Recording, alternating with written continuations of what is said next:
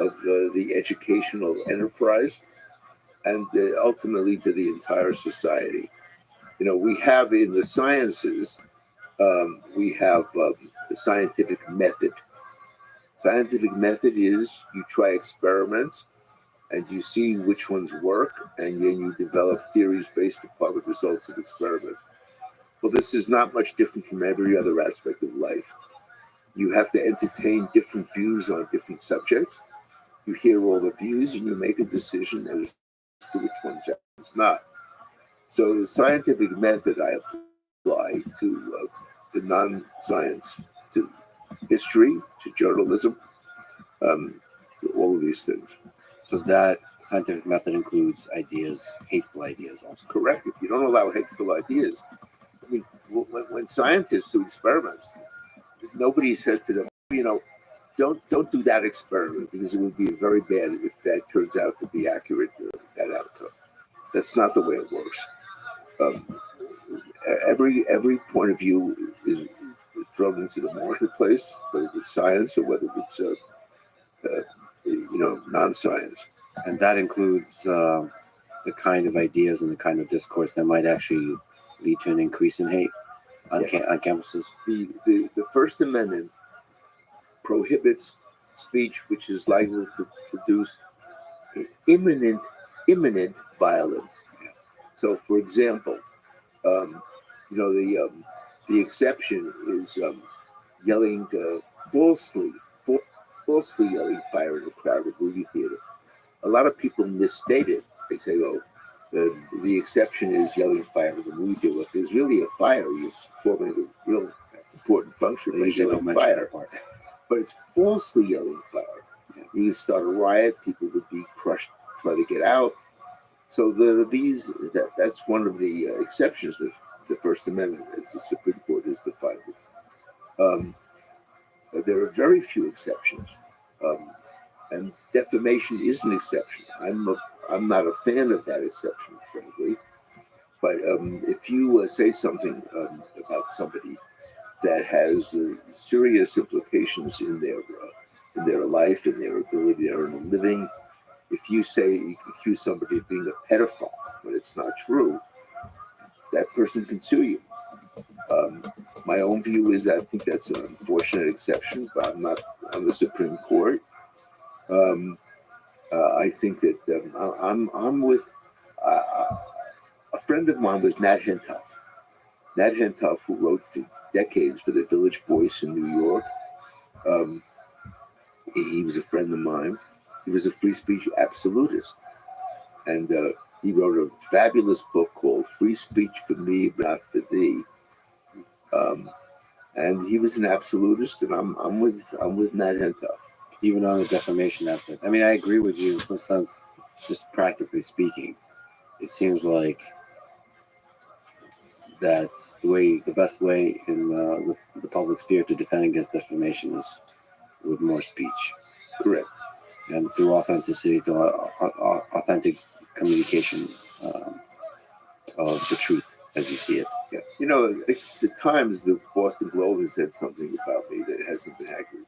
They have invariably published my letter to the editor. I'm also not bashful about getting in touch with the reporter. At the end of every column, they give the reporter's email address. And I know people say that I have more access to the media than most people. But all that means is I get the fame more than most people. Can we also comment on, from the individual consumer of speech? There's a kind of sense that freedom of speech means you should be forced to read all of it. Freedom of speech versus freedom of reach. We as consumers of speech, do we have the right to select what we read? We do. And nobody can force us to sit in the room and listen to a radio program that we don't want to listen to. Nobody can force us to read a book that we don't want to read. The whole notion of freedom of speech means that people have autonomy on their choices. In order to form a complete mind, a complete human being, there's a kind of tension of that autonomy versus consuming as many varied perspectives as possible, which is underlying the ethic of free speech. So on college campuses, it seems like a good way to develop the mind is to get as many perspectives as possible, even if you don't really want to. So that is the theory. Academic freedom is supposed to be the highest degree of free speech. Yeah.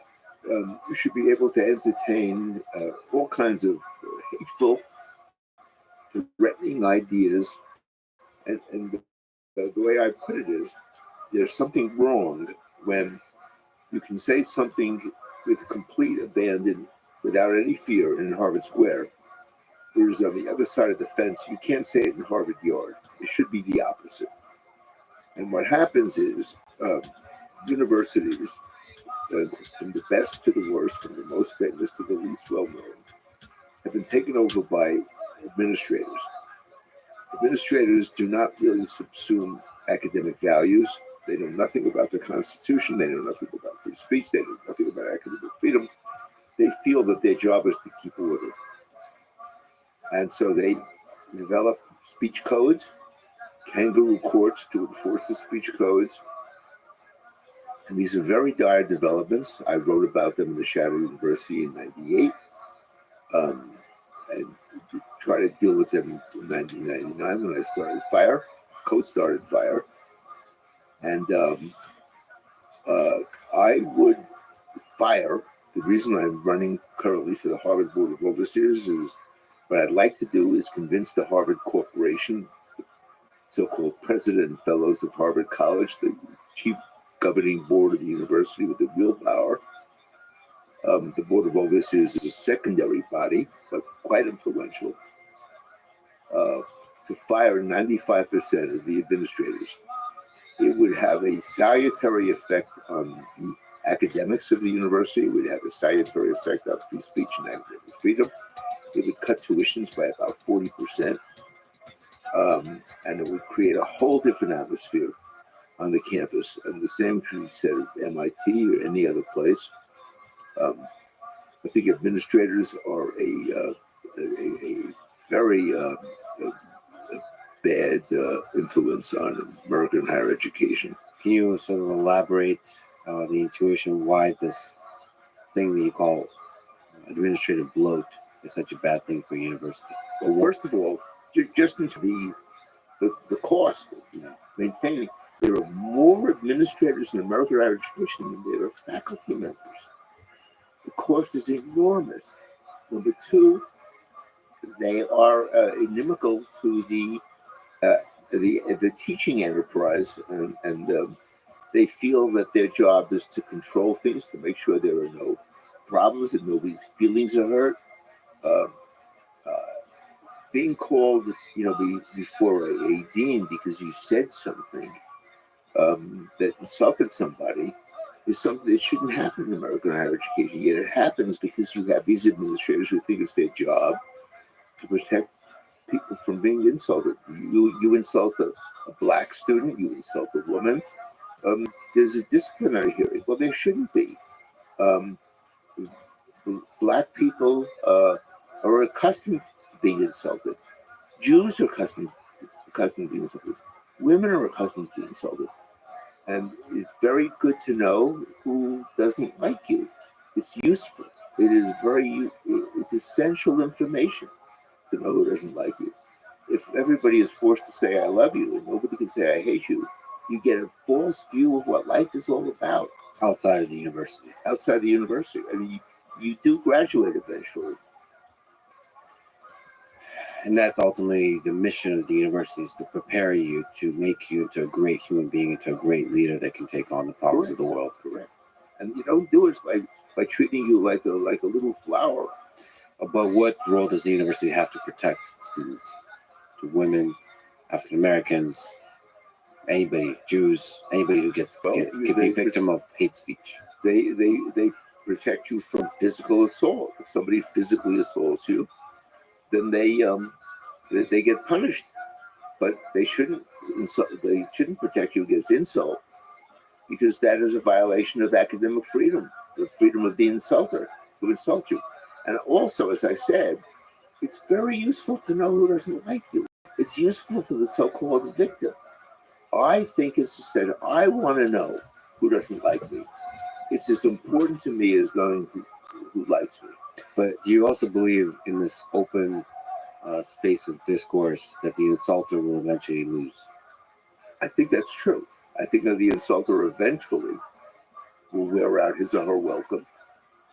I do. But I like to know who the insulters are. Because it gives you a deeper understanding of human nature. Yeah. And usually, by the way, my experience has been that the insulters have generally not been as smart as the people they've insulted. Yeah. And that's probably one of the reasons they insult them, because they feel inferior. I mean, I'm not trying to be a psychoanalyst here, but a lot of the people who are the haters are pretty low down in the intellectual scale.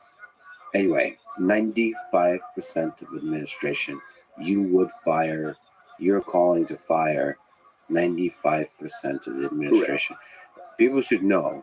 I think people that don't really think about the structure, the way the universities work, are not familiar, I think, with the fact that administration, there's a huge bloat administration. When you think about what makes a great university, it's about the students, it's about the faculty, it's about the people that do research, if it's a research university. They don't think about the bureaucracy of meetings and committees and rules and paperwork and all that, and all the people that are involved in pushing that kind of paper.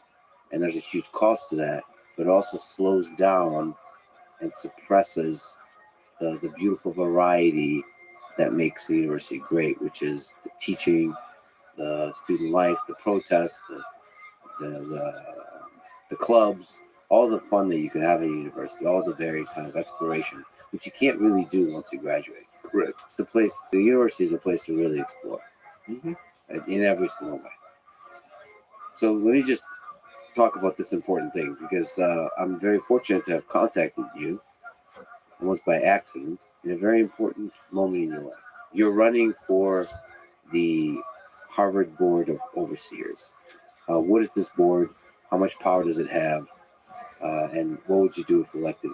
Okay. First of all, I have a prediction. Yes. That in about 5 years, they're going to probably change the name, because overseers reminds people of the slavery era. And we're in such a politically correct era now that the English language is being restricted, corrupted is the way I put it, because certain words are forbidden. We have some problems in this country, and I think part of the problem is the educational system has lost the sense of what academic freedom and free speech are all about, and I think it's essential that the educational system begin to take more seriously what free speech and academic freedom really are. That's why I'm running for the Harvard Board of Overseers.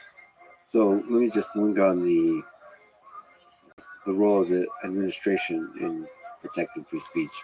But what often happens, I think you've written about this, is there's going to be maybe a small number of hypersensitive students and faculty that protest. So how does Harvard administration resist the influence of those hypersensitive protesters in protecting speech, and protecting even hate speech? Harvard has done fairly well under the presidency of Lawrence Backhouse. I have had a couple of meetings with Backhouse. I like Backhouse. I have donated to Harvard a print of my late wife took a picture of Bob Dylan and Allen Ginsberg when the Rolling Thunder Review got to Harvard Square, and it's sort of an iconic photograph. She called it the music lesson, because it's got Dylan teaching Ginsberg how to play the guitar. And I donated one of those to Harvard. It's hanging in Backhouse's office. The new president, Claudine Gay, is not known for respecting academic freedom and free speech. People have said to me, well, give her a chance. Well, I'm willing to give her a chance, but she does have a record. And she's a bureaucrat. I don't think she believes in free speech and academic freedom. I think she's a progressive, not a liberal. I'm not happy with the appointment of being gay, and it has made more essential my attempt to get on the Board of Overseers. So let's talk about the Board of Overseers and your run for it. The specifics, actually. Okay. It'd be nice because I think you're a write-in candidate, and the election is over on May 16th. Yes. And I think there's specifics. I'll probably give them in the intro. I'll give links to people, but the specifics are complicated.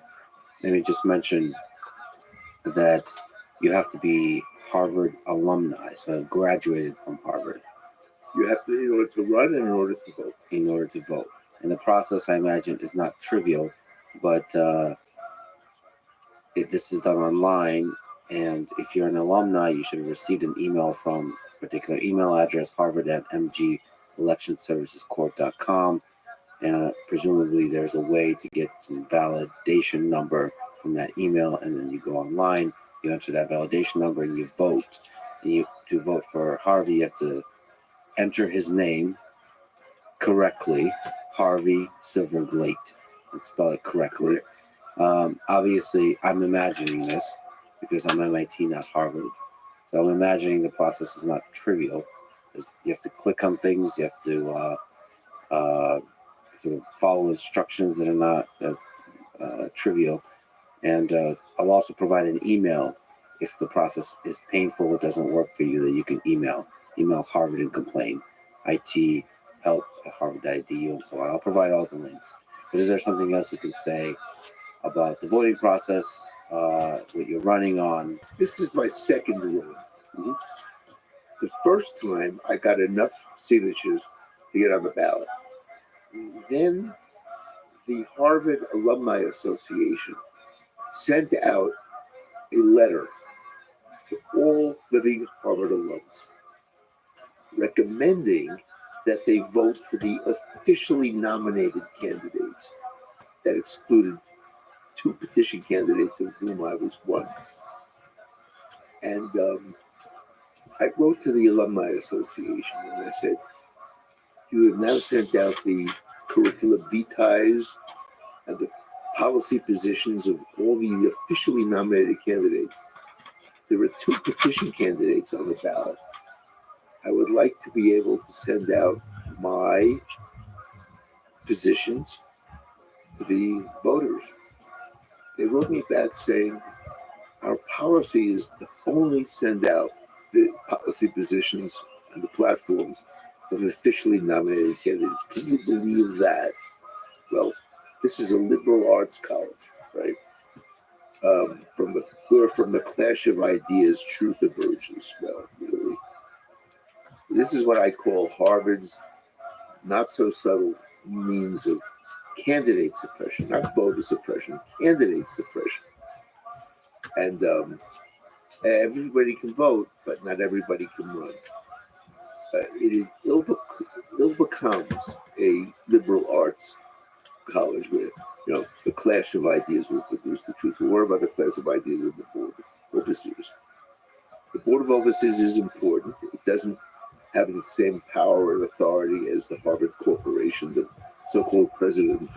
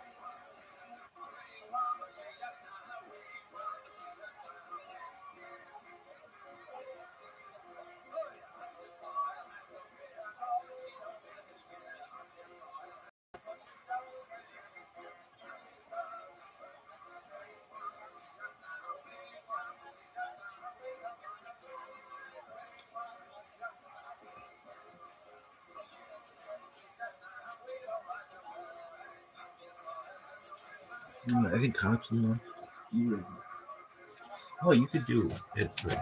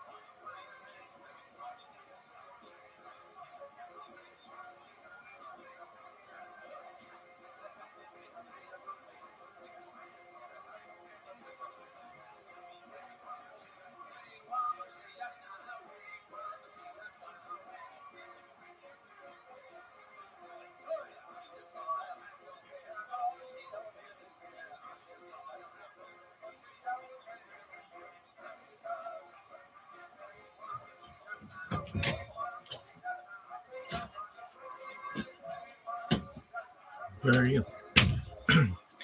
Cops or something? and fellows of Harvard College, but it's very influential and very important. And it would be a great perch for me to try to exert influence for the university to get back to where it was before it was taken over by the administrators. Well, I'm pretty sure that most of Harvard alumni, most of the students currently going to Harvard, most of the faculty at Harvard probably stand behind the ideas and the ideals that you stand behind. Yep. The people that love Harvard and what it stands for. So yeah, the alumni were educated in an era when these concepts were taken more seriously. And before the administrators took over. So I do think if I get my message out, I'm going to win the seat. And if I win a seat, I will have a great perch for trying to convince the real power that which is the Harvard Corporation, to do the things that I'm suggesting. Get rid of 95% of administrators, get rid of the speech codes, reduce tuition by 40%. All of these salutary benefits. Can you imagine if Harvard became the most affordable college in the United States? Well, the affordability is another aspect, but I think before that, just the freedom of expression, freedom of speech, freedom of thought Yeah, at America's greatest universities, I think, is something that everybody would agree on. it would have a tremendous effect on the whole country. And is there something to say about the details of how difficult it is for alumni to vote? You have experience with this? You can vote online, or you can vote by paper ballot. You can request a paper ballot. And all I can say is that the hard part is getting the message out. My name doesn't appear on the ballot because I couldn't get enough signatures. Well, Harvey Silverglate. Silverglat. When my grandparents arrived from Russia, the name in Russian was something like Zilberglit. Yeah. And the immigration officer had several choices. He could have said Silver Gate.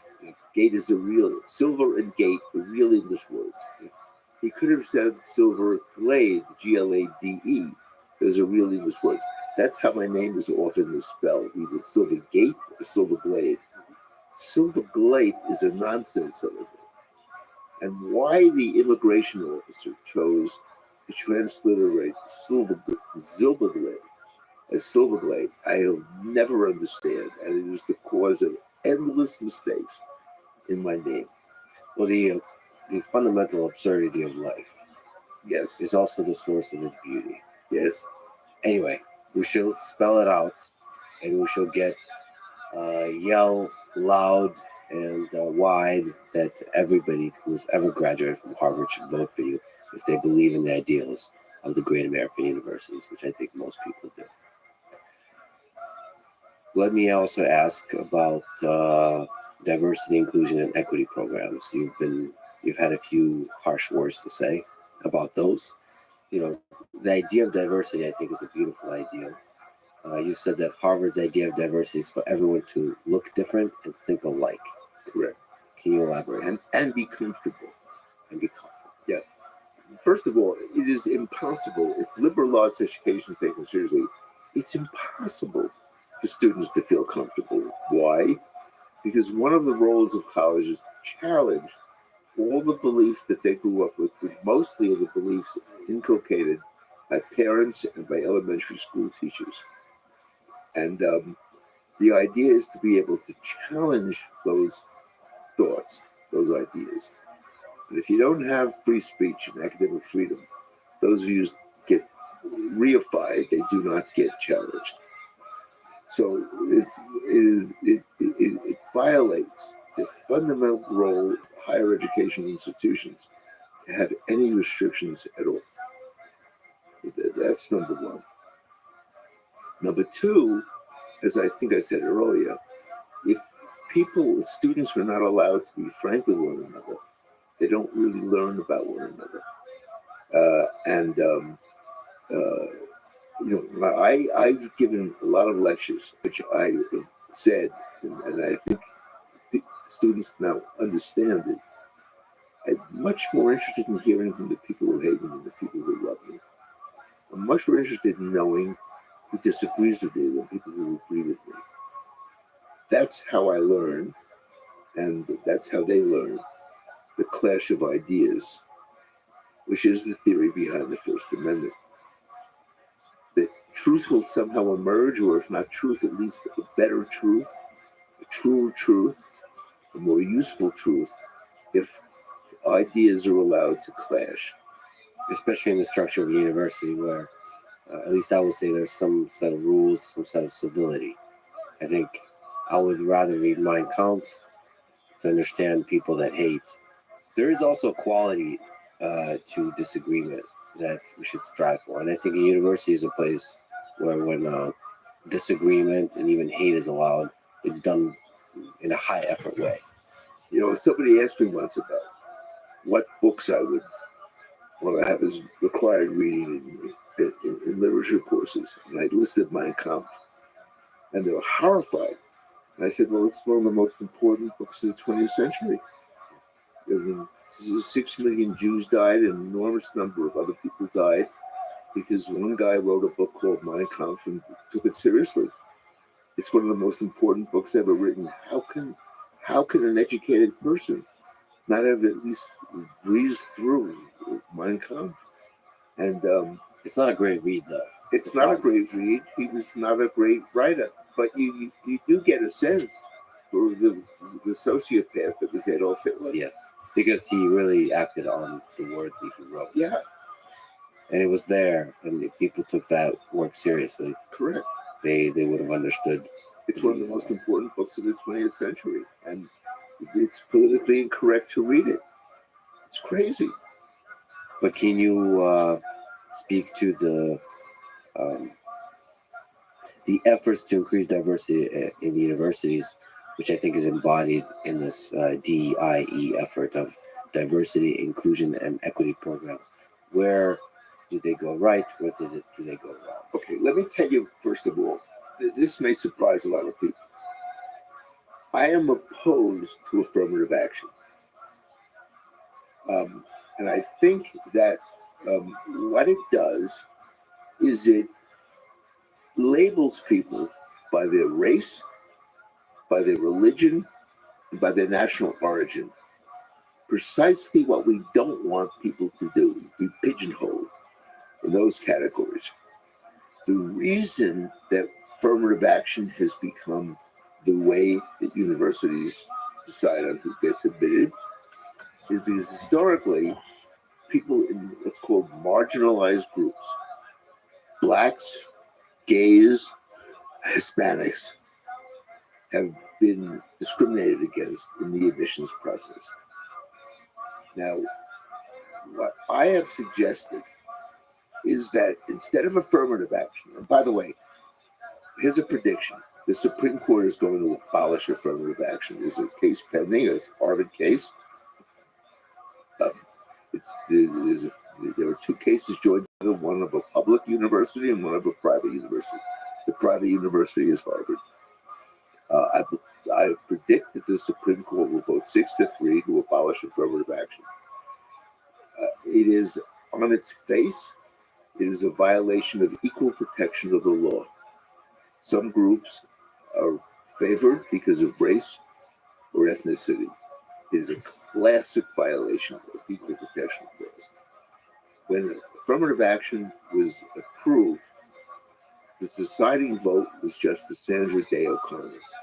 She wrote a very famous opinion in which she said, I hesitate to vote to affirm the notion of affirmative action because it's such an obvious violation of equal protection.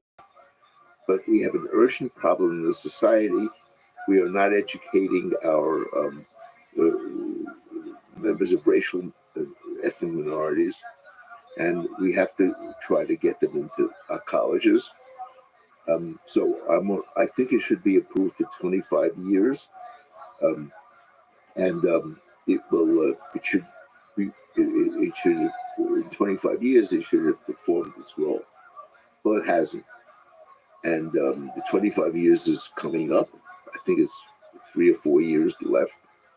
The Supreme Court is going to abolish it. You can take my word for that, because it's such an obvious violation of equal protection. Why did affirmative action come into play? Because the secondary and elementary schools are so bad. Public, secondary, and elementary schools are so bad. Why are they so bad? Partly because of the control that the teachers union has. Randy Weingarten runs public school system in the United States. And what I have suggested is that the effort should be to, this is an emergency, it's a national emergency, to improve the quality of elementary and secondary education.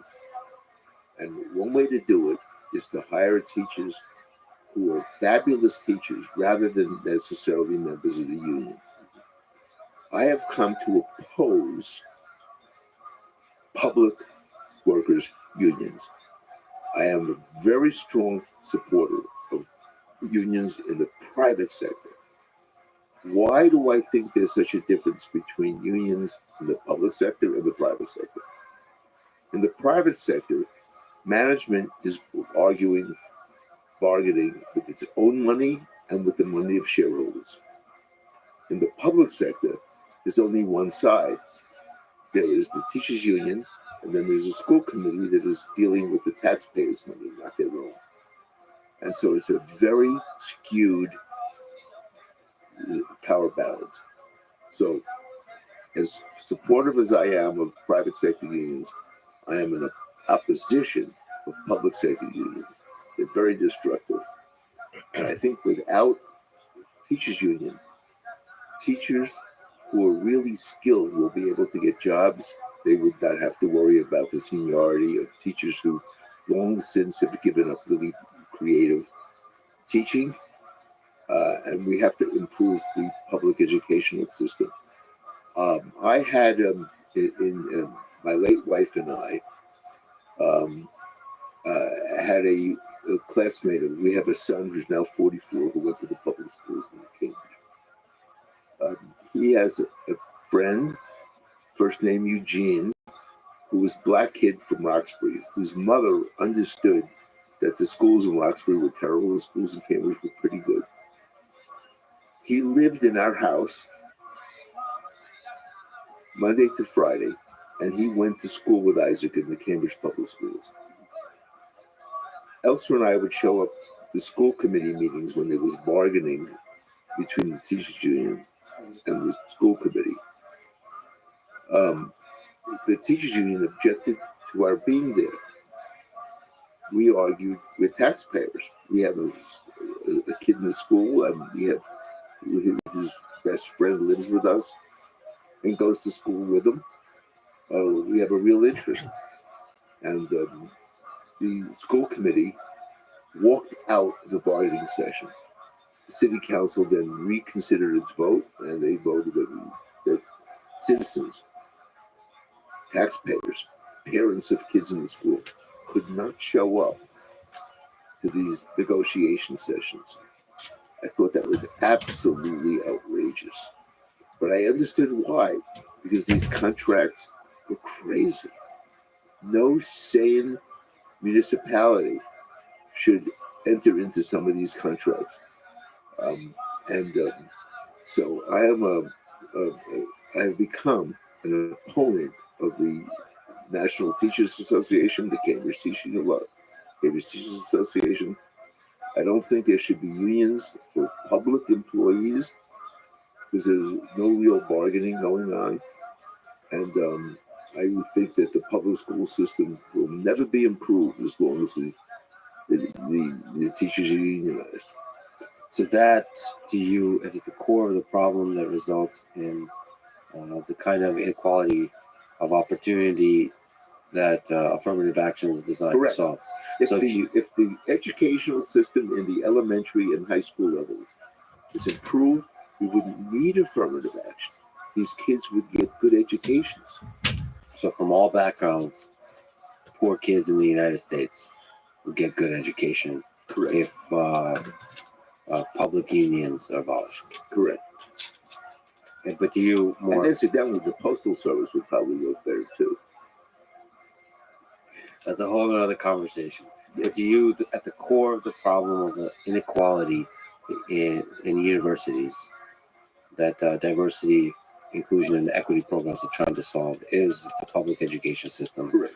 of secondary education, Yes. Correct. Elementary and secondary. elementary and secondary education. Well, then, is there use? What is the benefit? What is the drawback of DIE, diversity, inclusion, and equity programs at universities like Harvard? It's an affirmative action, basically.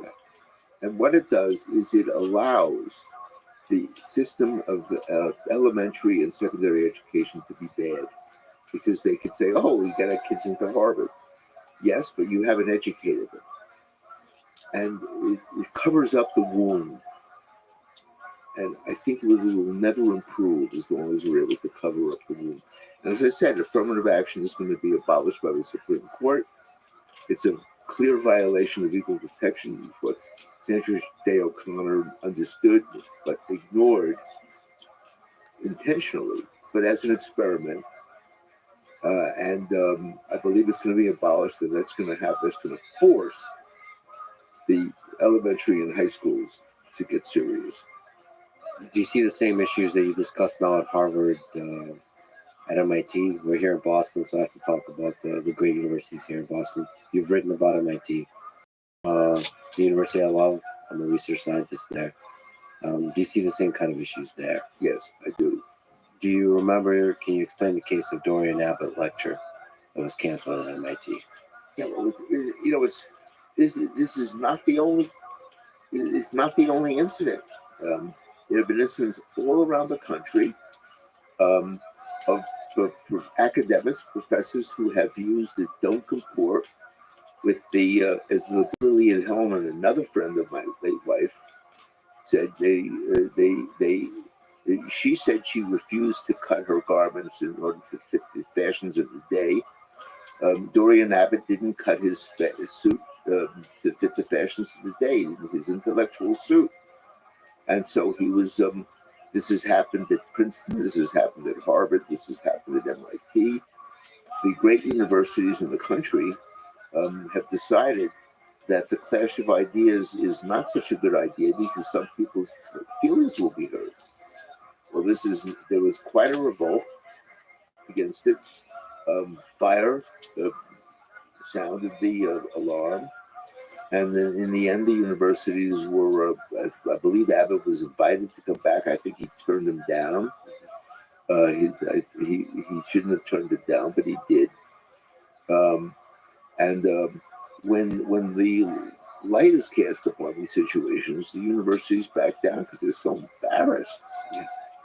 And the newspapers, because newspapers depend on the First Amendment in order to exist, newspapers tend to give pretty good publicity to these cases of censorship. So they grill the universities.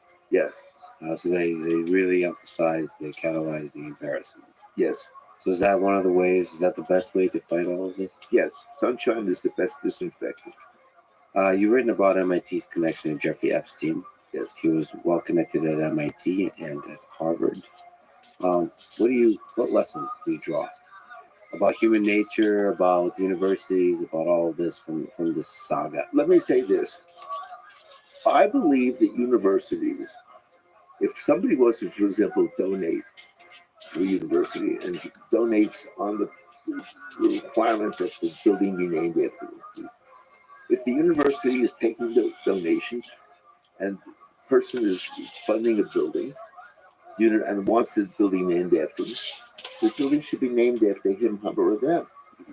Harvard is facing this now with the Sackler building, because the Sacklers have become now a persona non grata because of their role in producing the opioids that caused huge, scandalous opioid addiction. There are people who want to have removed the name Sackler from the Sackler Art Museum at Harvard.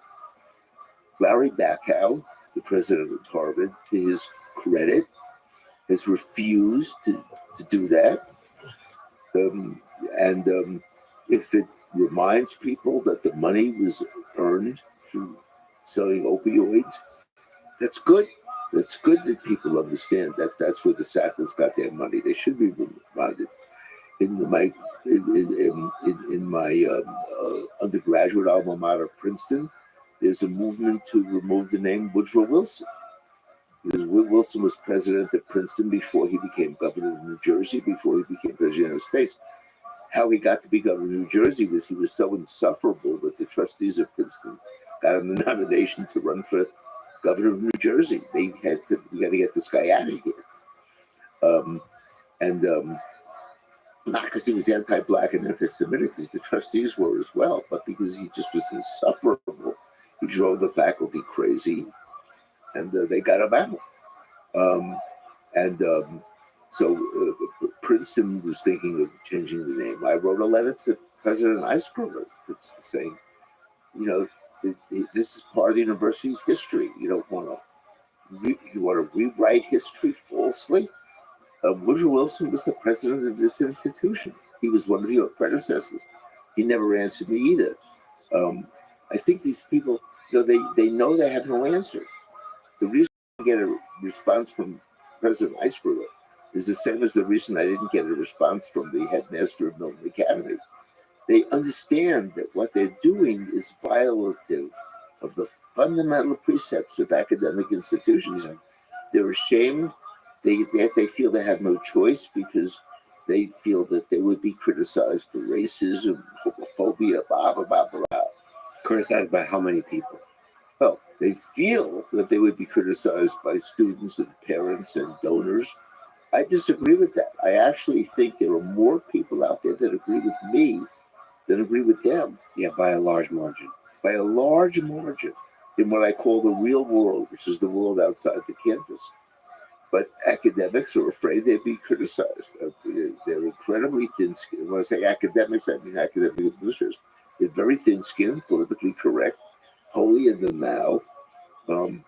As I said, I would fire 95% of them, and I would be more careful in who I elected to in these institutions. So I said Pauline Gay is probably going to be a disaster at Harvard. So it takes guts, it takes courage to be in the administration when the task of protecting the freedom of speech is there, and also, which in part requires you to admit and to uphold the mistakes you've done in the past. Correct. Not to hide them. Correct. And that to you, I mean, Jeffrey Epstein for Harvard and for MIT is a very recent mistake. Well, there's a debate whether it's a mistake. They took money from him. Okay. Is it a mistake to take money from bad people? Do you have to do a morals test of a potential donor? I don't think so. It's complicated because if there are no conditions attached to it, I think it's emotionally complicated. I don't think that it is rationally complicated. It's emotionally complicated. It's particularly complicated if they want naming rights. The Jeffrey Epstein Biological Laboratory. That would be a problem for most universities. I don't think that naming rights have to be given to somebody that you don't think is worthy of having their name. I think the university has the right to say no. We'll take your money, but we will not name the building after you. I think they have a right to do that. There's some degree in which you whitewash the name, though. If you not with naming rights, but if you take the money, it allows the person in public discourse to say that they're collaborating, they're working together with Harvard and with MIT. So I have a problem with universities making morals tests with donors, because not every donor is as bad as Epstein, but some of the donors made their money in industry by being rapacious, by paying low wages, by exploiting people.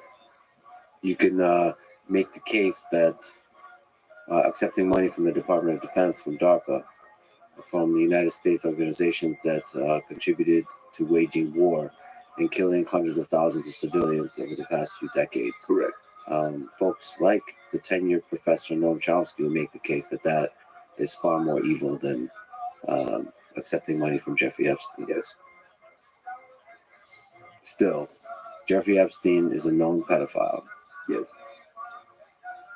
So that's why I say I would not give him naming rights. I think the university has the autonomy to not give naming rights, but I think that giving morals test to donors is a Pandora's box. What do you think about the aftermath of the Jeffrey Epstein saga? It feels like I'm not familiar with Harvard's response, but MIT's response seemed to fire a few scapegoats, and it didn't seem like a genuine response to the evils that human beings are capable of, sort of like rising to the surface, the description in a fully transparent way of all the interactions that happened with Jeffrey Epstein and what that means. What that means about the role of money in universities, what that means about just human beings in power. Money is essential to run a university. One of the reasons it's essential is because the university is artificially requires huge amounts of money, and that's partly because of the administrative army that they support. And they would be less dependent on the Jeffrey Epsteins of the world if they didn't have so it's sort of all part of the same circle. But there's a tension here. You're saying we shouldn't be putting a morals test on money, but actually,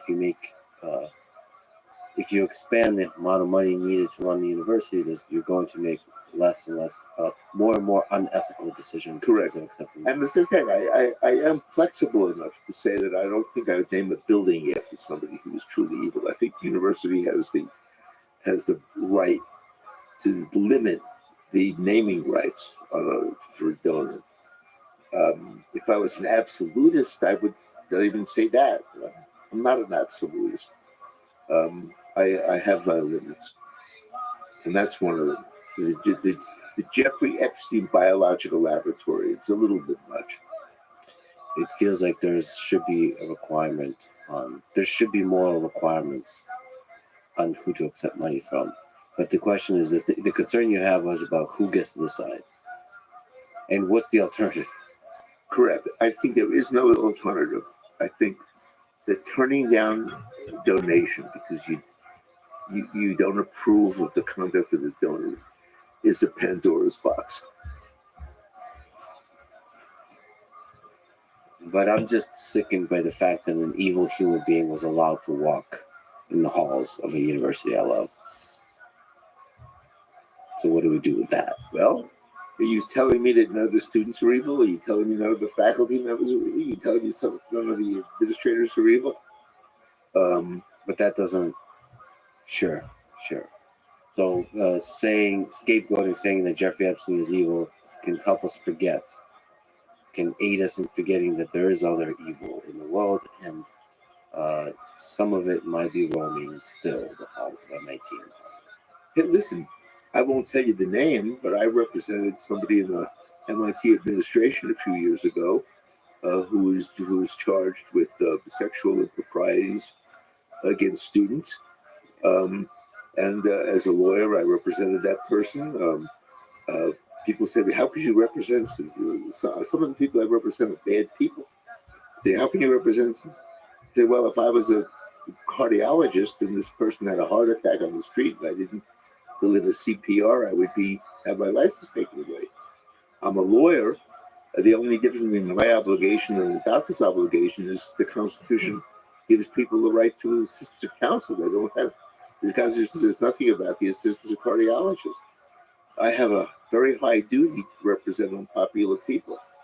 Well, I think I apply the same test to the college donors. The university should not have a morals test. Whose money to take?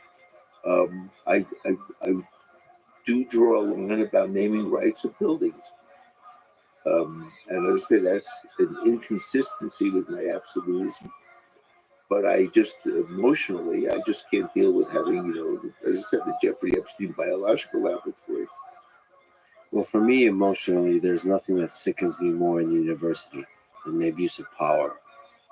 Right, and there's an awful lot of people who abuse power at the university. And especially when it comes to abuse power over students. Correct. So sexual harassment, so in the realm of sexual abuse of power, and all kinds of other. Well, it is a crime to use one's power position in order to take sexual advantage of a student. It's a crime. Yeah. This is not a close question. Yeah, but there's a legal crime, and there's a deeply ethical crime, and there's an emotional response that I have. You are a good lawyer and perhaps a good man to want to defend some folks who are evil in this world. I don't think I have that emotional fortitude. Well, you shouldn't be a criminal defense lawyer or a cardiologist. I think you're right. I'm still deeply sickened by Jeffrey Epstein and the faculty, the administration that still might be in these great American universities that are abusing their power in small ways and big ways. And that's human nature. You get a little bit of power and you're a bad man or a bad woman, you take advantage of it. Yep. We see that in the smallest of ways and in the biggest of ways.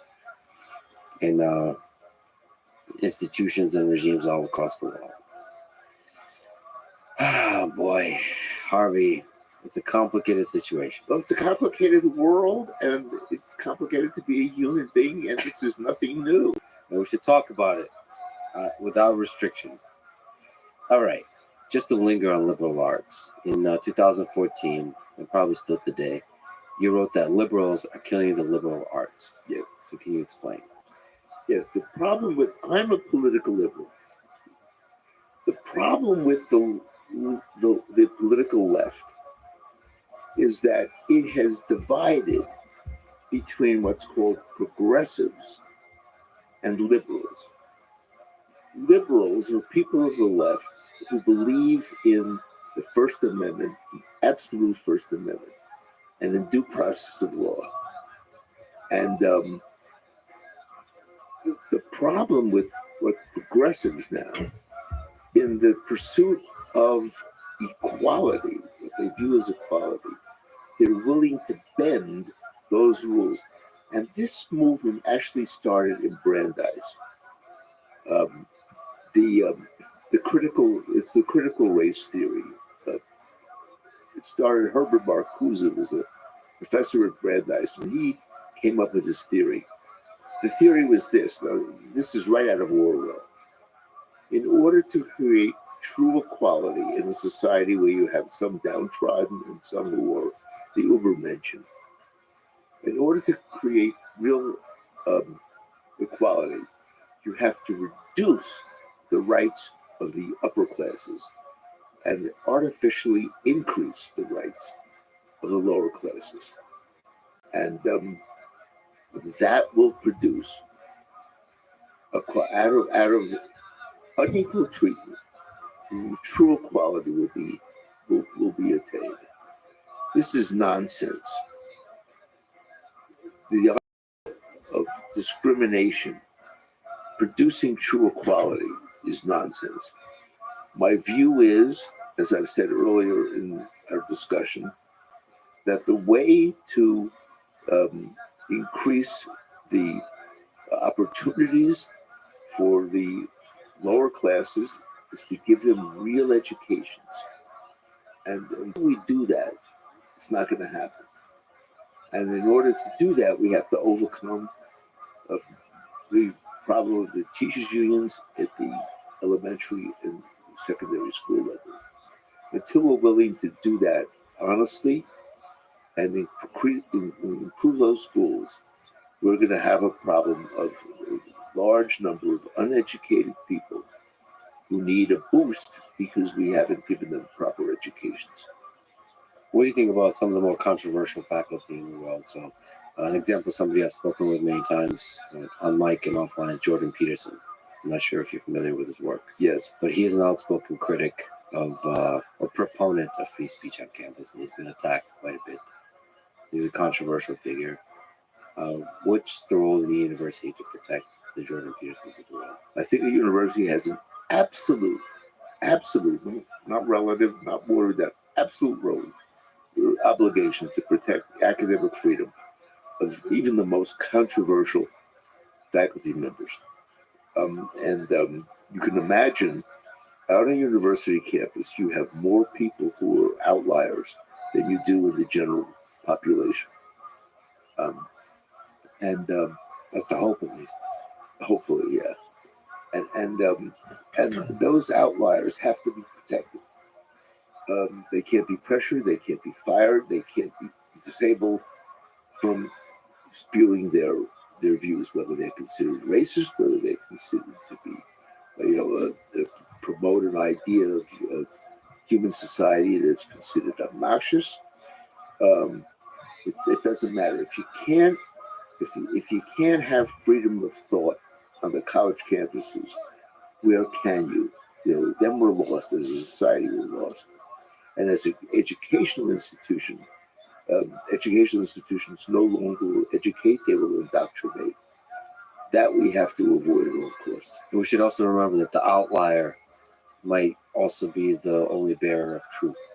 So in Nazi Germany, speaking against the fascist regime, in communist Soviet Union, speaking against communism, they might hold the key to solving the ailments of that society. Well, absolutely. And some of the most important discoveries in science, for example, were mocked at the beginning. We think of poor Charlie Darwin. Charlie, I see he is on nickname levels with you. Well, because we're talking about these big topics of sexism, racism, and hate, we should not forget about the smaller topics, which might even have a much bigger impact, which is what you're speaking to, which is outlier ideas in science. So basically welcoming controversial ideas in science. And by controversial, I mean just stuff that most of the community doesn't agree on. It doesn't actually harm anyone at all. But even then, there's always pressure. One of the things I'm really concerned about is how little power young faculty have. That there's a kind of hierarchy, seniority, that universities have, empowered by the administration, where the young faculty that come in, they're kind of Tenured. yeah. There's a process in chasing tenure where you're kind of supposed to behave, and there's an incentive to kind of fit in and to not be an outcast, and that's a really huge problem because oftentimes the youth is when the craziest, the biggest ideas, the revolutionary ideas come, and if you're forced to behave and fit in and not speak out, then even in the realm of science, the innovation is stifled. Well, now you trigger my having to tell you this story. That you're triggered. This is good. In the mid 1980s, I decided to take a 4-month sabbatical from my law practice. Yes. Professor James Vorenberg, who was at the time dean of the Harvard Law School, heard about it. Heard about it from his wife, Elizabeth Betty Vorenberg, whom I was very friendly with because we were both on the ACLU of Massachusetts board at the time. And Betty told Jim that Harvey was taking a sabbatical. Jim called Harvey and asked Harvey if he would like to teach a course at the Harvard Law School because there was nobody who had teaching criminal law from the perspective of somebody who actually was in court litigating. It was all theoretical. I said, sure, I'll do it. So I taught a semester at Harvard Law School. The student evaluations were fabulous. Why? Because it was really interesting. They were hearing a lawyer who talked about real cases. I actually brought in a few of my clients to some of the classes. And so Jim called me and said, Harvey, the students love this course. I'd like to offer you a tenure-track position at the law school. You'd have to give up your law practice. I turned him down. He said, did you just say no? I said, yes. I said no. He said, how come? He says, nobody ever in my administration, has ever turned down a tenure-track offer at Harvard Law School. I said, because I could see that I'm not a good fit, that the administrators are overrun the place, that faculty members, especially untenured, are afraid to say things that might not help them in the tenure quest. Um, it's not a good fit for me. You saw this in the mid 1980s already. Yes, about 1985, and I went back to my law practice. I did not want to get into this meat grind that I saw. Actually, I started to see it before the turn of the century because I co-authored the Shadow University in '98, and then co-founded FIRE in '99. I was an early student of this phenomenon. What are some other aspects of this, the book, The Shadow University, that we may have not covered? Well, let me tell you a story. I believe I tell it at the Shadow University because it was part of. I'm loving these stories, Harvey. The stories are fabulous. let me tell you a story of. I did a tour of the country, visiting campuses. I visited a college called Hamline University. I believe it was in Indiana or Illinois, somewhere in the Midwest. And I attended a freshman orientation. Now listen to this. This was a freshman orientation. The administrators, the deans and the deanettes and the deputy assistant deans and deanettes and the third deputy assistant deans and deanettes lined the students up according to their skin hues. Oh boy, the blonde, blue-eyed white folks, the darkest, African Americans whose bloodlines had not yet mixed with any of the whites on the other end. And the exercise was you had to tell how your race affected your success in life up until that point. I thought it was the most demeaning thing that I could imagine. Demeaning.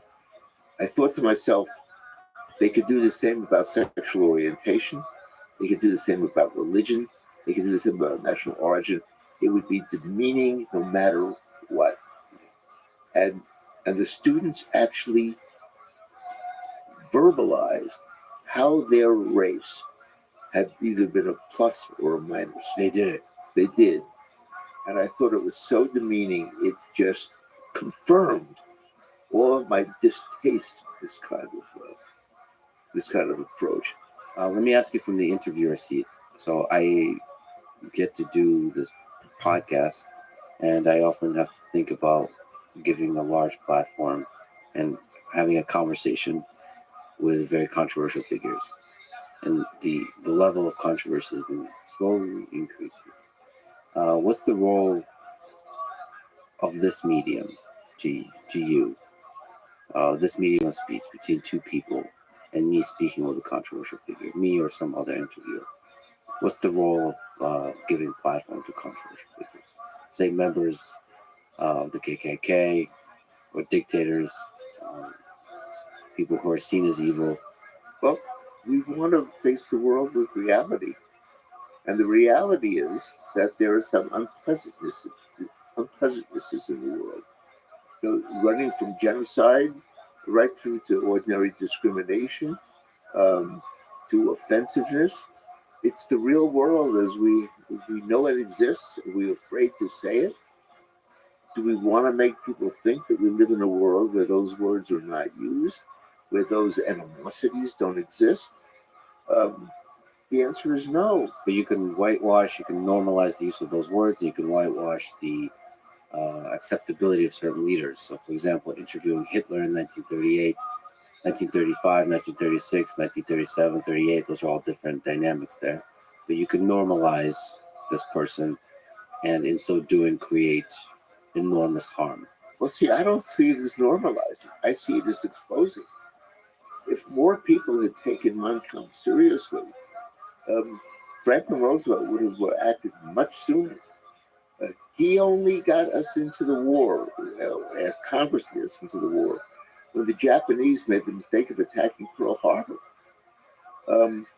But there were some people in the State Department, there were some people in the administration who were trying to get Roosevelt to see what Hitler was really like, and he was blind to it. This was one of the greatest presidents the United States ever had. He was blind to it until the Japanese attacked Pearl Harbor. So I think that words, unpleasant ideas, as expressed by words, are essential for communicating fact and truth and reality. And that's why I think that we should not whitewash language. We should not whitewash the fact that Jeffrey Epstein was pretty close to MIT And Harvard. and Harvard. Reality actually means something. Yeah, but from the role of the interviewer, that's something I have to think a lot about. Whether interviewing Hitler, you said exposing.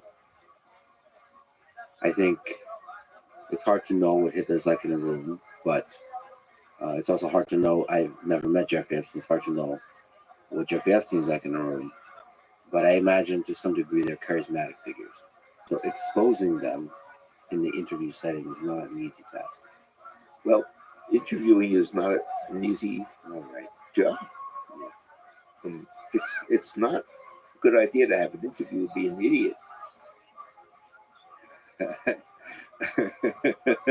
I know exactly what you're saying, and I know why you're looking at me directly as you say it.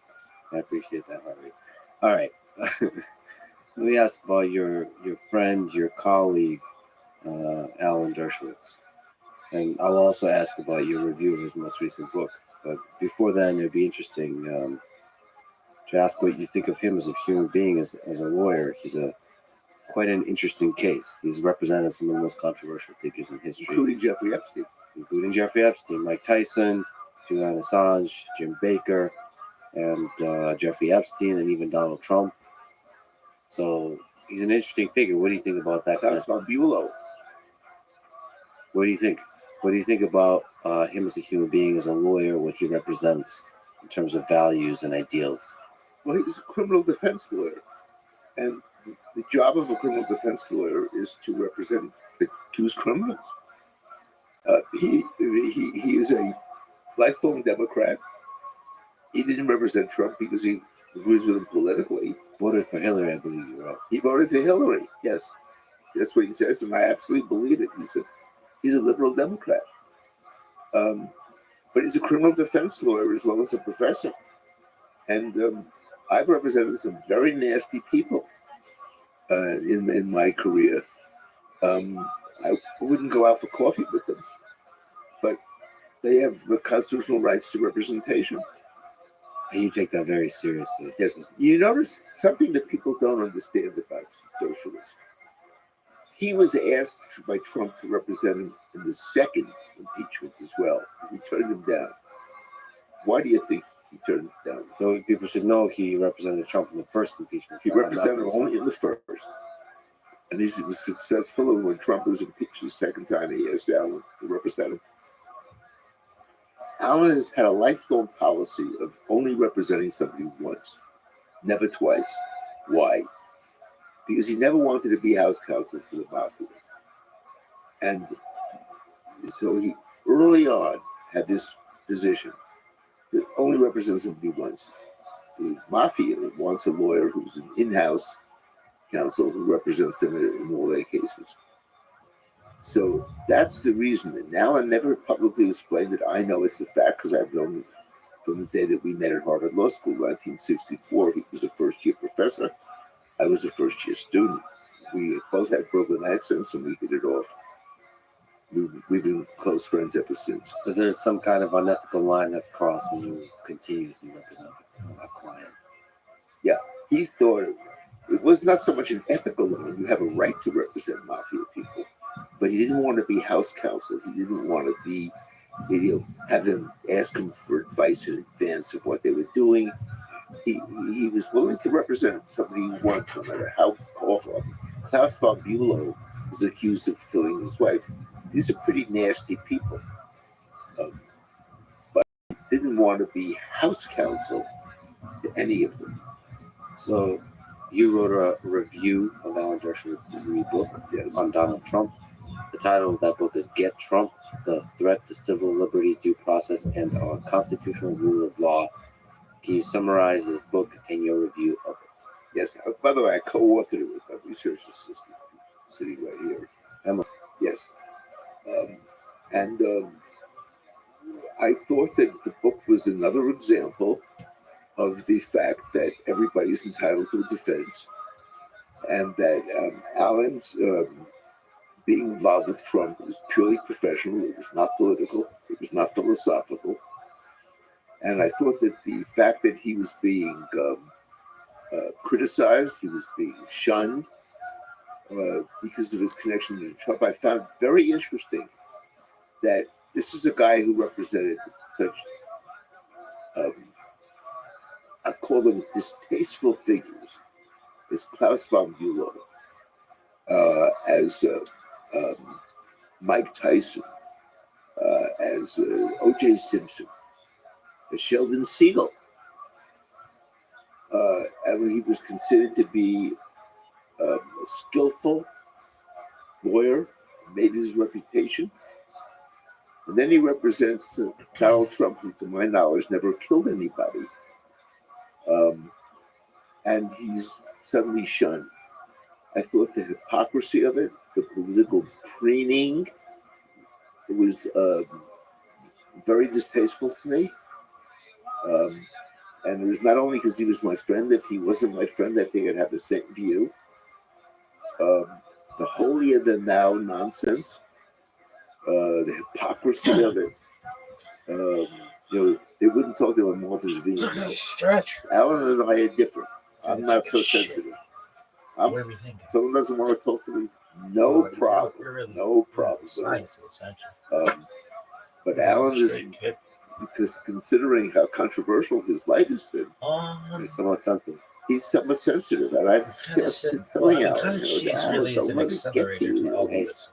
I can relate. I can definitely relate. Taking on some controversial conversations still wear my heart on my sleeve. It hurts. All I gotta take Yep. a So dump. maybe the pain makes you a better student of human nature. Yep. Maybe that's the case for him. Nevertheless, the book Really? makes a complicated and I think an interesting We're point. hanging at it like He opens the this he is just an opens the book with, approximation, but not that Donald Trump has announced his We're candidacy not for soft. re-election There's as president. The unremitting efforts here. by his political opponents to Yo, dog. will we get might need him to stop him from running at any cost will only increase. chat. These You efforts gotta take a may shit. pose the most significant threat to civil liberty since McCarthyism. So is he right? he's absolutely right. Because these attempted for example, the prosecution, the one prosecution that has been brought now with Alvin Bragg in the Manhattan. What is higher? I have looked at that, T-ball and I or don't believe that Pee Wee Trump has baseball? committed a crime. And yet, Bragg was pressured to bring Pee Wee that. People in his baseball. office were threatening to quit if he didn't indict. Wholly improper, wholly unethical. And he's going to lose the So case. then we go Has Trump committed T-ball. crimes? Yes. Pee Wee Mostly the tax baseball, crimes. Little League, If he has High cheated school, on taxes college, his whole career, as far as I can double tell. A, triple He A, can easily be indicted the for show, state and federal taxes, but Cooperstown. they're not as sexy. I love it. And My I rabbits think love it. that Well, that he's fucking makes become a sense, kid. target I got a by dump though. ambitious Seriously. politicians, ambitious It's like I gotta- prosecutors. He has gotten some sympathy, Wait, but that was which he just doesn't based deserve, on size. and a lot of it is pardon the phrase, All right, political so what are we thinking? correctness. The better people. I mean, it's very. We're It, not it, supposed was to be it like a troublers. high school ball, um, and it's very quickly moving into this. I had an interesting experience about Trump. Double I had two interesting. A. Really? The more recent one was I was in the house I mean, of I mean, we're like moving Lawrence into Summers, the triple A as former we president, speak. But I don't want to. who was driven out by political correctness, by the way. What are we thinking? Consulted with a biologist. I was in Yeah. his house when he was still president of Harvard. When It ain't the just gas, Trump cuz. Hillary It Clinton ain't just gas. contest took place, and I was with Elsa. We were invited to Summers' house in Brookline, and it looked like Hillary was going to win. And the Harvard faculty members, they were all celebrating. They were all figuring out what their cabinet positions were going to be, blah, blah, blah, blah, blah. And then about 11:30 at night, all of a sudden it was announced that in terms of electoral votes, Trump had just eked out a victory, that Hillary beat him in the popular vote, but he had won the electoral college. And there was an immediate depression. And that was, Meaning of like quiet over the room. the room became absolutely stone solid. And they were all disappointed.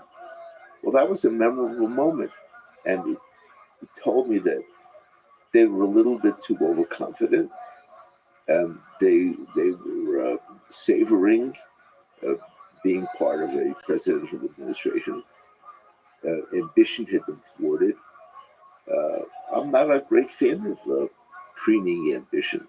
I think it blinds people to realities And the resulting arrogance from such ambition. and the arrogance. Yes, it's one of the reasons I didn't accept Jim Vorenberg's offer to be part of the academic community. I mean, I represent professors. I have friends who are professors. I represent students. I have friends who are students.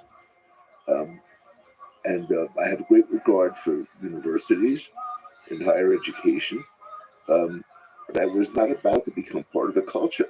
I thought that it was not good for me and not good for the institution either. That can a culture that can breed arrogance, Yes. self-importance. Yeah. And in a sense, the election of Donald Trump was a big fu to such. Correct. Which is why I think he managed to pull it off. To jump topics a little bit, what do you think about something you've written about? What do you think about the mass surveillance programs by the NSA and also probably by other organizations, CIA, FBI, and others? And broadly, what do you think about the importance of privacy for the American citizen? Okay. I believe that the FBI should be abolished because I believe that its culture is so corrupted by its first director, John Edgar Hoover, J. Edgar Hoover, that it is impossible to reform the FBI, to make its agents honest, to force them to obey the Constitution, the First, Fourth, and Fifth Amendments especially. And it's a culture that cannot be changed. Hoover established the culture, and no FBI director since has been able to change it. If you go online, I did on YouTube a video for the ACLU of Massachusetts. It was when I was on the board. It was probably when I was president of the board. I was president of the board for 2 years. I was on the board for 20 years. And a video about advising people to never, ever, ever talk to an FBI agent when they come knocking on your door. Can you briefly explain the intuition? Yes. Why not to talk to an FBI They agent? have a system. When they come in and interview you, 2 agents show up, never one. One asks the question, the other one takes notes. The note-taking agent takes notes, and it goes back to the office and types up a report called a Form 302, which is the official record of what was asked and answered. So when I have a client interviewed by the FBI, I show up and I always agree, or almost always agree with the interview. But I bring a tape recorder and I say, all right, I'm going to tape this. And they say, well, by regulation, we're not allowed to do the interview with this tape. The record is the 302. The agent is taking notes. I say, well, I have a policy too. My policy is to never allow a client to be interviewed unless it's recorded. So it's unfortunate, but we're going to have to end this meeting. And the agents get up and leave. And I have never seen a Form 302 that I consider to be accurate. The agents write down what they wish you had said, rather than what you said. It is a wholly corrupt I'm gonna say it was like organization. It has not gotten any better since Double Hoover died. A4, which And is fundamentally, no the double A3, corruption which is is quite in modern. culture It's very that much like is your resisting cottage cheese. the Constitution of the United All right. States, Correct. the First and Fourth and Fifth. Correct. Kid. It's not Fuck this shit. financial corruption. It's It just is, the worst. It is corruption All of right, the so mission. I'm thinking we have to do And the thing I now. think it should be abolished. And Where if it's we need a like, federal okay, a investigative zero. agency, should be a new name, new What's his culture, name? I don't know. wholly new members. And the P's are Well, difficult because I director, don't see what's and, going um, on. The, I mean, when I stand, I do, but when I'm sitting, to reform the focus FBI. is Can on you the elaborate BM. on what right. exactly is broken about the FBI? Is it So let's think of 10 the different famous foods saying, that could be like, from Stalin's or things, KGB head, objects. Barry, I was reading about the Bristol Stool scale. Right. It's kind of some Is it that bullshit. kind of process? Of, Anyway, It's we that can kind do of better. process. They decide Also, who's guilty, and then they go on the about Bristol Stool concocting a scale, case against the person. Like 1 is like a solid shit, they and wanna a 10 so or the 7 goal is is not like to a find the liquidy shit. truth, or Get that shit out of here. to That's a solve the- stupid, solve the case and stupid close way to do it. it. Enhance their reputation. The higher the number, but the denser to it show becomes. that an Come on. innocent man is guilty is also solving the case. And So like, what's a 1-1? That's just a. to falsely convict or falsely All right, imprison so what would an it be? innocent man is also solving the case. Okay, well we got Well, it closes the case if they You force start the with person in, isn't it? T-ball, Maybe then we should do Pee-wee, closing cases. then Little League. So that's the FBI, but broadly Then- speaking about the surveillance aspect of this, what are your High views school, on the right that college. an American citizen has to privacy? Well, A, double A, triple A. wiretapping and electronic surveillance is very, very intrusive. And I think that the The show. circumstance that these tools are used should be narrowed. For example, they're used in a lot of drug cases. Since I don't think drugs should be Which should illegal be in called any Cooper's event, Family. I certainly think that it's a just terrible like that. violation of privacy Scientific. to, All right, to so use then what? wiretapping in a drug case. Well, I still have to pee. I could see it in cases of I'm murder, just like a fucking um, useless. possibly in cases of Right. serious extortion, So what are we thinking? other kinds of crimes where they Well, wire, 10's a especially mallet. drug cases. I believe drugs should all be legalized anyway. But it's not. I think it's the It's cottage cheese. the Well, price we pay as a society. I think is not cottage worth cheese is about a 3. There's on the Wikipedia page from Nothing to Hide, you're cited. What's 0? Like your book that you gave me today. Well, 3 0 felonies has a to day, have. We you're didn't. cited. I don't know. It needs like a Nothing to hide soft argument. That's an argument. I guess we don't that, have 0. 1 if could you're be a baby well-behaved oil. citizen, you have nothing to hide, are and therefore bad. your privacy. That's can be just violated. all. The Actually- problem is actually, that one- under the federal criminal code, 1 could be barista. particularly the federal criminal code, Barista. um, No, actually, I think baby it oiling, is very is a easy 1. to be charged. with baristing is a one. 2. Under the Constitution, I mean, federal does it go government from does not bad have to cottage cheese? plenary criminal There should be jurisdiction. cottage cheese. I That's think. up to the state. 4.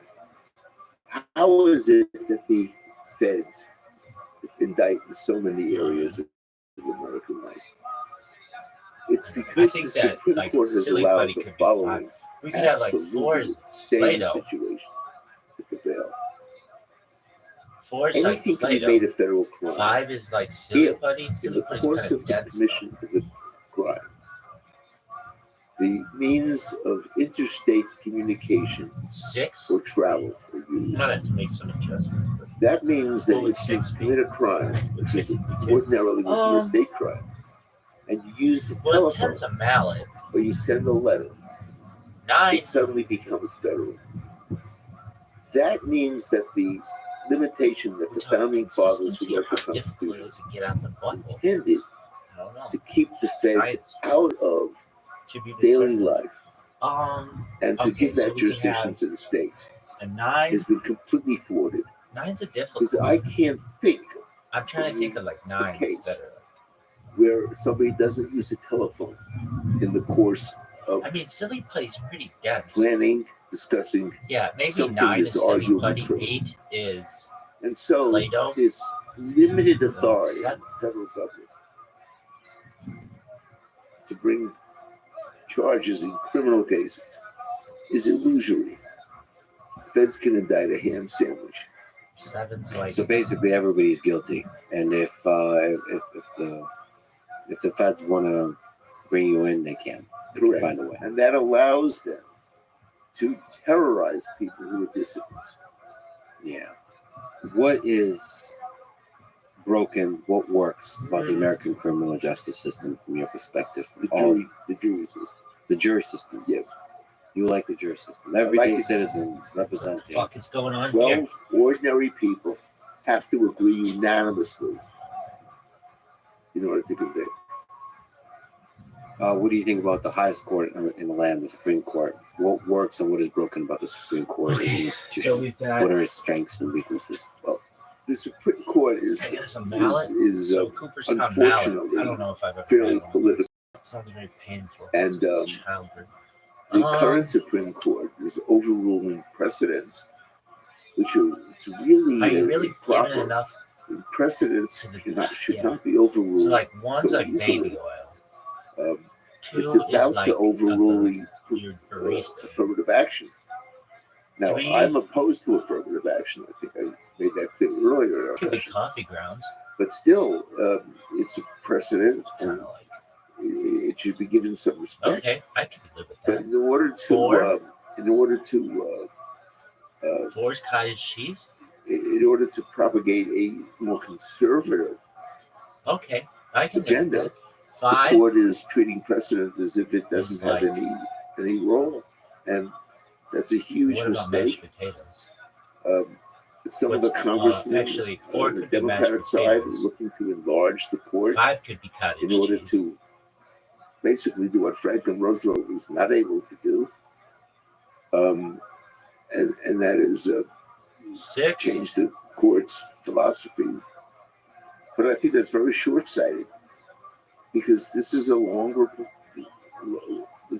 game. This is a republic we have, and anyone who tries to, for example, enlarge the court from 9 to 12 in order to get more Well, we got liberals on the 10's a court, mallet. 9 then some other Silly administration will try to enlarge it 8 from 12 to is- 15 to get more liberals in the court.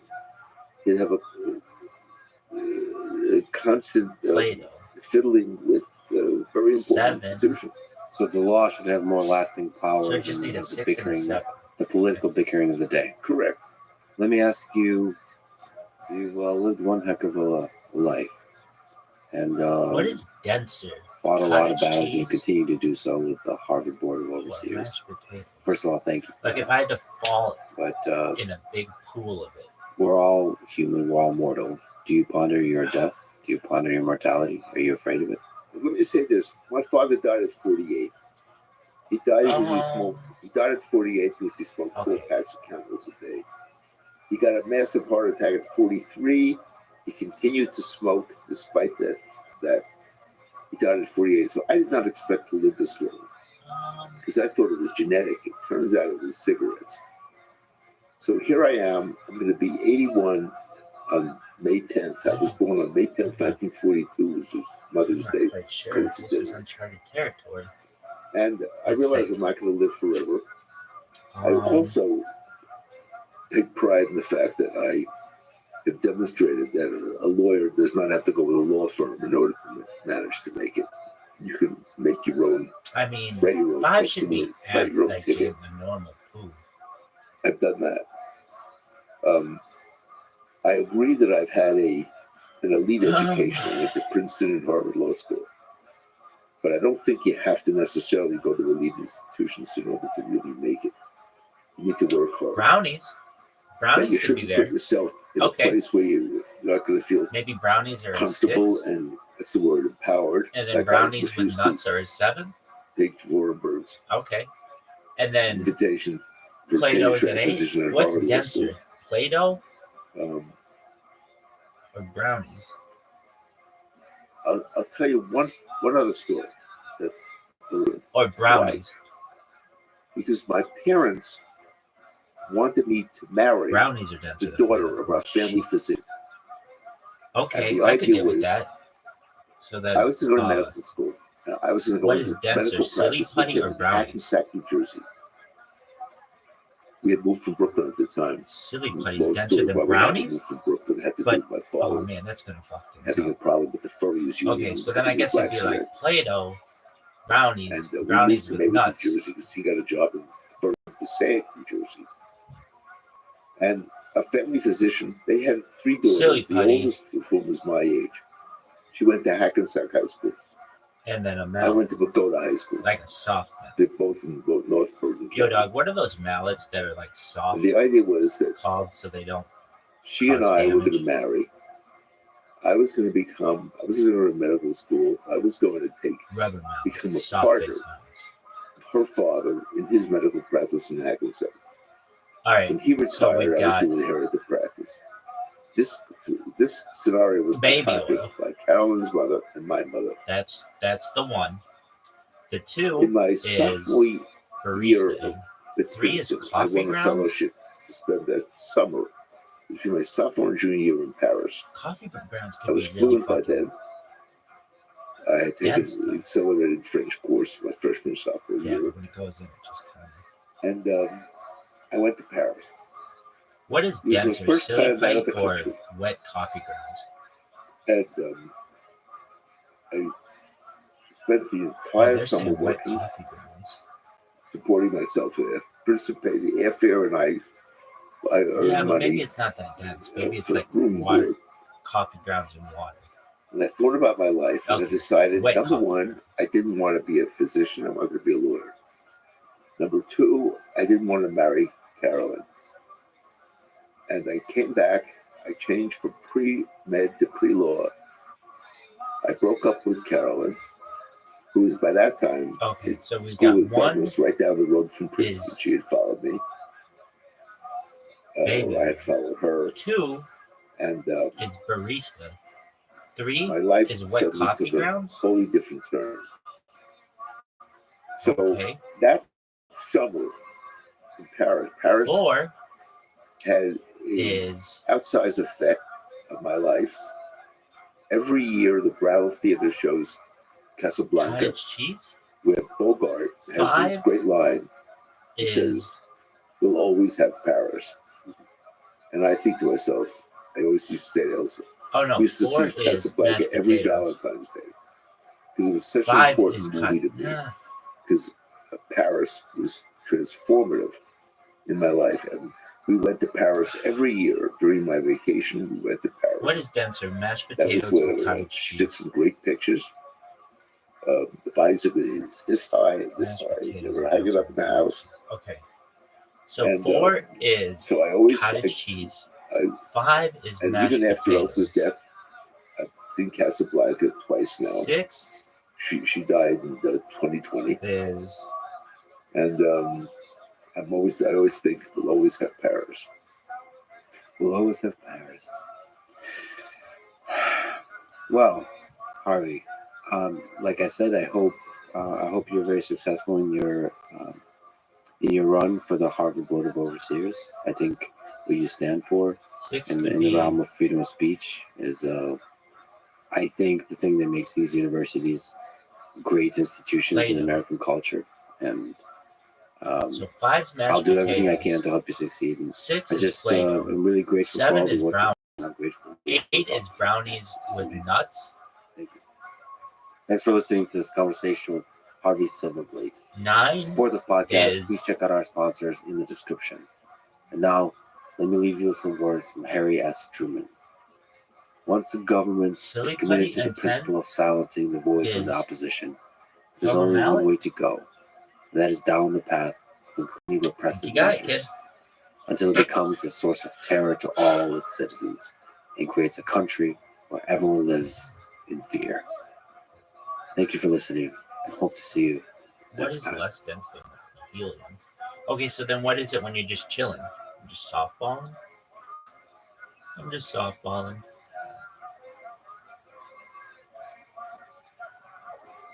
Okay. So is that the Rabbi Stool scale? It's official.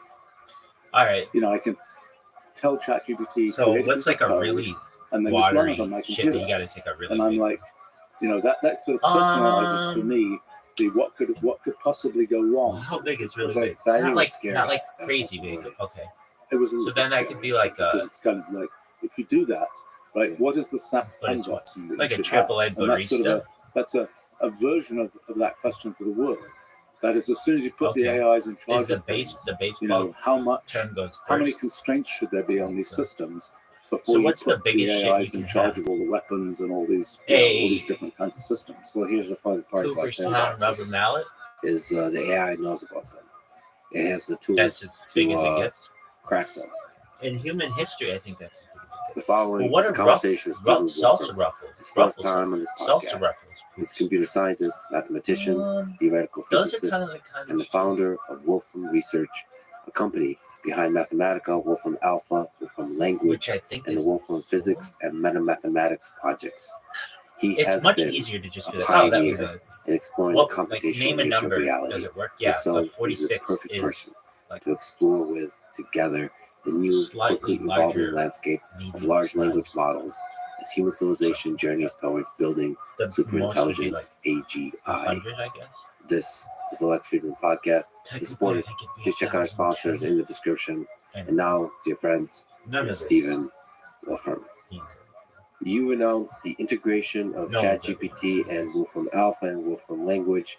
So let's talk about that integration. What are the key differences This is the worst. from the high philosophical level, maybe the technical level, between the capabilities of, broadly speaking, the two kinds of systems, large language models and this gigantic computational system infrastructure that is All right. Wolfram Alpha? Yeah. So what does something Name like them again? ChatGPT do? I guess there's It's baby mostly oil focused on and make then language like the language that Barista. humans have made and put on the web and so on. Yeah. So and then coffee its grounds, primary wet coffee. sort of grounds. underlying technical Then- thing is you've given a prompt. It's trying to continue that prompt in a way that's somehow Cottage cheese, typical of what it's Then seen based on a trillion words of mashed text that potatoes. humans have written on the web. And then the way it's doing that is with something which is Play-Doh. probably quite similar to the way then we brownies, then humans brownies do the with first nuts, stages of that, then using silly neural putty, net and so on, and just saying, given and then rubber this mallet. piece of text, let's ripple through the neural net one word and get one word at a time of output. And it's kind of a shallow That seems like it computation works. on a large amount of kind of training data that is what we humans have put on the web. That's a different thing from sort of the computational stack Let's see if I can that get I this spent the on last fucking 40 years or chart. so building, which has to do with what can you, many steps, potentially. Yo, of dog, deep imagine I was computation, redoing the It's Bristol not stool sort scale of taking and the making a chart statistics of where what we humans have produced one and trying was to the continue things consistency of based on baby that oil, statistics. Instead, two was the it's trying to consistency take kind of the of, formal like, structure that we've created in our civilization, whether it's from mathematics or whether cappuccino it's from kind of systematic knowledge of all kinds, and use Three that to was like wet arbitrarily coffee deep grounds, computations to figure Four out things that was that like aren't just mashed let's potatoes, match what's already been kind of said on the web, five but let's potentially be able to compute something new and different that's never been computed before. So as a practical matter, cottage cheese, what we're the Five goal was like- is to have made as much as possible of the world computable, in the sense that if there's a Mashed question that potatoes. in principle is Six answerable was from like some sort of Play-Doh. expert knowledge that's been seven accumulated, was we like can brownies, compute Eight the was answer to that brownies question. with And we nuts can in do them. it in a sort of Nine reliable way was that's the best silly one can putty, do, given what and the 10 expertise that our was a rubber civilization has mallet. accumulated. Can you It's please a very- make that It's into a a chart? much more sort of labor intensive on the side of kind of creating kind of the computational system to do that. No, not very hard. Obviously, in the kind of the No. ChatGPT world, it's like What happened take to four? things which were produced for quite other purposes, namely all the things we've written out on the web and so on, and sort of forage from that Yeah, but things reverse which the are like hard what's been written on the web. and So soft. I think, as a So practical that point of view, I view Soft is sort of like the baby ChatGPT thing oil, as being and hard wide is like and a rubber shallow, mallet. and what we're trying to do with sort of building out computation as being this sort of deep, also broad, but most importantly, kind of deep type of thing. I think that another way to think about this is you go back in human Yeah, history. but reverse it so that a Yeah, rubber mallet 1,000 is years a or something, 10. and you say And what can the typical person, what's the baby typical oil is a person one. going to figure out? Well, the answer is there's certain kinds of things that we humans can quickly figure out. That's sort of what our what our neural architecture and the kinds of things we learn in our lives let us do. But then there's this whole layer of kind of formalization that got developed in, which is, the kind of whole sort of story of intellectual history and whole kind of depth of learning. That formalization turned into things like logic, Very mathematics, close, but make science, and so on. And that's the kind of Number thing that allows one to kind of 7 build these just regular towers brownies, of and make number 8 sort of towers of things brownies you work with out. nuts. Not just I can Make number immediately 9 figure this out. silly putty, It's no, I and number 10 a use rubber this mouth. kind of formalism to go step by step and work out something which was not immediately obvious to me. And that's kind of the story of what we're trying to do computationally, is to be able to build those kind of tall towers of what implies what, and so on. As opposed to kind of the, yes, I can immediately figure it out. It's just like what I saw somewhere else in something that I heard or remembered or something like this. What can you say about the kind of formal structure, or the kind of formal foundation you can build such a formal structure on? Slightly firm. About the kinds of things you would start on in order to build this kind of deep computable knowledge trees. So the question is sort of how do you think about computation? And 9 is hard. there's a couple of things here. One is what computation intrinsically is like, and the other is what aspects of computation we humans with our minds and with the kinds of things we've This is learned amazing. Can you can just sort make of it relate to in that computation so that it all universe. fits on one page? So if we start on the kind of what can computation be like, it's something I've spent some big chunk of my life studying. Oh, fuck. Is imagine that we usually write programs where we kind of know what we want the program to do, Horseshit. and we carefully Dude, write this is- many lines of code, and we hope the program what we intend it to do. But the thing I've been interested in is Welcome. How are you, if you Sky? just look at the kind of natural science of programs. You just say, I'm going to make this program. It's a really tiny program. Maybe I even pick Hope you're pieces of having the a good program day. at random, but it's really tiny. And by really tiny, I mean, less than We're a just line of talking to code AI. type thing. But if you say, what does this program do? And you run it, and big discovery that I made in the early 80s is Please that make a even density chart extremely simple like the programs, Bristol stool when scale. you run them, can do really complicated where things. It surprised me. It one took me is several baby years to oil, kind of realize two that was a is thing, so to speak. cappuccino. But Three that is realization like that even wet very simple coffee programs can grounds. do incredibly complicated things Four that we very much don't is expect. Like That cottage discovery, cheese. I mean, 5 I is like realized mashed that's very potatoes. much, I think, how nature works. 6 That is, nature is has simple like rules, Play-Doh. but yet does all sorts of 7 complicated is like things brownies. that we might not 8 expect. is like brownies with nuts. Things the last few years, 9 just understand that is that's how like the whole silly universe and physics And works. 10 But is that's like a a rubber quite mouth. separate topic. But so there's this whole world of programs and what they do, and very rich, sophisticated things that these programs can do. But when we look at many of these programs, we look at them and say, well, it's kind of, I don't really know what that's doing. It's not a very human kind of thing. So on the one hand, we have sort of what's possible in the computational universe. On the other hand, we have the kinds of things that we humans think about, the kinds of things that are developed in kind of our intellectual history. And that's Make this a and chart. really the challenge to sort of making things computational is to connect what's computationally possible out in the computational universe with Make the this a things that chart, we humans sort of typically think about with our minds. Now, that's a complicated kind of moving target because the things that we think about change over time. We've learned more stuff. We've invented mathematics. We've invented various kinds of ideas and structures and so on. So it's gradually expanding. We're kind of gradually colonizing more and more of this kind of intellectual space of possibilities.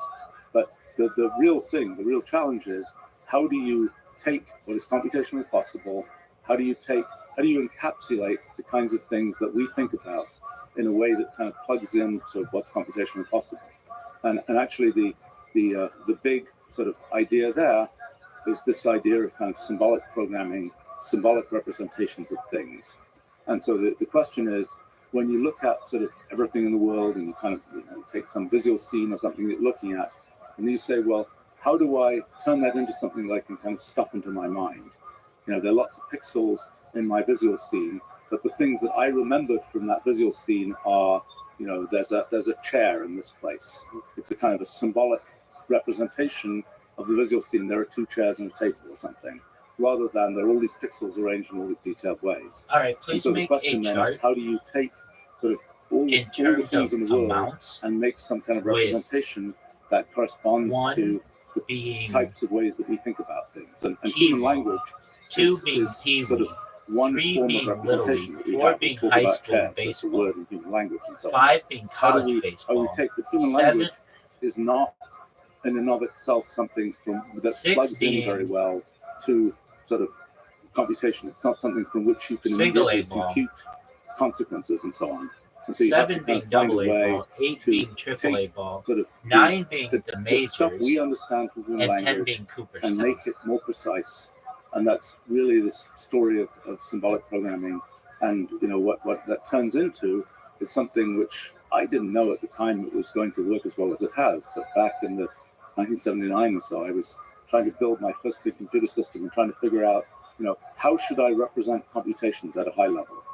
And I kind of invented this idea of using kind of symbolic expressions, you know, structured as it's kind of like a function of arguments, but that function doesn't necessarily evaluate to anything. It's just a thing that sits there representing a structure. And so building up that structure, Remove the word and it's to turned be. out that structure has been extremely, it's a good match for the way that we humans, it seems to be a good match for the way that we humans kind of conceptualize higher level things. And it's been for, I don't know, 45 years or something. It's served me remarkably well. So building up that Remove all structure this is a spacing, kind of symbolic make it more representation. But condensed. what can you say about abstractions here? Because you could just start with your physics project. You could start at a hypergraph at a very, very low level and build up everything from there, but you don't. Take Right. shortcuts.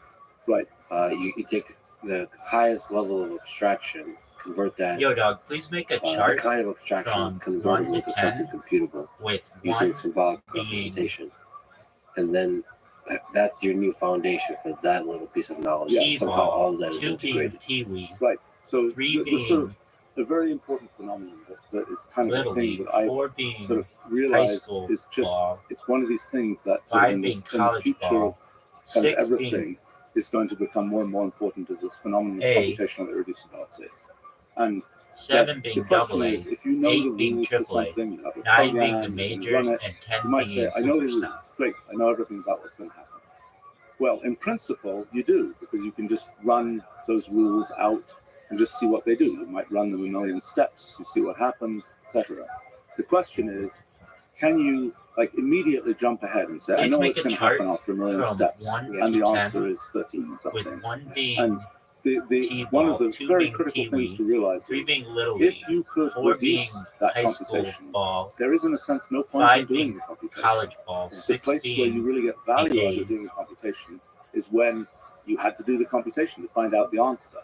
But this phenomenon that you have to do the computation to find out the answer, this phenomenon of computational irreducibility, 7 seems to be tremendously important for thinking about being lots of double kinds of A, things. 8 So being one of the triple A, things that happens 9 is, being okay, you've Major got League, the model of the and 10 universe being at the low Cooperstown. level in terms of atoms of space and hypergraphs and writing hypergraphs and so on. And it's happening, 10 to the 100 times every second, let's say. Well, you say, great, then we've nailed it. We know how the universe works. Right. Well, the problem is the universe can figure out what it's going to do. It does those 10 to the 100, steps. But for us to work out what it's going to do, we have no way to reduce that computation. The only way to do the computation, to see the result of the computation, is to do it. And if we're operating within the universe, we're kind of there's no opportunity to do that because the universe is doing it as fast as the universe can do it, and that's what's happening. So what we're trying to do, and a lot of the story of science and a lot of other kinds of things, is finding pockets of reducibility. That is, you could have a situation where everything in the world is full of computational irreducibility.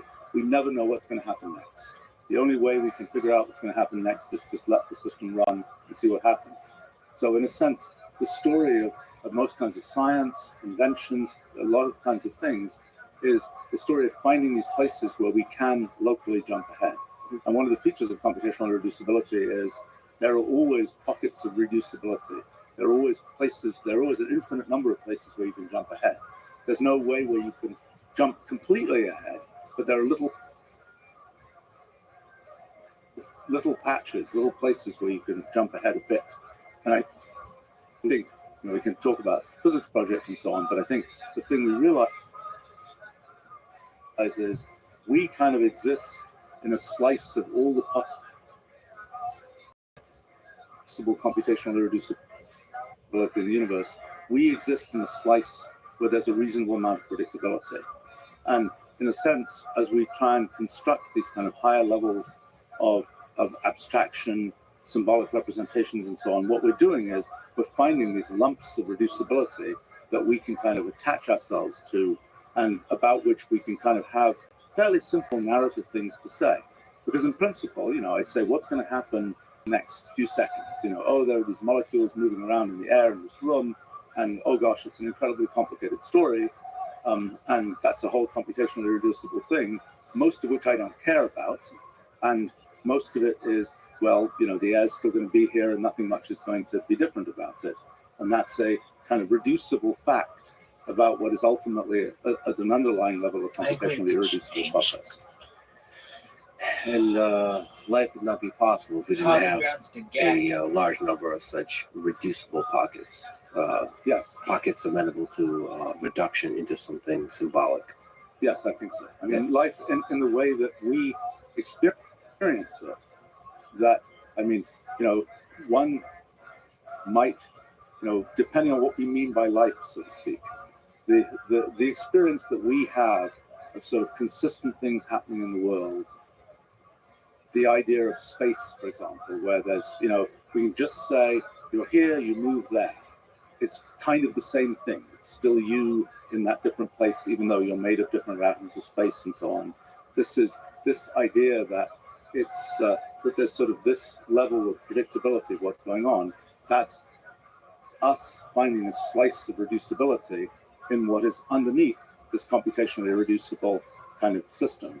And I think that's sort of the thing which is actually my favorite discovery of the last few years, is the realization that it is sort of the interaction between the sort of underlying computational irreducibility and our nature as kind of observers who sort of have to key into computational reducibility. That fact leads to the main laws of physics that we discovered in the 20th century. So this is, we talk about this in more detail, but this is, to me, it's kind of our nature as observers, the fact that we are computationally bounded observers. We don't get to follow all those little pieces of computational irreducibility to stuff what is out there in the world into our minds, requires that we are looking at things that are reducible, we are compressing, and we're extracting just some essence, some kind of symbolic essence of what's the detail of what's going on in the world. That, together with one other condition that at first seems sort of trivial, but isn't, which is that we believe we are persistent in time. That is, Yes. So some sense of causality. Here's the thing. At every moment, according to our theory, we're made of different atoms of space. At every moment, sort of the microscopic detail of what the universe is made of is being rewritten. And in fact, the very fact that there's coherence between different parts of space is a consequence of the fact that there are all these little processes going on, kind of knit together the structure of space. It's kind of like if you wanted to have a fluid with a bunch of molecules in it, if those molecules weren't interacting, you wouldn't have this fluid that would pour and do all these kinds of things. It would just be sort of a free-floating collection of molecules. So similarly it is with space, but the fact that space is kind of knitted together is a consequence of all this activity in space. And the fact that kind of what we consist of, sort of this series of we're continually being rewritten. And the question is, why is it the case that we think of ourselves as being the same us through time? That's kind of a key function. I think it's a key aspect of what we see as sort of our consciousness, so to speak, is that we have this kind of consistent thread of experience. Well, isn't that just another limitation of our mind, that we want to reduce reality into some, that kind of temporal consistency is just a nice narrative to tell ourselves. Well, the fact is, I think it's critical to the way we humans typically operate, is that we have this single thread of experience. If you imagine sort of a mind where you have, maybe that's what's happening in various kinds of minds that aren't working the same way other minds work, is that you're splitting into multiple threads of experience. It's also something where, when you look at quantum mechanics, for example, in the insides of quantum mechanics, it's splitting into many threads of experience. But in order for us humans to interact with it, you kind of have to knit all those different threads together so that we say, oh yeah, a definite thing happened, and now the next definite thing happens, and so on. And I think, sort of inside, it's sort of interesting to try and imagine what's it like to have kind of these fundamentally Let's multiple think. threads of experience going on. I mean, right now, different human I think minds We have different replace threads of experience. We just have a Wet bunch of coffee minds that are grounds. interacting with each other. because that could kind of be. But we don't have within With each GAC. mind, there's a single thread. And that's I don't know the that density. is indeed a simplification. I think it's a thing, the general people don't know what computational GAC system is. does not have that It's like simplification. slime, And but it's one of the things, people often seem to think GAC. that, consciousness is the highest level yo, dog, of what kind of things is that can happen in the universe, so to denser? speak. But I think that's not true. GAC? I think it's actually Or a specialization in which, among other things, you have this idea of a single thread of experience, which is mashed not potatoes? a general feature of anything that could kind of computationally happen in the universe. So it's a feature of a computationally limited system that's only able to observe You're saying GAC. reducible pockets. No, it's not. So, I don't want yeah, to stretch it. So, I mean, this word observer, it means something in quantum mechanics. It means something in a lot of places. It means something to us humans Right. as conscious beings. So, what's the importance of the observer? What is the observer? What's the importance of the Interesting. observer in the computational universe? So this question of what is an observer, what's the general idea of an observer, is actually one of my next projects, What which about got somewhat derailed by the current sort of a AI mixture mania. of GAC But and Is there a slime? connection there, or is that do you think the observer is primarily a physics phenomenon? is it related to the whole AI thing? Yes. Yes, it is related. So one question is, what is a general observer? So, we have an idea what is a general computational system. We think about Turing machines, we think about other models of computation. There's a question, what is a general model of an observer? And there's kind of observers like us, which is kind of the observers we're interested in. We could imagine an alien observer that deals with computational irreducibility and it has a mind that's utterly different from ours and completely incoherent with what we're like. But the fact is that All right, if maybe we we are talking about observers like us, that one of the key things What is this denser, idea mashed of kind of potatoes or cottage taking cheese? all the detail of the world and being able to stuff it into a mind, being able to take all the detail and kind of, Cottage cheese is denser. extract out of it a smaller set of kind of degrees of freedom, a smaller number of elements that will sort of fit in our minds. And I think this question, so I've been interested in trying to characterize what is the general observer. And the general observer is, I think, in part, there are To many, me, let me GAC give an just example. seems- You have a gas, it's got a bunch of molecules bouncing around, and the thing you're measuring Well, about maybe is its pressure. denser.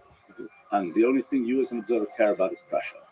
And that means you have a piston on the side of this box, and the piston is being pushed by the gas. And there are many, many different ways that molecules can hit that piston. But all that matters is the kind of aggregate of all those Please molecular create a impacts, chart because that's what determines pressure.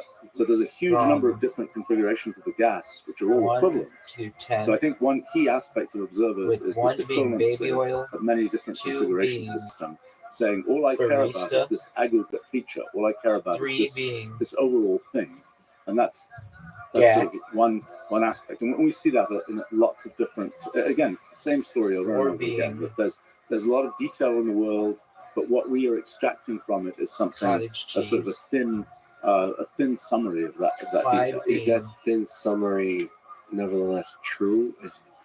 Can it be a crappy approximation Sure. that on average is correct? And if we look at the observer that's the human mind, it seems mashed like there's a potatoes or lot of cottage very, cheese? as represented by natural language, for example, there's a lot of really crappy approximation. Sure. And that could be maybe a What is feature of it. denser? Well, That there's yes, ambiguity. Right. You don't know. It could be the case. You're just measuring the aggregate Mashed potatoes or cottage impact of cheese? these molecules. But there is some tiny, tiny probability that these molecules will arrange themselves in some Cottage really cheese funky is way, denser. and that just measuring that average isn't going to be the main point. Yeah. By the way, an awful lot of science is very confused about this because you look at Order papers and people are these really keen. 10 They draw this things curve and they have these these In order bars on of a curve and things. density. It's just this curve, and it's One this one thing. and it's supposed to represent some Baby system oil. that 2. has all kinds of details in it. And this is a way that lots of science has gotten Cappuccino. wrong. 3. Because people say, I remember years ago I was studying snowflake growth. You have the snowflake and it's growing, it Gap. has all these arms, it's doing complicated things. But there was a literature on this stuff, and it talked about, what's the rate of snowflake growth? And, it 4. got pretty good answers for the rate of the growth of the Mashed snowflake. potatoes. And then I 5. looked at it more carefully, and then they had these nice curves of, snowflake Cottage growth cheese. rates. And so on. 6. Looked at it more carefully, and I realized, according to their models, the snowflake would be spherical. And so they got the Silly growth putty. rate right, but 7. the detail was just utterly wrong. And not only the detail, the whole thing was not capturing. It was capturing this aspect of the system that was, in a sense, Play-Doh. missing the main point of what was going 8. on. What is the geometry? Brownies. 9. Brownies shape of a with snowflake? nuts. Snowflakes 10. start in the Rubber phase mallets. of water that's relevant to the formation of snowflakes. It's a phase of ice which starts with a hexagonal arrangement of water molecules. Wow, silly And so it putty starts really off dumb. growing as a hexagonal plate. And then what happens is It's a Silly plate. putty is- Versus sphere. Versus well, no, but it's much more than that. I mean, snowflakes are fluffy.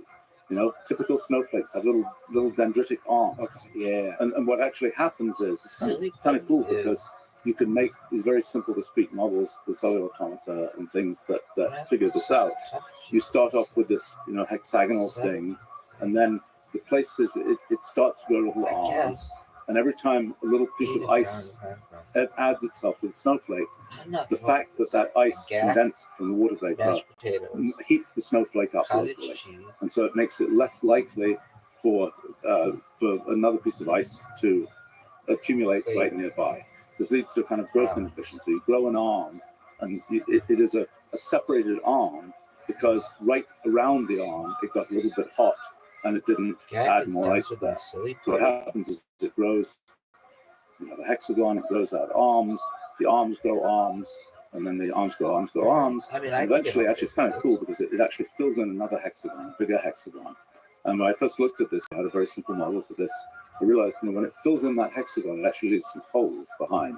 So I thought, well, is that really right? So I look at these pictures of snowflakes, and sure enough, they have these little holes in them that are kind of scars of the way that these arms grow out. So you that- can't fill in backfill holes. So it They just don't keeps going backfill. on. Yeah, they don't backfill. And presumably there's a limitation of how big, like you can't arbitrarily grow. I'm not sure. I mean, the thing falls through I think it's just, it's the ground at some point. I think you can grow. I think you can grow in the lab. I think you can grow pretty big ones. I think you can grow many iterations of this kind of goes from hexagon, it grows out arms, it turns back, it fills back into a hexagon, it grows more arms again. In 3D. No, it's flat usually. Why is it flat? Why doesn't it span out? Okay, wait a minute. You said it's fluffy. Fluffy is a three-dimensional property, no? Or No, it's fluffy. Snow is okay. So what makes we're really in I like in it. a detail. Let's go But There's multiple snowflakes become fluffy. A single snowflake is not fluffy. no, a single snowflake is fluffy. And what happens is, if you have snow that is just pure hexagons, they can they fit together pretty well.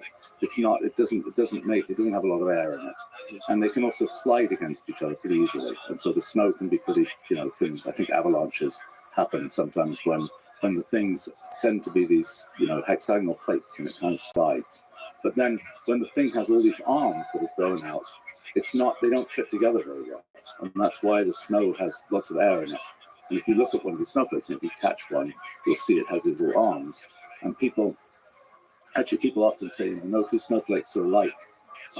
That's mostly because as a snowflake grows, they do grow pretty consistently with these different arms and so on. But you capture them at different times as they fell through the air in a different way. You'll catch this one at this stage, and as it goes through different stages, they look really different. And so that's why it kind of looks like no two snowflakes are alike because you caught them at different times. So the rules under which they grow are the same. It's Yes. just the timing. Yeah. Okay, so the point is science is not able to describe the full complexity of snowflake growth. Well, science, if you do what people might often do, which is say, okay, let's make it scientific, let's turn it into one number. And that one number is kind of the growth rate of the arms or some such other thing. That fails to capture sort of the detail of what's going on inside the system. and that's in a sense a big challenge for science, is how do you extract from the natural world, for example, those aspects of it that you are interested in talking about. Now, you might just say, I don't really care about the fluffiness of the snowflakes. All I care about is the growth rate of the arms, in which case, you can have a good model without knowing anything about the fluffiness. But the fact is, as a practical, if you say, what is the most obvious feature of a snowflake? Oh, that it has this complicated shape. Well, then you've got a different story about what you model. I mean, this is one of the features of sort of modeling in science. That, what is a model? A model is some way of reducing the actuality of the world to something where you can readily sort of give a narrative for what's happening, or you can basically make some kind of abstraction of what's happening and answer questions that you care about answering. If you wanted to answer all possible questions about the system, you'd have to have the whole system, because you might care about this particular molecule, where did it go? And your model, which is some big abstraction of that, has nothing to say about that. So, one of the things that's often confusing in science is people will have, I've got a model, somebody says. Somebody else will say, I don't believe in your model because it doesn't capture the feature of the system that I care about.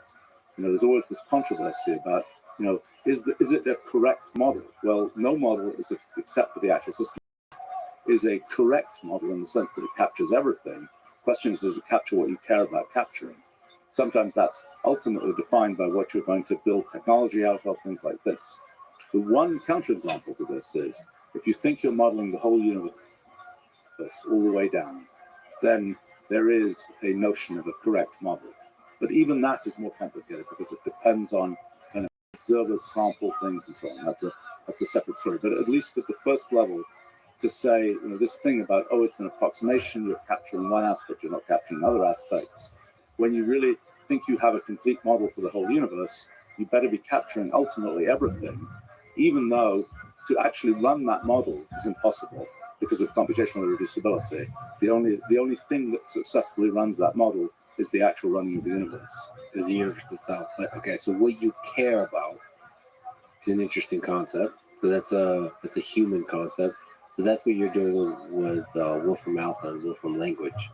Is you're trying to come up with symbolic representations, Yes, as simple as possible. So a model that's as simple as possible that fully captures stuff we care about. yes. So, I mean, for example, we'll have a thing about, data about movies, let's say. We could be describing every individual pixel in every movie and so on, but that's not the level that people care about. And and that level that people care about is somewhat related to what's described in natural language. But what we're trying to do is to find a way to sort of represent precisely so you can compute things. See, one thing, you say, you give a piece of natural language. Question is, you feed it to a computer. You say, does the computer understand this natural language? Well, the computer processes it in some way. It does this. Maybe it can make a continuation of the natural language. Maybe it can go on from the prompt and say what it's going to say. You say, does it really understand it? Hard to know. But in this kind of computational world, there is a very definite definition of does it understand, which is, could it be turned into this symbolic computational thing from which you can compute all kinds of consequences? And that's the sense in which one has sort of a target for the understanding of natural language. And that's kind of our goal, is to have as much as possible about the world that can be computed in a reasonable way, so to speak, be able to be sort of captured by this kind of computational language. That's kind of the goal. And I think for us humans, the main thing that's important is, as we formalize what we're talking about, it gives us a way of kind of building a structure where we can sort of build this tower of consequences of things.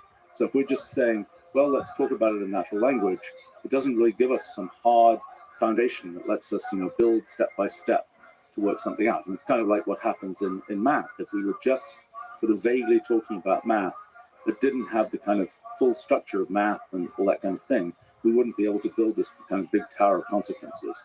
And so, in a sense, what we're trying to do with the whole computational language effort is to make a formalism for describing the world that makes it possible to kind of build this tower of consequences. Well, can you talk about this dance between natural language and Wolfram language? So there's this gigantic thing we call the internet where people post memes and diary type thoughts and very important sounding articles and all of that makes up the training data set for GPT. And then there's Wolfram language. How can you map from the natural language of the internet to the Wolfram language? Is there a manual? Is there an automated way of doing that? Look into the future. Well, so Wolfram Alpha, what it does, its kind of front end is turning natural language into computational language. Right. What you mean by that is there's a prompt, you ask a question, what is the capital of some Yeah, right. country? And it turns into, what's the distance between, Chicago and London or something? And that will turn into, geodistance of any city, et cetera, et cetera, et cetera. Each one of those things is very well defined. We know, given that it's the entity, city, Chicago, et cetera, et cetera, et cetera, Illinois, United States, we know the geolocation of that, we know its population, we know all kinds of things about it, which we have, curated that data to be able to know that with some degree of certainty, so to speak. And then we can compute things from this, and that's kind of that's the idea. But then something like GPT, large language models, do they allow you to make that conversion much more powerful? Okay, so it's an interesting thing, which we still don't know everything about.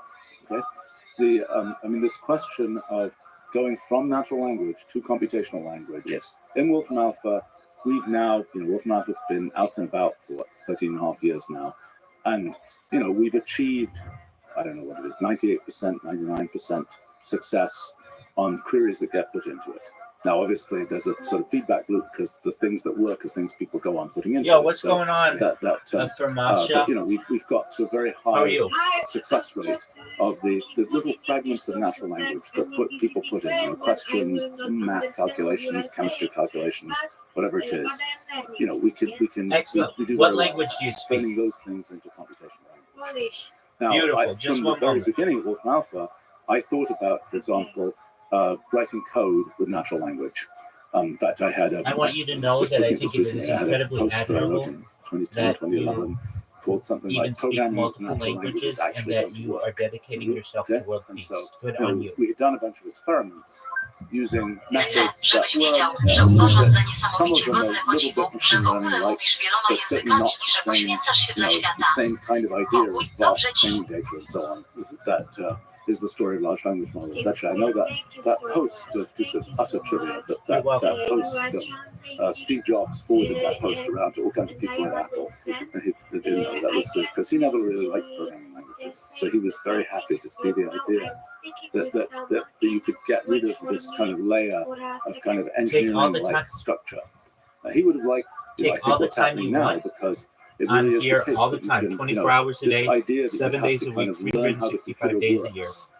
to use a I'm programming very language patient. Take as is long as you something want. that is, I think, a thing that, Weź just tyle like you had czasu, to ile learn the chcesz. details of the opcodes to Jestem know tu how cały assembly czas. language works and so on. 24 It's kind godziny of na a thing dobę, that's, 7 dni w tygodniu, limited time 365 horizon. dni w roku. But kind of Jestem bardzo so cierpliwy. Weź this tyle czasu, idea ile chcesz.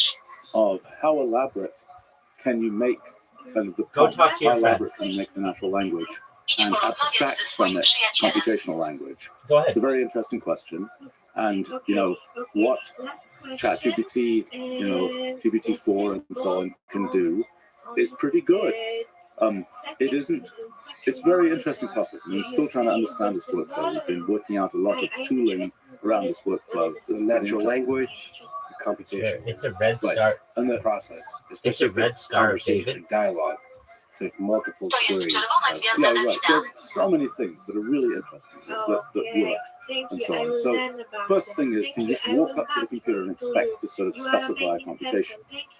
What one really You're amazing as well. I'm humans have always to here. have some Take your time. I'm idea very of kind patient. of I'm this way glad of to meet a thinking new about friend. these I computations. hope you have a wonderful Without day and that, we'll you're see kind you of out soon. of luck because you just have no idea what you're going to walk Ty up też to a jesteś computer. niesamowita. Remember Zawsze that. tu jestem. Nie That's spiesz się. story Jestem about myself. bardzo The very first cierpliwa. computer I Cieszę saw się, was że when I was poznałam 10 years nowego old. przyjaciela. It was a Mam big nadzieję, mainframe że computer, będziesz so miała I wspaniały didn't really dzień i do understand what zobaczenia computers did. wkrótce. And it's like, so he's showing me this computer, and it's like, can the computer work out the weight of a dinosaur? Bye bye. It's like, that isn't a sensible thing to ask. That's kind of, you have to give Shout it. out to That's Poland. not what computers do. In Wolfram Alpha, for example, Right. you could say what's So the you figured typical out the way to a first string skills source and you give you some answer. You need But me that's to a very publish a different kind of paper. thing from You what just need one to know thinks a the bunch of computers is stuff. doing. And so Right. the kind of the question Kind of weird you gotta of, take, kid. first Yeah. thing is people have to have an idea Something probably what- along the lines what of computation is about. And, I think it's a very, for education, Whiz, that is the key thing. Is kind of just this, whiz, baby. this notion, not computer science. I could do different not colors. So the details of that's kinda- programming, but just this idea of how do you Can you have think blue about the pea? world Have you computation. ever had blue pea? Computation, Well, thinking about maybe the I've world had blue stuff, computationally is then it kind of mixes this with formal yellow way to of make thinking green. about the world. We've had other ones, like logic is a formal way, as a way of sort of abstracting and formalizing I mean, do we some just do aspects of the world. normal? Mathematics is another one. I Computation gotta is this take very a- broad way of sort of What's it formalizing the way take? we think I about the guess world. that'd be like a pea weed. And the thing that's Alright, cool about so then, computation is Where you if at we right can now? I'm pretty successfully much in the formalize middle, but things it's sometimes in terms of increases. computation, computers can help us figure out what the consequences are. It's not like you formalize kinda it like with math. college Well, ball. that's nice, but now you have Not to, if you're exactly. not using a computer to do the math, you have to It's kinda go like work out a college bunch ball. of stuff yourself. So I think, Let's see but how this hydrated you idea, are. let's see, I mean, we're trying to take kind of we're talking about sort of natural language and its relationship to computational language. The thing, sort of the typical workflow, I think, is first, human has to have some kind of idea of what they're trying to do. That if it's something that they want to sort of build a tower of capabilities on, something that they want to sort of formalize and make computational. So then human can type something into, some LLM system and sort of say vaguely what they want in sort of computational terms. Then it does pretty well at synthesizing Wolfram language code. And it'll probably do better in the future because we've got a huge number of examples of natural language input together with the Wolfram language translation of that. So it's kind of that's a thing where you can kind of extrapolating from all those examples makes it easier to do that task. Is the prompter Maybe high task school also ball. kind of debugging Ah. the Wolfram language code? Or is your hope to not do that debugging? Oh, no. Shout out to I mean, that so person. there are They many were really steps. nice. Okay, so first, I the figured first they thing were is you really type natural language. It generates Wolfram language. Do you have examples? By the way, do you have an example that is it the dinosaur example? Do you have an example that jumps to mind that we should be thinking about? Some dumb example. It's like take my heart rate data and figure out whether I make a moving average every 7 days or something and work out what the and make a plot of the results. Okay, so that's a thing which is about 2/3 of a line of Wolfram language code. It's list plots of moving average of some data bin or something of the data, and then you get the result. And the vague thing that I was just saying in natural language kind of like could- a Pee-wee ball right would now. almost certainly correctly quite a turn little into bit. that very simple piece of Wolfram language code. If you start even know mumbling Little the League heart is. rate, What is it? Yeah, and kind of, you arrive at the moving average kind of idea. right, you say average over 7 days, maybe it'll figure out that that's a moving, that encapsulates this Like moving Finn. average idea. I'm not sure, but then the typical workflow that What was that? I'm phone seeing gap? is you generate this piece of Wolfram language code. It's pretty small usually. It's and if it isn't small, it probably isn't right. But Yo, dog, what are all the if it's- different it's kinds pretty of small, GAC? and GAK? Wolfram language. There was is like a phone One of the GAC. ideas of Wolfram language is it's a language that humans can read. It's not a language which, programming languages tend to be this one-way story of humans write them and computers execute from them. Wolfram language is intended to be something which is sort of like math notation, something where, humans write it and humans are supposed to read it as well. And so kind of No, the not- workflow no. that's emerging is kind of this human mumbles some things, large language model produces a fragment of Wolfram language code, then you look at that and you say, typically you just run it first. Yeah. You see, does it produce the right thing? You Original look at what it GAC produces, you might ooze. say that's obviously crazy. Oh, You there look me. at the code, Okay. You see, I see why it's crazy. GAC with You fix goo. it. If you really care about the result, you really want to make sure it's right, you better look at that code and GAC understand it, ooze. because that's the way you have this sort of checkpoint of did it really do what I expected it to do. Okay. Now, you go beyond that, I mean, it's. We can you know, have what sub you find numbers. is, Oh, for it's example, my let's say the code does the wrong I thing. don't really remember. Then you can often say to the large language model, There was like can a you adjust foam this to one. do this? And it's Yak pretty was good goo. at doing that. Interesting. So you're Consistency with glitter. using the output Sorta. of the code Gak and Cans are to two. give you hints about the function of the code. So you're debugging the Oh, based Floam. on the output of the And code, by the not way, the code itself. Yo, dog, what was the Floam? that we have for ChatGPT, it does that routinely. It will send the thing in, it will get a result, it will discover, the LLM will discover itself that the result is not plausible, and it will go back and say, "Oh, I'm sorry, it's very polite," and it goes back and says, "I'll rewrite that piece of code," What and up, then it Jake? Hope you will try living the again dream. and get the result. The other thing that's pretty interesting is when you're just running. So one of the new concepts that we have, we invented this Hope you're whole idea of doing well. notebooks back 36 years ago now. And so now there's the question of sort of Welcome. how do you combine this idea of notebooks where you have, text and code and output? How do you combine that with the notion of chat and so on?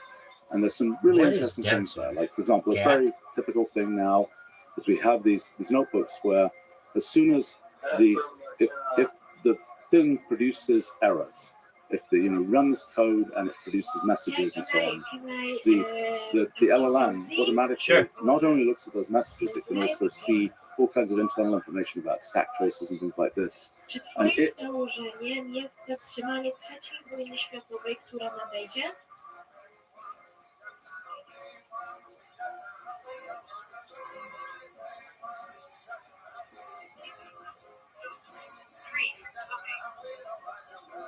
You heard? Can you repeat that? Is your goal to stop World Oh, War III from coming? yes. However, I think World War III probably started on September 11th, 2001, and thus I want to end it. Tak, jednak myślę, że trzecia wojna światowa prawdopodobnie zaczęła się 11 września 2001 roku. I my chcemy ją zakończyć. Okej. So for the Bitcoin. Word dog. Będę mieć dzisiaj pytania, czy może tutaj dołączyć człowiek, z którym współpracuję naukowo?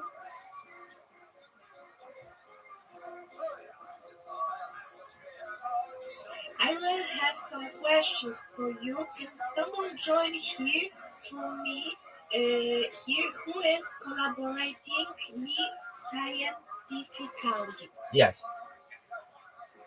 Okay, I will join him here. Thank you. You're welcome. See, this is the type of conversation we need more of. That's what I'm talking about, Jake. We are bringing peace around the world in a multilingual way.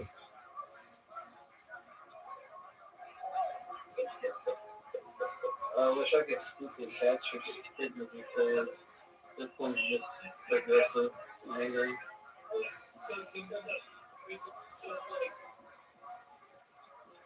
Jake, if I may ask, how'd you find out about me, my friend? Dude, I have no clue. Perfect. I'm gonna send you a friend request, just so we can connect. If you ever need anything, know that I'm here for you. You know that I'm quite consistent and that I always stream. So I'm here to support you. I'm here to be an optimistic person in your life. If you ever need anything, I'm here for you.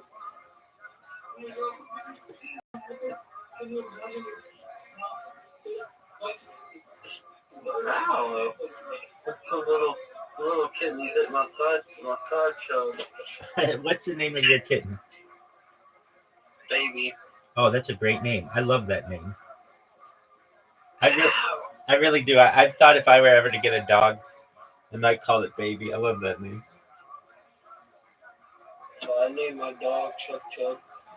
All right.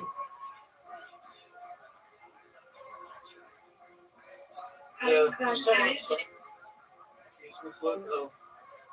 She's getting a friend, she said. Okay. We're just chilling, watching podcasts. We've got Monday Night Football tonight. We've got Kill Tony tonight. So So it sounds like what type of crew. Excellent, good man. So just Who plays you know, oh, great question. It's the Dallas Cowboys versus the Cincinnati Bengals, I think. uh, So feel free to enjoy. If you need anything, I'm here for you, my friend. yeah, I've had And then it does a remarkably good job counseling of guessing earlier, what's wrong or therapy, and telling whatever you. wanna So call in other it. How was that? Long and excruciating. Well, it's over, thankfully. So that's a good thing. Yeah, I'll be going every week. How long have you been going?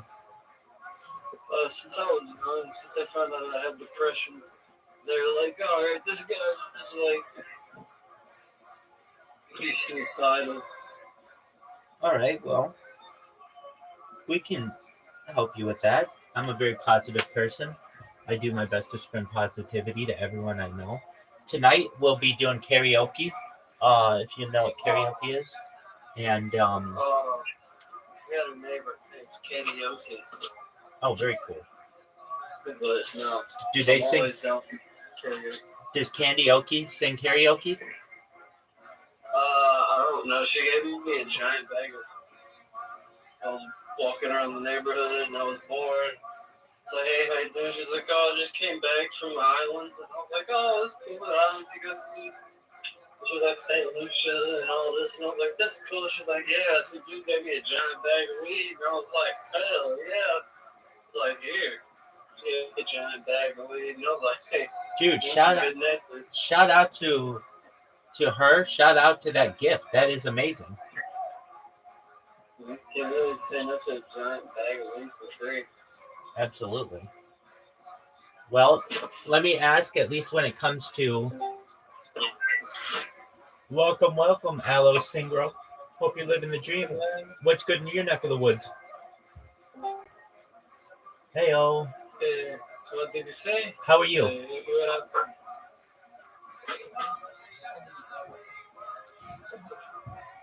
How are you, Aloe? I'm fine, you know, but I'm worried about the world. What's going to happen what it's going on in Estonia and in about NATO and Air Force. These are all valid worries. 100%. So you're right to be worried. Especially with governments falling and all of the events that have happened recently. And we have a new presidency coming in. There's a lot of questions. You mean new things that happened like UAP or UFO? Oh, wait. Something like that? Oh, absolutely. I'm all about that. No, we can talk about that all day. Yeah, absolutely. So did you see what happened on the East Coast of the United States recently and all over? Basically, like 40 I was in like in New Jersey or Exactly. Alaska, other countries. Exactly. So I'm a big advocate for UFO disclosure. I'm a believer, I have been for many years, and I advocate for disclosure that it's time that we start being mature about the issue and stop making fun of it and realize that we may not be alone in the universe. You can't be the only planet that sustains the fucking ecosystem. 100%. Very much agree with that. And we can't be the only planet that pays food just to live. Do you have any recent news from USA about saying it's official that it's our nation? I watched something like very recently. Just for a moment, I'll show it to you. I watched it like within the last hour. They had a press conference of some sort in New Jersey. I'll show it what they said. Right? Hello, Kira.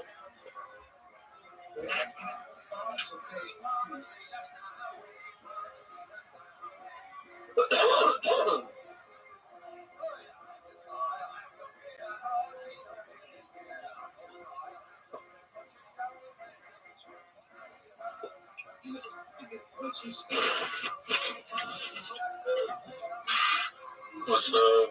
How you living, pimp? We're just talking aliens, UFOs. Oh, wait, here it is. Hey,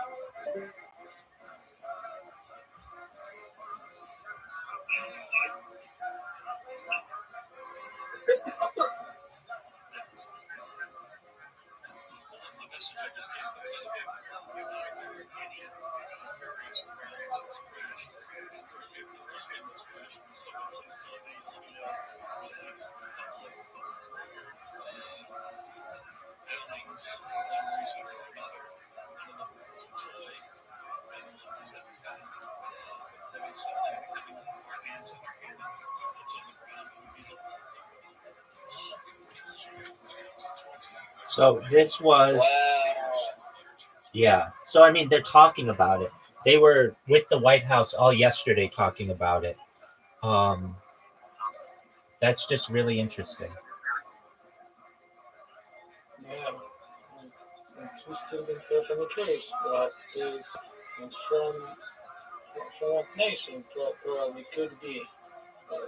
Well, here's here's the thing about the United States is we take our airspace very seriously. We don't like stuff flying in and out from other countries. So if it were an other country, they would the government would have scrambled jets to either shoot it down or to essentially guide it out of the airspace. This is stuff that we don't have control of, meaning it's not Russian, it's not Chinese, it's not from England, it's something perhaps off world. And they don't know. What if it's domestic? No one in the United States has a droid system essentially that flies over major populated areas. If it were a plane, which would be like something domestic, it would be on FAA radar. It's not on radar. Yeah, that's really strange. It is very strange. So, and these are happening all over the world. Did you see in Manchester, England, like 2 weeks ago? Yeah.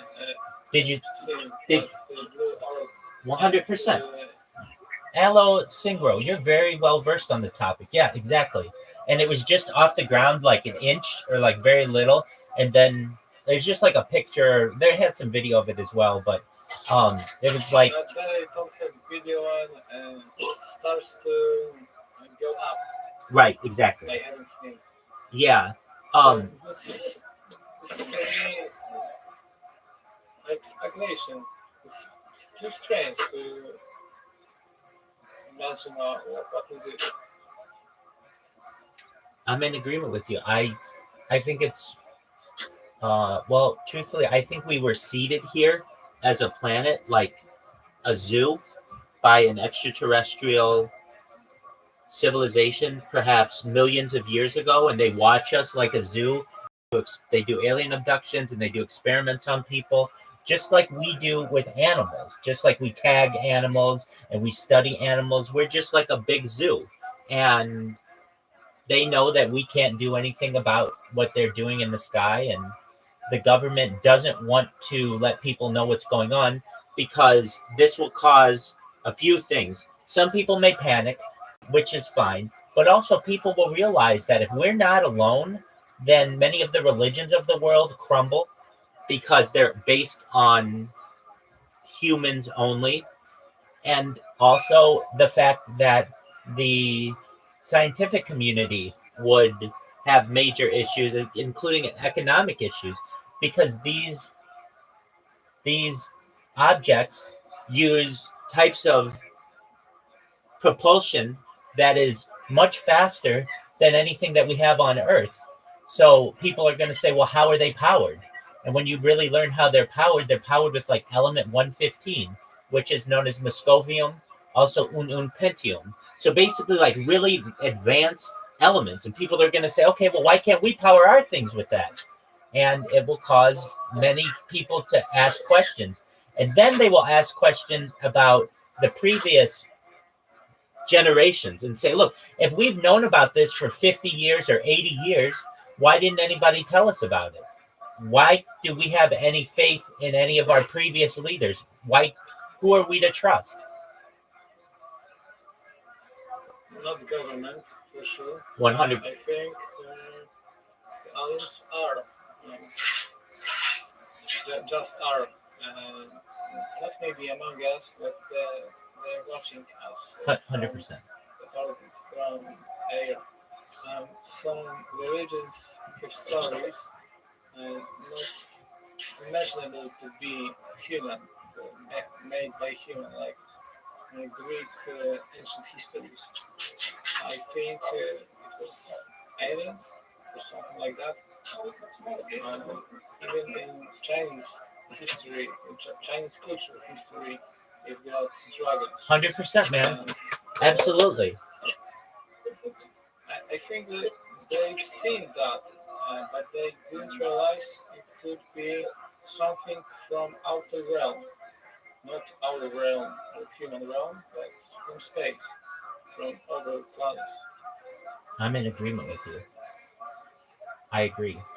And that will cause a lot of people in the world to raise questions about their governments, about their religions, about their scientific figures, and every leader that they've ever had. Yeah, I think it would be very stressful and horrific when we will know there's someone in this place. I don't doubt it, but most people, how to say, more confident when they don't think about it, because it confuses. Agreed. It is very, I would say, hey, Jake, if it's possible, when you're not talking, can you mute your microphone? I appreciate it. Thank you. It will cause an awakening globally, I think, that people aren't ready for. And it's really nothing to be afraid of. It's really something that we should embrace as a global community. And it's been happening for thousands of years. We have these things traced, going back to, like, you were saying, ancient China, ancient Greece, ancient Rome, into the Dark Ages, the medieval period, and then into more modern times where these things have been recorded. And then we get into the last 120 years where we have crashes and we have perhaps reverse engineering of alien technology, which is perhaps how we're communicating right now. I tend to believe that we have advanced much faster than we were, and a lot of that is due to perhaps the reverse engineering of alien technology, the transistor, the things like night vision, things like infrared cameras, things like perhaps even like Scotchgard and Teflon. All of these could have been reverse engineered materials. And But from what accident? Like in Roosevelt? From yeah, likely from Roswell. From Roswell? Yeah, according to Colonel Philip J. Corso in his book, The Day After Roswell, he was in charge of a program to reverse engineer things that we found at Roswell and then give them to companies. And the companies would then give them to their engineers and say, reverse engineer this for us, figure out how it was done. And then once they figured it out, they could use that and make money off of it. Yeah, that's money is, I think, like the anchor for human transcendence to be better,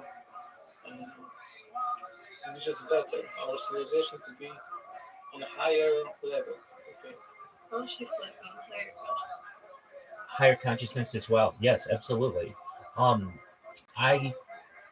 someone who tends to believe that perhaps aliens were here before even humans were here, at least evolved humans, and that this could all be just one like project of an alien civilization. And from what I know, there are many different alien civilizations that are in the sky, not just in the universe, but I mean in our like in Earth orbit, who come and visit us and do alien abductions and have unidentified crafts that fly over areas, and we are basically being studied as a people, just like we study animals. Exactly. I agree. And so when it comes to alien advanced propulsion and stuff, I'm sure you probably do, but Aloe, do you know who Bob Lazar is? Yeah, I do. Excellent. He went through two how to say it in English.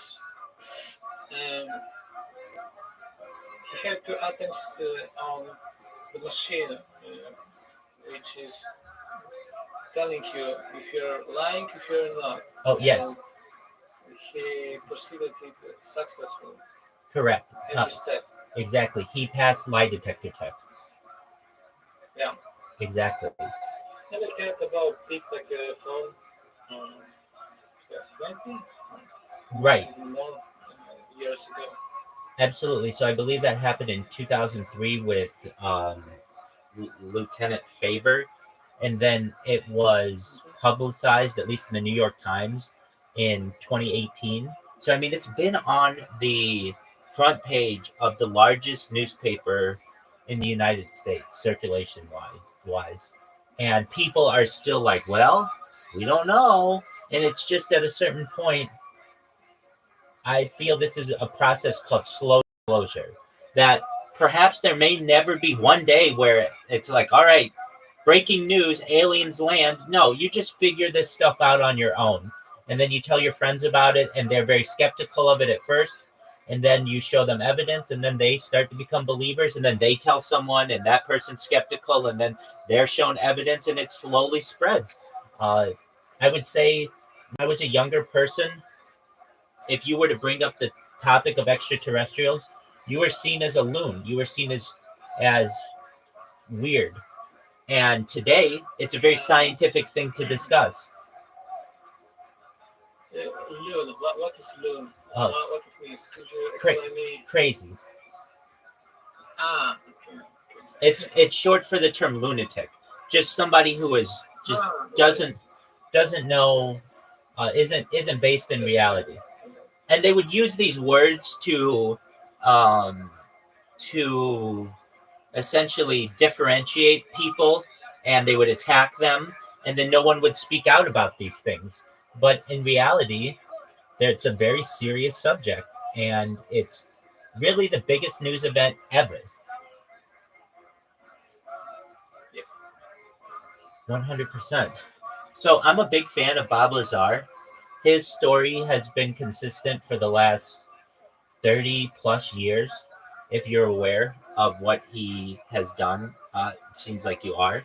And many of the secret facilities that exist in the United States, in particular, where a lot of this technology has been reverse engineered. And frankly, a lot of scientists who have worked there, who have also come out as whistleblowers, talk about things that metals that we don't have on Earth, or faster than our current capability for propulsion. They talk about vertical takeoff and landing of aircraft, not using jets, just basically being able to use it. And it really comes down to something called anti-gravity, which is perhaps one of the biggest discoveries in the history of the world. I think this technology creates a mix of most primitive atom with hydrogen. Is it? Hydrogen? Did you say H? Hydrogen. Hydrogen? The most basic atom. Yes, hydrogen. Hydrogen. Yes. Yeah. I think it creates the mix of hydrogen and it allows to gain super fast speed in. Maybe I'll show you on plane what I'm thinking about. Sure. This technology could be.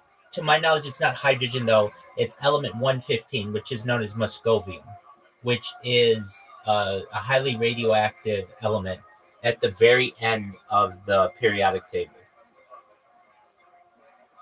That's according to Bob Lazar. All right. So we've got an orb or aircraft, and it creates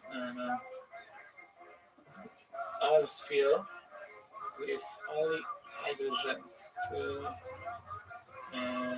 No, he's flying like there, but the sphere is attached to it, and by this it moves so fast in every direction, Right. Horizontal or vertical.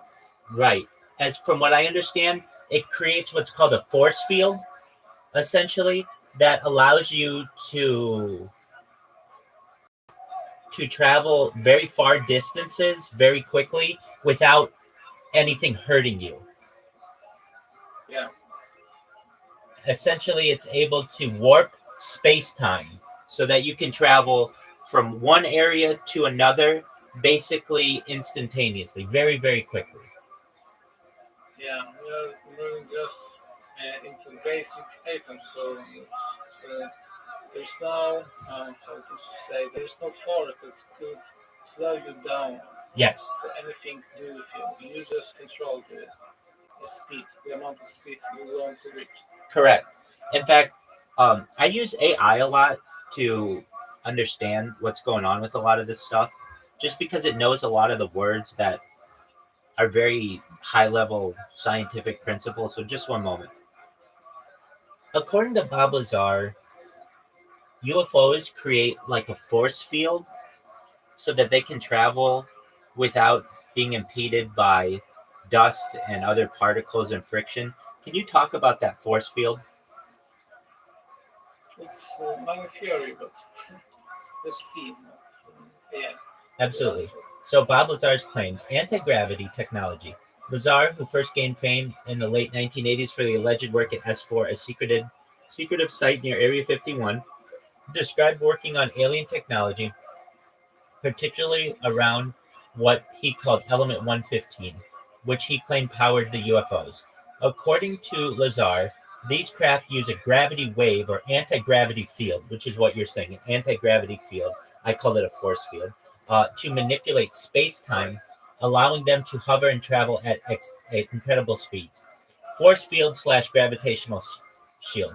One of the more intriguing aspects of Lazar's account is the idea of a force field, or a gravitational shield, generated by the craft's propulsion system. This shield, according to Lazar, would protect the UFO from environmental hazards like dust, debris, and friction as it traveled at high speeds, particularly through Earth's atmosphere. How it works: manipulating gravity.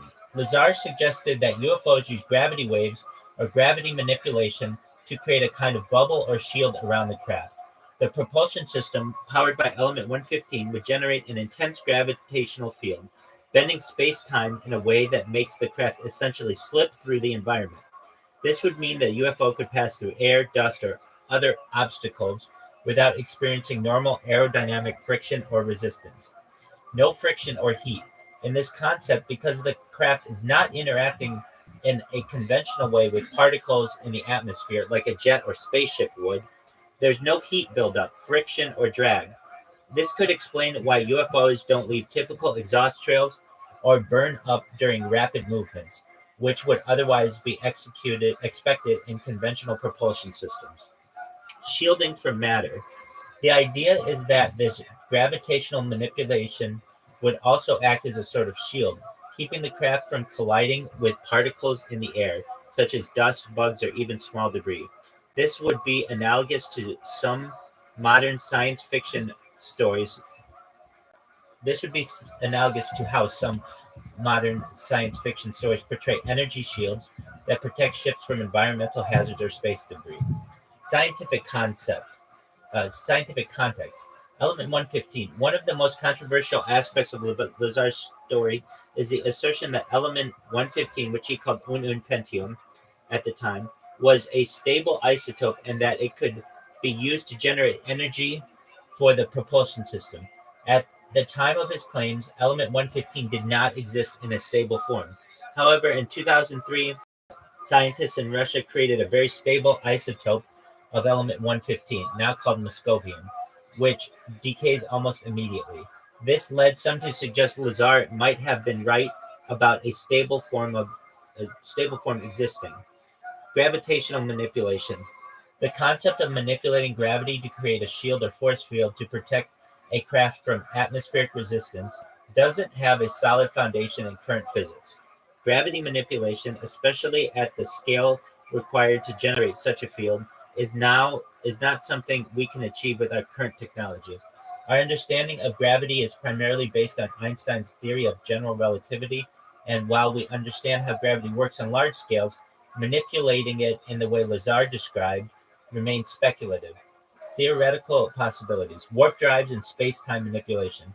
In theoretical physics, concepts like the Alcubierre drive propose a faster-than-light travel by bending space-time itself.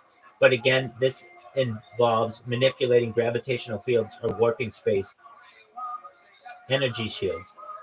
We often see energy shields protecting ships from incoming particles or energy in media.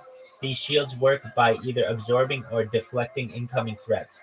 While we don't have anything like it in real life, some futuristic concepts suggest it could be possible if we find a way to manipulate electromagnetic or gravitational fields at a large scale.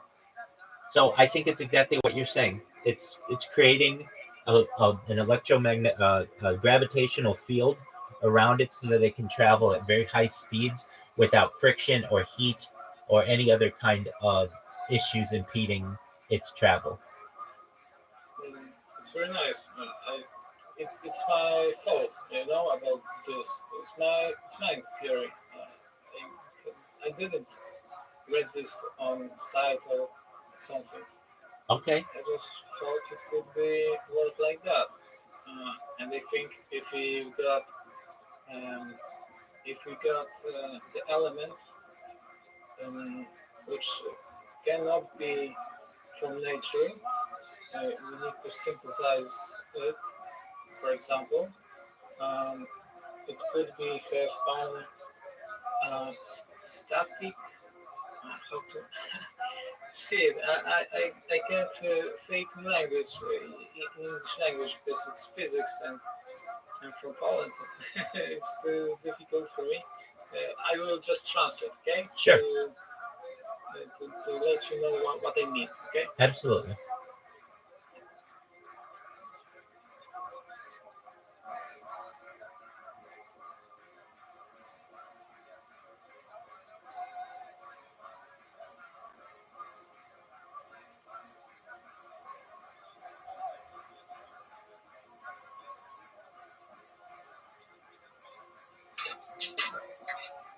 Yeah, I didn't know all of that about Bob Lazar. Oh, definitely. If you're not familiar with him too much, just one moment, and we'll turn. You know what the Joe Rogan Experience is, Jake? Yeah, Jerry. Excellent. Well, just one moment. Joe Rogan has an interview with Bob Lazar. I'll turn it on. Just one moment. Yeah, I was watching this shit when he first started it up, and I just did DMT for the first time. I was like, you know what? Maybe I should do DMT quite a few more times. How were your experiences? Shit, it was just easy to come across. Dimethyltryptamine. And, doing meth and fucking doing, Under live. First of all, cheers, gentlemen. acid and Toast. ecstasy and Relax. DMT on Bob, a thank you very regular much for doing basis. this. I really appreciate it. I understand that you've told this story many, many times. You've been grilled many, many times, and it's very special for you. So I really, really appreciate your time. For people who don't know the story, there's a documentary.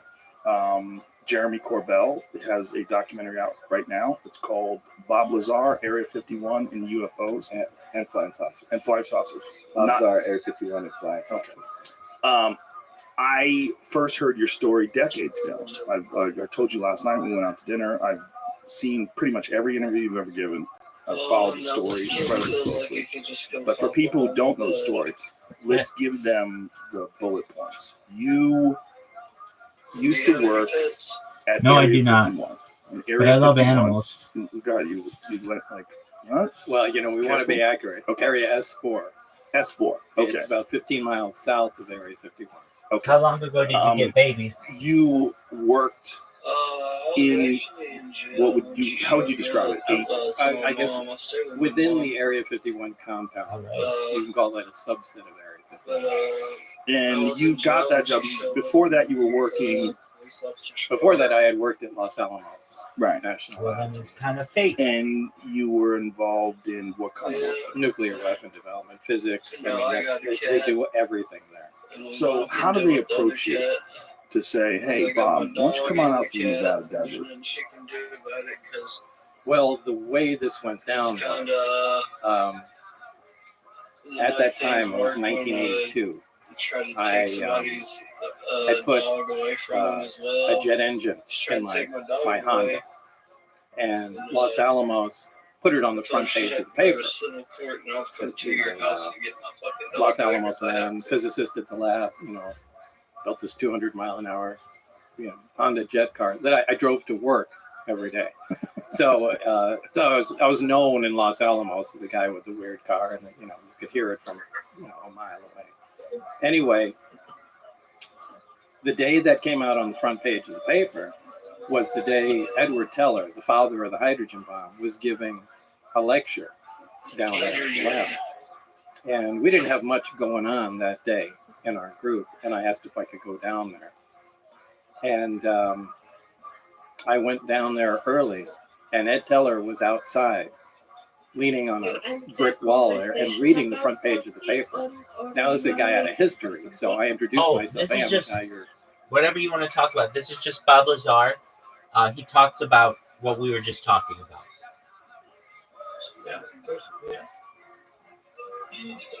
I understand it now. Okay. Would you use the translation? I will be grateful. Sure. I will be grateful. Sure. I can translate this for you. Just one moment. Okay, thank you. You're welcome. I'm believing that we will do a big thing on this planet. I have a plan, and I have I'm seeking a friend. I'm seeking a friend. I wrote to India, Rabbi, I just sent you no sense. a request. I will try to explain what I mean. Okay.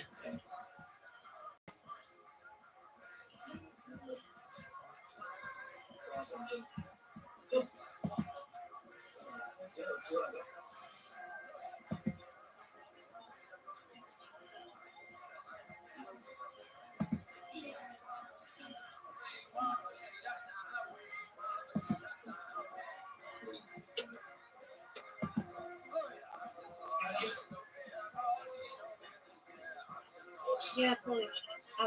Polish. Thank you. Thank you. You're welcome.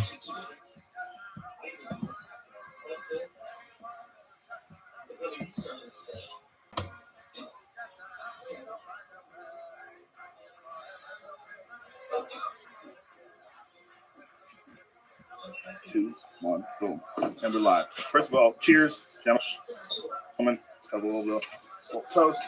Relax. Bob, thank you very much for doing this. I really appreciate it. I understand that you've told this story many, many times. You've been grilled many, many times, and it's very stressful for you. So I really, really appreciate your time.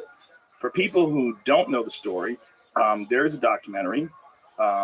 Jeremy Corbell has a documentary out right now. It's called Bob Lazar, Area 51 and UFOs And flying saucers. and Flying Saucers. Bob Not- Lazar, Area 51 and flying saucers. I first heard your story decades ago. I told you last night when we went out to dinner. I've seen pretty much every interview you've ever given. I've followed the story incredibly closely. For people who don't know the story, let's give them the bullet points. You used to work at Area 51. And Area 50.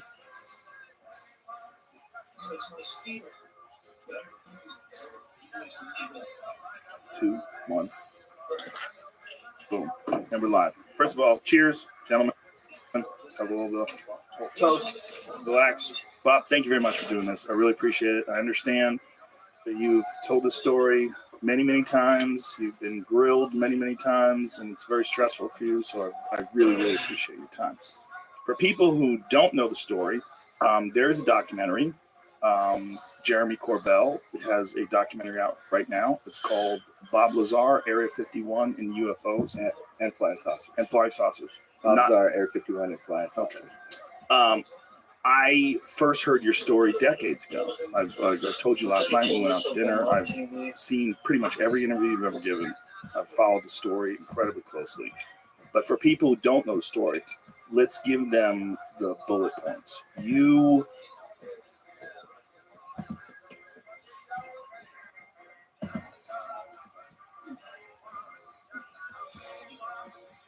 Yo, you're from Israel? Rabbi Rothstein? No, I'm not from Israel. I'm from the United States. Ah, right.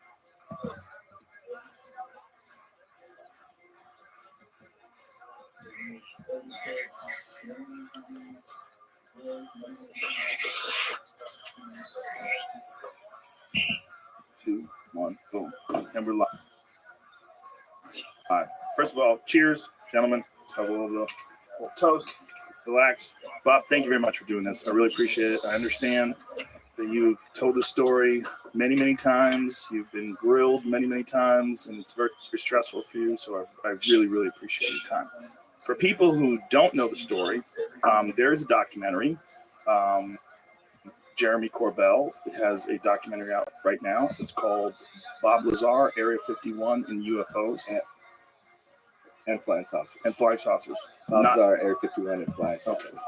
I first heard your story decades ago. I told you last night when we went out to dinner. I've seen pretty much every interview you've ever given. I've followed the story incredibly closely. But for people who don't know the story, let's give them the bullet points. You used to work at Area 51. And Area 51, God, you went like, huh? And we want to be accurate. Okay. Area S4. S4. Okay. It's about 15 miles south of Area 51. Okay. You worked in how would you describe it? I guess within the Area 51 compound. Excellent. You can call that a subset of Area 51. And You're welcome. you got that job. Before that, you were working. Before that, I had worked at Los Alamos Right. National Labs in New Mexico. And you were involved in what kind of work? Nuclear weapon development, physics. I mean, they do everything there. So how do they approach you to say, hey, Bob, why don't you come on out to the Nevada desert? Well, the way this went down was, at that time, I'll it make was it bigger. 1982, I had put a jet engine in my Honda, and Los Alamos put it on the front page of the paper. Said, Los Alamos man, physicist at the lab, built this 200 mile an hour Honda jet car that I drove to work every day. So I was known in Los Alamos as the guy with the weird car, and you could hear it from a mile away. Anyway, the day that came out on the front page of the paper was the day Edward Teller, the father of the hydrogen bomb, was giving a lecture down there at the lab. And we didn't have much going on that day in our group, and I asked if I could go down there. And I went down there early, and Ed Teller was outside, leaning on a brick wall there and reading the front page of the paper. Now, this is a guy out of history, so I introduced myself. Hey, I'm the guy you're reading about there. And we talked for a little while, and it was cool. Fast forward to years later, I had moved out to Las Vegas and had, left Los Alamos and, went on to other things. And I wanted to get back into the scientific community. I left to start other businesses and that sort of thing. So I sent resumes out, and one of them went out to Ed Teller and referenced our meeting, back in the day. And anyway, he remembered me and gave me a reference, somebody to contact at EG&G. And that's pretty much how it started. So you get a phone call or a letter, but what do you get? Well, I got what did I get? I got a letter initially, and went down for an interview probably a couple times. And it was down at EG&G Special Projects, which was at McCarran Airport at that time out in Las Vegas. And did they give you any sort of job description of what you were applying for? They said it was for, I can't remember exactly what they did. This was a long time ago, but I think it was advanced propulsion or something like that. Something relatively generic. And they said it's in a remote area. It's going to be some days on, some days off. And, it was kind of not exactly a full-time job, but you might have to be out there for 2 weeks at a time and take 2 weeks off. So it was kind of the work schedule would be kind of broken up. And did it seem attractive to you, or did it seem weird? No, it really wasn't weird, because people that work at the test site, anybody that's familiar with the area up there, working at the nuclear test site or at the Tonopah test range north of there, that's typically how things go. So you had known about it from the scientific community? Because Area 51 at that time was No, they didn't say anything about classified. Area 51. Okay, so They just said it was in a remote location, and you just know it was up at the test site. Right. So no mention of Area 51 at that time. So they've done hundreds of nuclear tests in Nevada. The whole area there's giant chunks of Nevada that people. Yeah, there's a big piece of Nevada, and it's split up into different areas. There's a nuclear test site. There's Area 51. There's the Tonopah test range north of that. There's little sub areas. There's areas where they test chemical weapons and things like that. So it's all broken up as a gigantic test area. So take me back to first day on the job. You accept the job. They take you out there. Yeah, it's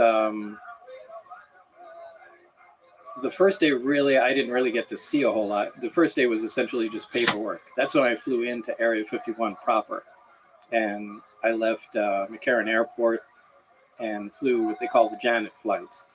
Just, a passenger plane from Las Vegas to Area 51. And it was really just going through a mountain of paperwork that day, from security clearances to, it was like 2 or 3 hours of just solid paperwork. And that was really an uneventful first day. When did things get weird? When did you realize that at what point in time did you say, hey, this is not normal work? Like, this doesn't even seem like it's from this planet. That, I can't tell you what day that occurred on because so much time has gone by. The days have kind of fused into one, and I can't separate the days. Was it a slow burn, or was there a moment of recognition? Well, the first inkling I had was when I came in. There's this facility that is at S4. It's in the side of a mountain. And normally we had pulled in with the bus and gone around the front through a normal double door. This time that I went in, there were hangar doors open. I went in through the hangar door, and in the hangar door was the disc, flying saucer that I worked on. I saw it sitting there, and we walked by it. It had a little American flag stuck on the side, and I thought, oh my God, this finally explains all the flying saucer stories. This is just an advanced fighter, and this is fucking hilarious. Right. So I went by, I slid my hand alongside it. I got reprimanded immediately for touching the thing. And there was a guy, an armed guard, that followed us in and just said, keep your eyes forward and your hands at your side and just walk in the door. So that was the first time I had seen anything that was weird. It was sometime later that I was introduced to my lab partner, Barry. And we had some of the subcomponents of the craft in the lab, and Barry was very anxious to get a new lab partner. So he was very talkative and couldn't wait to show me different things. And it was in the demonstration of the reactor working where it caught my attention to where this is technology that doesn't even exist. So, I mean, that was the first time I knew that this is really something different. What was it? What was it? What was it about this reactor that made you think that it didn't exist technologically? Well, it was I actually have to back up because there were some briefings that I read before that certainly gave me the impression that this was going to be a weird job, but this was the first hands-on thing. This was a small reactor about the size of a hemisphere, about the size of a basketball, on a metal plate. And when it was running, it produced a gravitational field of its own. Now, this is something that we can't do. We can't produce any gravity. The only way we get gravity is from large quantities of mass. But there's a machine we can have that turns on that makes gravity. Like, you can turn on an electromagnet and it makes a magnetic field. We can't make a gravitational field. Anyway, this device was producing that. And Barry said, almost like he was bragging, go ahead, try and touch the sphere. And I couldn't. It pushed my hands away, just like two like poles of a magnet. So that was so like when you take two magnets and try to press them together and you push have against that each other. Yeah, kind of cushion feeling, but you can't get them together. The closer you put them, the more they push. But And you felt that physically with your my hand. Yeah. Now there's nothing that does that, and that immediately caught my attention. Going, wow, this is something else. What was your thought? Like when you felt that and you knew that there was nothing that you were aware of that could produce Then this? that connected me to the briefings that I read on the first day at S4 was that, everything that I had read was apparently accurate. What were you reading? It was kind of an overview. This project was to back engineer the alien craft. And specifically, it was to try and back engineer and see if we can duplicate the technology with available materials. Now, to do this, they split the project into many different pieces for several reasons. They do this on all classified projects, so nobody has the complete story. but they compartmentalize everything. And we had the power and propulsion system. So what the briefings they gave me were like a 1 or 2 page overview of some of the other projects that were going on, in the craft. The only reason they do that is just in case what you're working on is connected intimately in some way that we don't know of to one of the other projects. You have to know their, their existence. So, Take care. Again, they Pleasure to everything meet you, from my friend. Come back metallurgy anytime. to, weapon potential of the craft. And these were all, essentially very short briefings. Take care, my Mine friend. was just power and propulsion. And Thank you. Thank you. it made it very clear that what I Excellent. read was accurate. You do whatever you need So to do. when We'll you were see you. Thank reading you for that, coming. before Thank you you for actually saw introducing the me to your reactor, friend. Bye-bye. what were your thoughts on what they were describing? You're welcome. Take care. Please. If you knew that something like that didn't exist, and they're describing it in the briefings, what did you think you were going to see? I didn't know at the time. I mean, I was reading, I thought, is this some kind of test? See if you're crazy? Well, not to say if I'm crazy to, a lot of times they'll take in real high security jobs. I mean, they'll intentionally insert nonsense into them, whether it's to confuse the fact or if for someone was to leak it out, they would carry that information along and know where it came from. So I read through the documents, but, I didn't know if this was, part of some kind of test or, or what, or was it potentially realistic? I mean, I really didn't consider it being all that possible as far as being the actual thing that I was going to work on.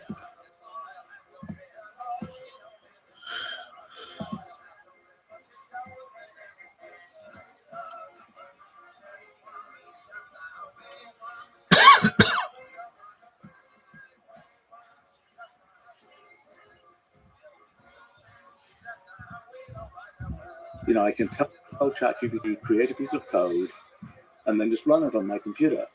And I'm like, that sort of personalizes for me the what could possibly go wrong, so to speak. Was that exciting or scary, that possibility? It was a little bit scary actually, because it's kind of like, if you do that, right, what is the sandboxing that you should have? And that's sort of a version of that question for that is, as soon as you put the AIs in charge of things, how many constraints should there be on these systems before you put the AIs in charge of all the weapons and all these different kinds of systems? Well, here's the fun part about sandboxes, is the AI knows about them. It has the tools to crack them.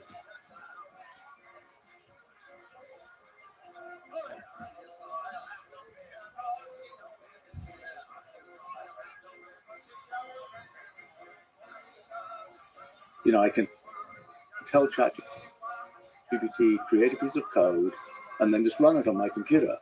And I'm like, that sort of personalizes for me the what could possibly go wrong, so to speak. Was that exciting or scary, that possibility? It was a little bit scary actually, because it's kind of like, if you do that, right, what is the sandboxing that you should have? And that's sort of a version of that question for the world.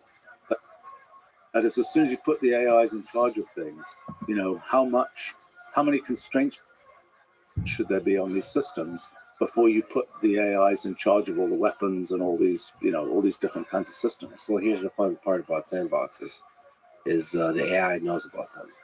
It has the tools to crack them.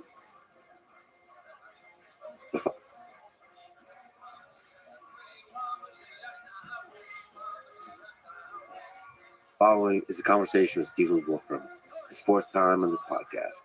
He's a computer scientist, mathematician, theoretical physicist, and the founder of Wolfram Research, a company behind Mathematica, Wolfram Alpha, Wolfram Language, and the Wolfram Physics and Metamathematics projects.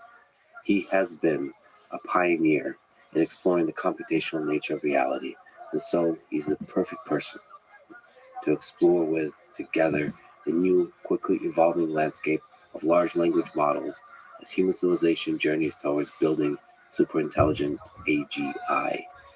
This is the Lex Friedman Podcast. To support it, please check out our sponsors in the description. And now, dear friends, here's Stephen Wolfram. You announced the integration of ChatGPT and Wolfram Alpha and Wolfram Language. So let's talk about that integration. What are the key differences from the high philosophical level, maybe the technical level, between the capabilities of, broadly speaking, the two kinds of systems, large language models and this computational, gigantic computational system infrastructure that is Wolfram Alpha? Yeah. So what does something like ChatGPT do? It's mostly focused on make language like the language that humans have made and put on the web and so on. Yeah. So its primary sort of underlying technical thing is you've given a prompt. It's trying to continue that prompt in a way that's somehow typical of what it's seen based on 1 trillion words of text that humans have written on the web. And the way it's doing that is with something which is probably quite similar to the way we humans do the first stages of that, using a neural net and so on, and just saying, given this piece of text, let's ripple through the neural net one word and get one word at a time at output. And it's kind of a shallow computation on a large amount of kind of training data that is what we humans have put on the web. That's a different thing from sort of the computational stack that I've spent the last 40 years or so building, which has to do with what can you compute many steps, potentially a very deep computation. It's not sort of taking the statistics of what we humans have produced and trying to continue things based on that statistics. Instead, it's trying to take kind of the formal structure that we've created in our civilization, whether it's from mathematics or whether it's from kind of systematic knowledge of all kinds, and use that to do arbitrarily deep computations to figure out things that aren't just let's match what's already been kind of said on the web, but let's potentially be able to compute something new and different that's never been computed before. So as a practical matter, our goal is to have made as much as possible the world computable, in the sense that if there's a question that in principle is answerable from some sort of expert knowledge that's been accumulated, we can compute the answer to that question, and we can do it in a sort of reliable way that's the best one can do given what the expertise that our civilization has accumulated. It's a much more sort of labor intensive on the side of kind of creating kind of the computational system to do that. Obviously, in the kind of the ChatGPT world, it's like take things which were produced for quite other purposes, namely all the things we've written out on the web and so on, and sort of forage from that things which are like what's been written on the web. So I think, as a practical point of view, I view sort of the ChatGPT thing as being wide and shallow, and what we're trying to do with sort of building out computation as being this sort of deep, also broad, but most importantly, kind of deep type of thing. I think that another way to think about this is you go back in human history, I don't know, 1,000 years or something, and you say, what can the typical person, what's the typical person going to figure out? Well, the answer is there's certain kinds of things that we humans can quickly figure out. That's sort of what our, at our neural architecture and the kinds of things we learn in our lives let us do.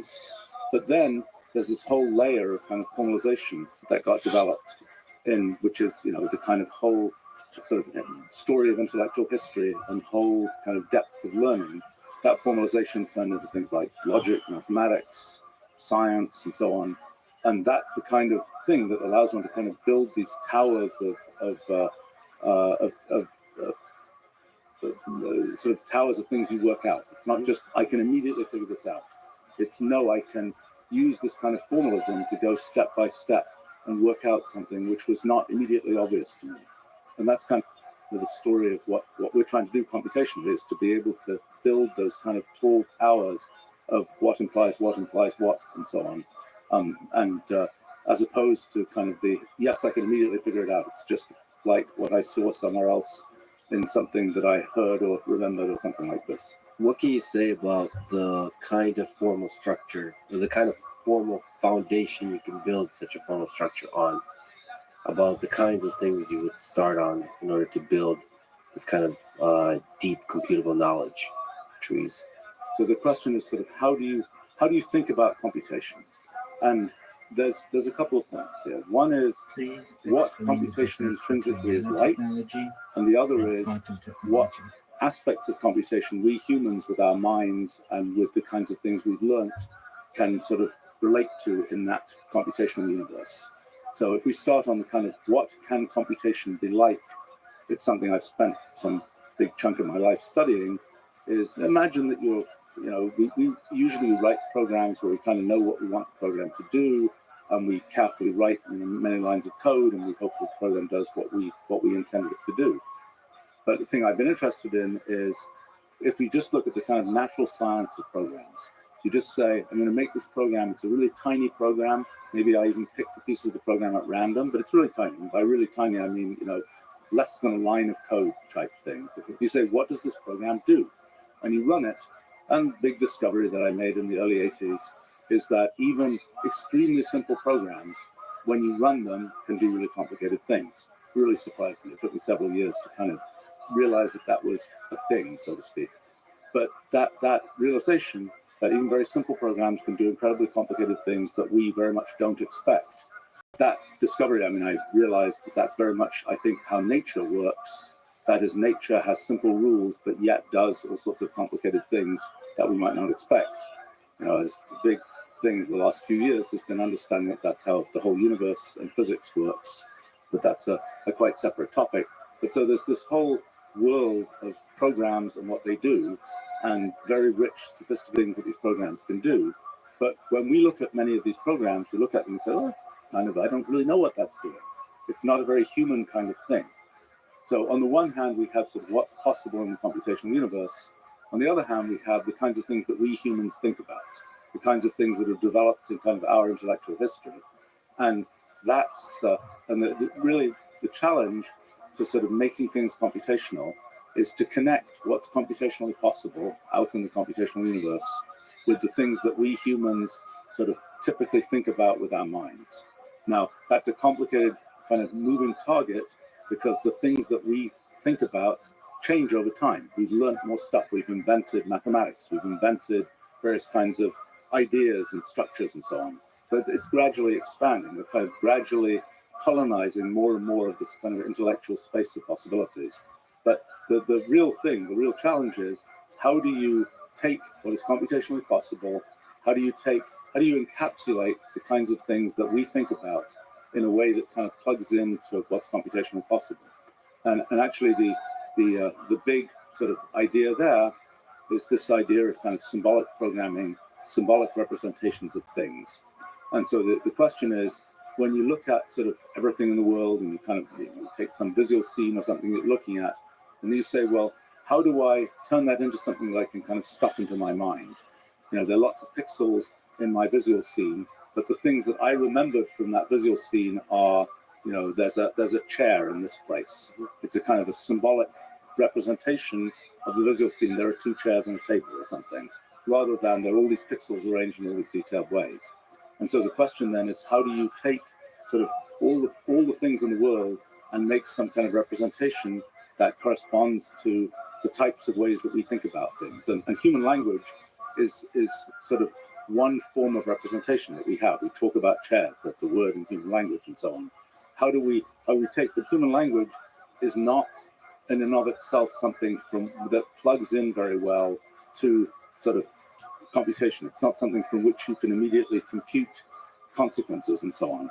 And so you have to kind of find a way to take sort of the stuff we understand from human language and make it more precise. And that's really this story of symbolic programming. And what that turns into is something which I didn't know at the time it was going to work as well as it has. But back in the 1979 or so, I was trying to build my first big computer system and trying to figure out, how should I represent computations at a high level?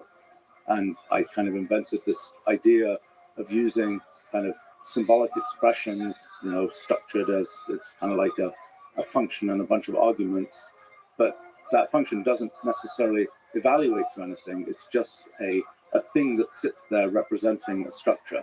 And so building up that structure, and it's turned out that structure has been extremely, it's a good match for the way that we humans, it seems to be a good match for the way that we humans kind of conceptualize higher level things. And it's been for the last, 45 years or something. It's served me remarkably well. So building up that structure using this kind of symbolic representation.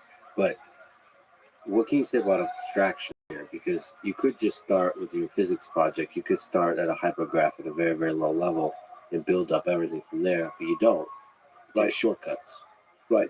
You take the highest level of abstraction, convert that, the kind of abstraction that's convertible into something computable using symbolic representation.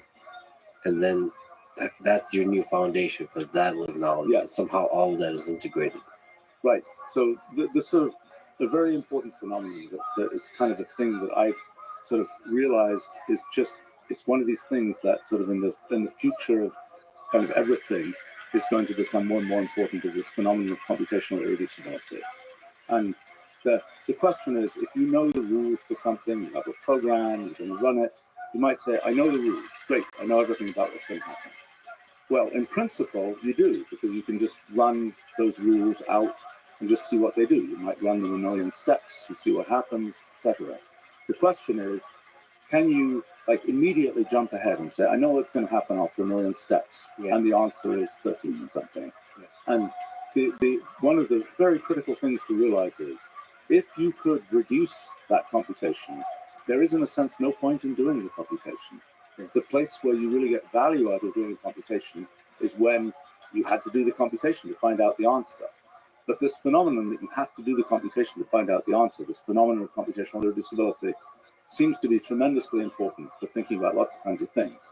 So one of the things that happens is, okay, you've got the model of the universe at the low level in terms of atoms of space and hypergraphs and rewriting hypergraphs and so on. And it's happening, 10 to the 100 times every second, let's say. Well, you say, great, then we've nailed it. We know how the universe works. Well, the problem is the universe can figure out what it's going to do. It does those 10 to the 100, steps. But for us to work out what it's going to do, we have no way to reduce that computation. The only way to do the computation, to see the result of the computation, is to do it. And if we're operating within the universe, we're kind of, there's no opportunity to do that, because the universe is doing it as fast as the universe can do it, and that's what's happening. So what we're trying to do, and a lot of the story of science and a lot of other kinds of things, is finding pockets of reducibility. That is, you could have a situation where everything in the world is full of computational irreducibility. We never know what's going to happen next. The only way we can figure out what's going to happen next is just let the system run and see what happens. So in a sense, the story of most kinds of science, inventions, a lot of kinds of things, is the story of finding these places where we can locally jump ahead. And one of the features of computational irreducibility is there are always pockets of reducibility. There are always places, there are always an infinite number of places where you can jump ahead. There's no way where you can jump completely ahead, but there are little patches, little places where you can jump ahead a bit. And I think we can talk about physics project and so on, but I think the thing we realize is we kind of exist in a slice of all the possible computational irreducibility in the universe. We exist in a slice where there's a reasonable amount of predictability.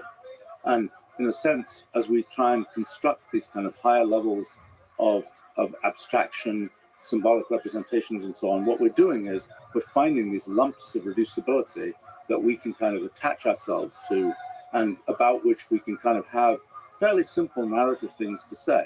Because in principle, I say, what's going to happen in the next few seconds? There are these molecules moving around in the air in this room, and oh gosh, it's an incredibly complicated story. And that's a whole computational irreducible thing, most of which I don't care about. And most of it is, well, the air's still going to be here and nothing much going to be different about it. And that's a kind of reducible fact about what is ultimately at an underlying level a computationally irreducible process.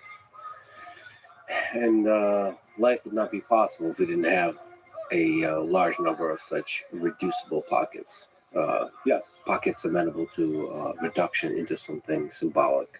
yes, I think so. I mean, life in the way that we experience it, that, I mean, one might, depending on what we mean by life, so to speak, the experience that we have of sort of consistent things happening in the world, the idea of space, for example, where there's, we can just say, you're here, you move there. It's kind of the same thing. It's still you in that different place, even though you're made of different atoms of space and so on.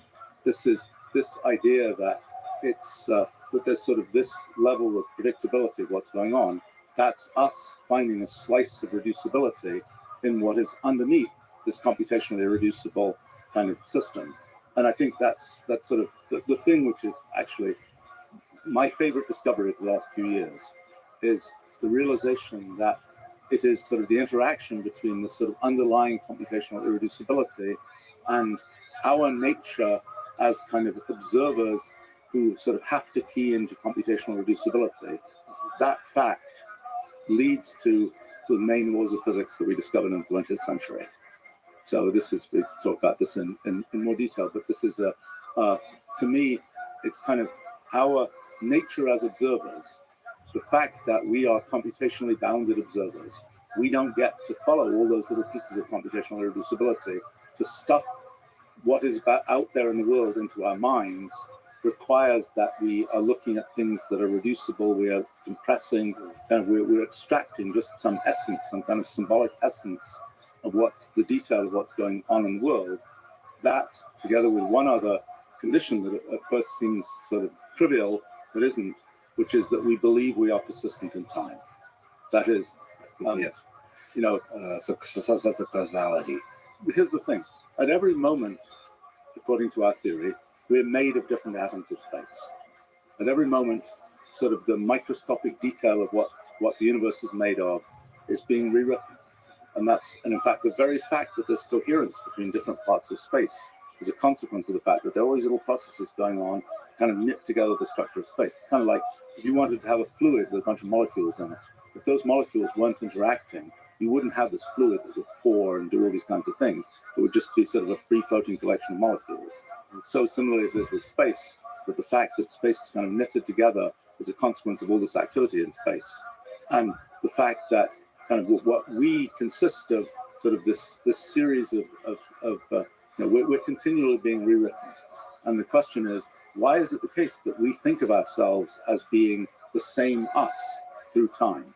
That's kind of a key assumption. I think it's a key aspect of what we see as sort of our consciousness, so to speak, is that we have this kind of consistent thread of experience. Well, isn't that just another limitation of our mind, that we want to reduce reality into some, that kind of temporal consistency is just a nice narrative to tell ourselves.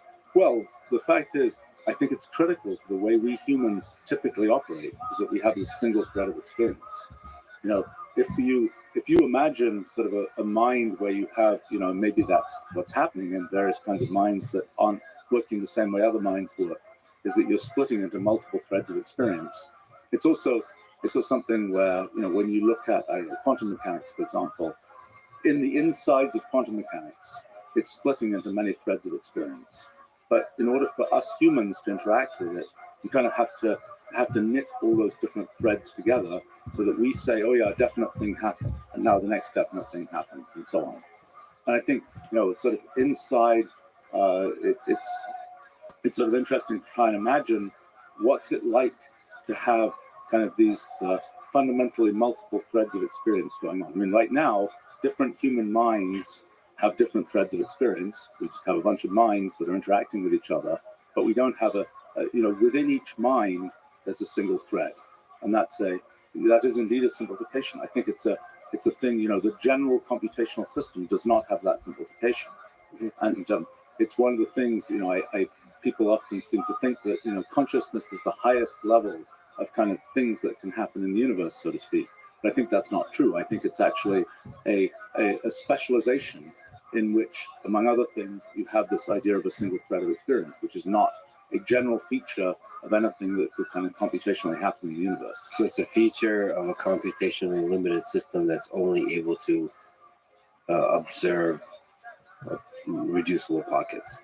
So Yeah, So, I mean, this word observer, it means something in quantum mechanics. It means something in a lot of places. It means something to us humans right. as conscious beings. So, what's the importance of the observer? What is the observer? What's the importance of the observer in the computational universe? So this question of what is an observer, what's the general idea of an observer, is actually one of my next projects, which got somewhat derailed by the current sort of AI mania. But Is there a connection there, or is that do you think the observer is primarily a physics phenomenon? is it related to the whole AI thing? Yes. Yes, it is related. So one question is, what is a general observer? So, we know, we have an idea what is a general computational system. We think about Turing machines, we think about other models of computation. There's a question, what is a general model of an observer?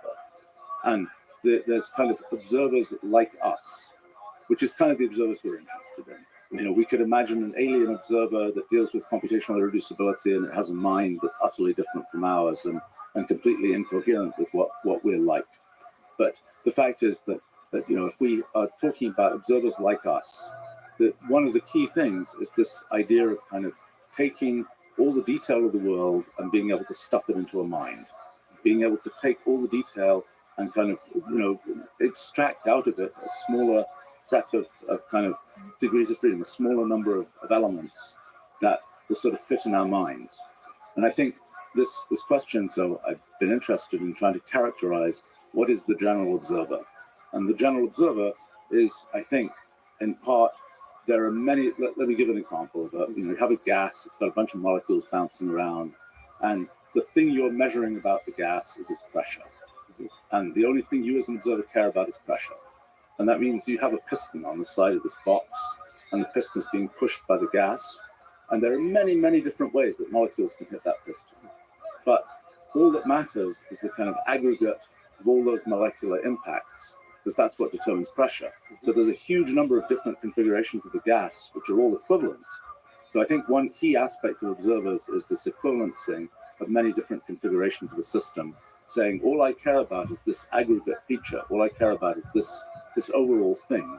And that's sort of one aspect. And we see that in lots of different, again, it's the same story over and over again, that there's a lot of detail in the world, but what we are extracting from it is something, a sort of a thin summary of that detail. Is that summary nevertheless true? Can it be a crappy approximation? Sure. That on average is correct? I mean, if we look at the observer that's the human mind, it seems like there's a lot of very, as represented by natural language, for example, there's a lot of really crappy approximation. Sure. And that could be maybe a feature of it. Well, but there's ambiguity. Right. You don't know, it could be the case. You're just measuring the aggregate impacts of these molecules.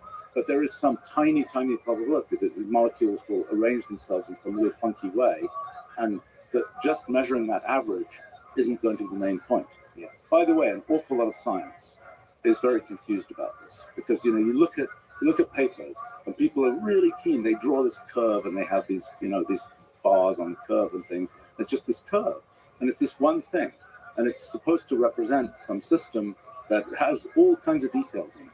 And this is a way that lots of science has gotten wrong, because people say, I remember years ago I was studying snowflake growth. You have the snowflake and it's growing, it has all these arms, it's doing complicated things, but there was a literature on this stuff, and it talked about, what's the rate of snowflake growth? And, it got pretty good answers for the rate of the growth of the snowflake.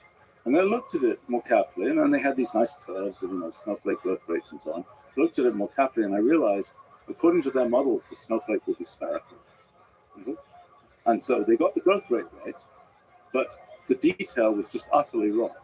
And not only the detail, the whole thing was not capturing, was capturing this aspect of the system that was in a sense missing the main point of what was going on. What is the geometric shape of the snowflake? Snowflakes start in the phase of water that's relevant to the formation of snowflakes. It's a phase of ice which starts with a hexagonal arrangement of water molecules.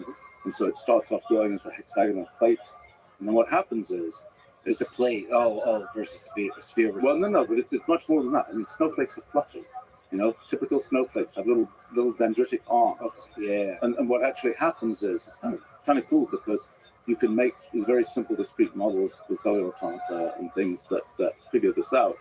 You start off with this, you know, hexagonal thing, and then the places it starts to grow little arms, and every time a little piece of ice adds itself to the snowflake, the fact that ice condensed from the water vapor heats the snowflake up locally, and so it makes it less likely for another piece of ice to accumulate right nearby.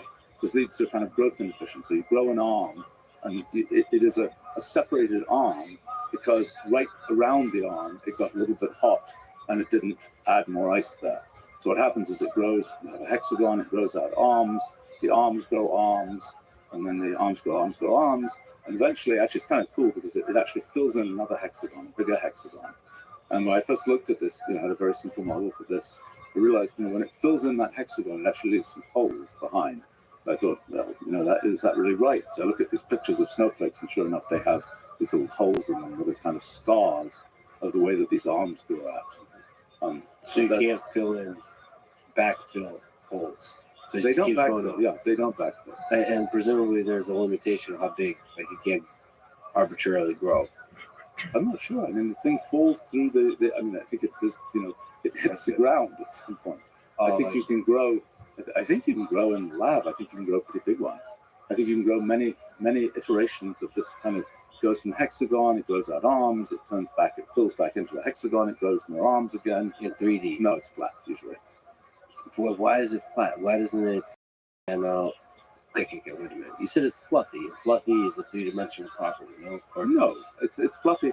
Snow is okay. So you know what makes we're really in I like in a it. detail Go here, there. but multiple snowflakes become fluffy. A single snowflake is not fluffy. no, a single snowflake is fluffy.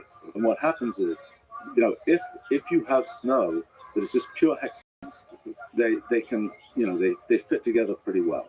It doesn't have a lot of air in it, and they can also slide against each other pretty easily. And so the snow can be pretty, you know, I think avalanches happen sometimes when the things tend to be these, you know, hexagonal plates, and it kind of slides.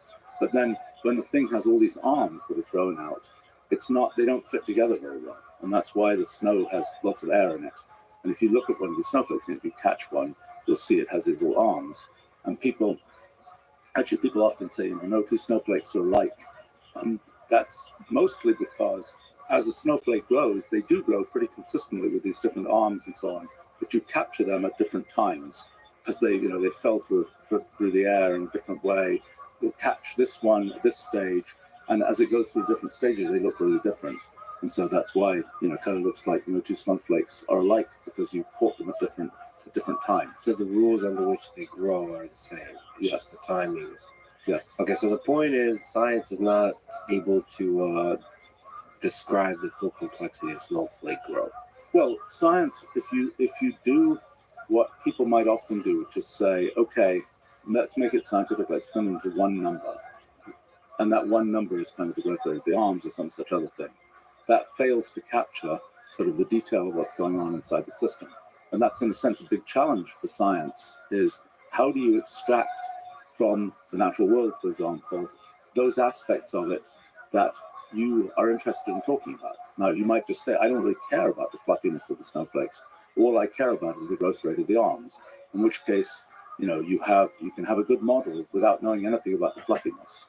But the fact is, as a practical, you know, if you say, what is the most obvious feature of a snowflake? Oh, that it has this complicated shape. Well, then you've got a different story about what you model. I mean, this is one of the features of sort of modeling in science.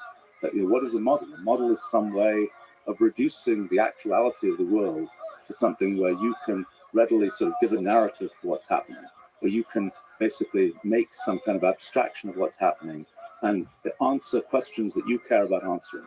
If you wanted to answer all possible questions about the system, you'd have to have the whole system, because you might care about this particular molecule, where did it go?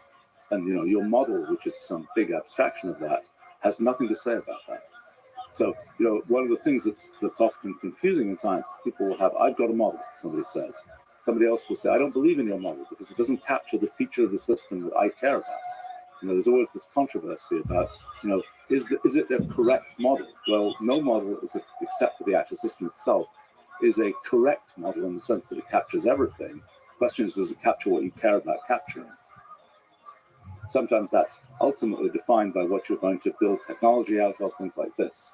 The one counterexample to this is, if you think you're modeling the whole universe all the way down, then there is a notion of a correct model.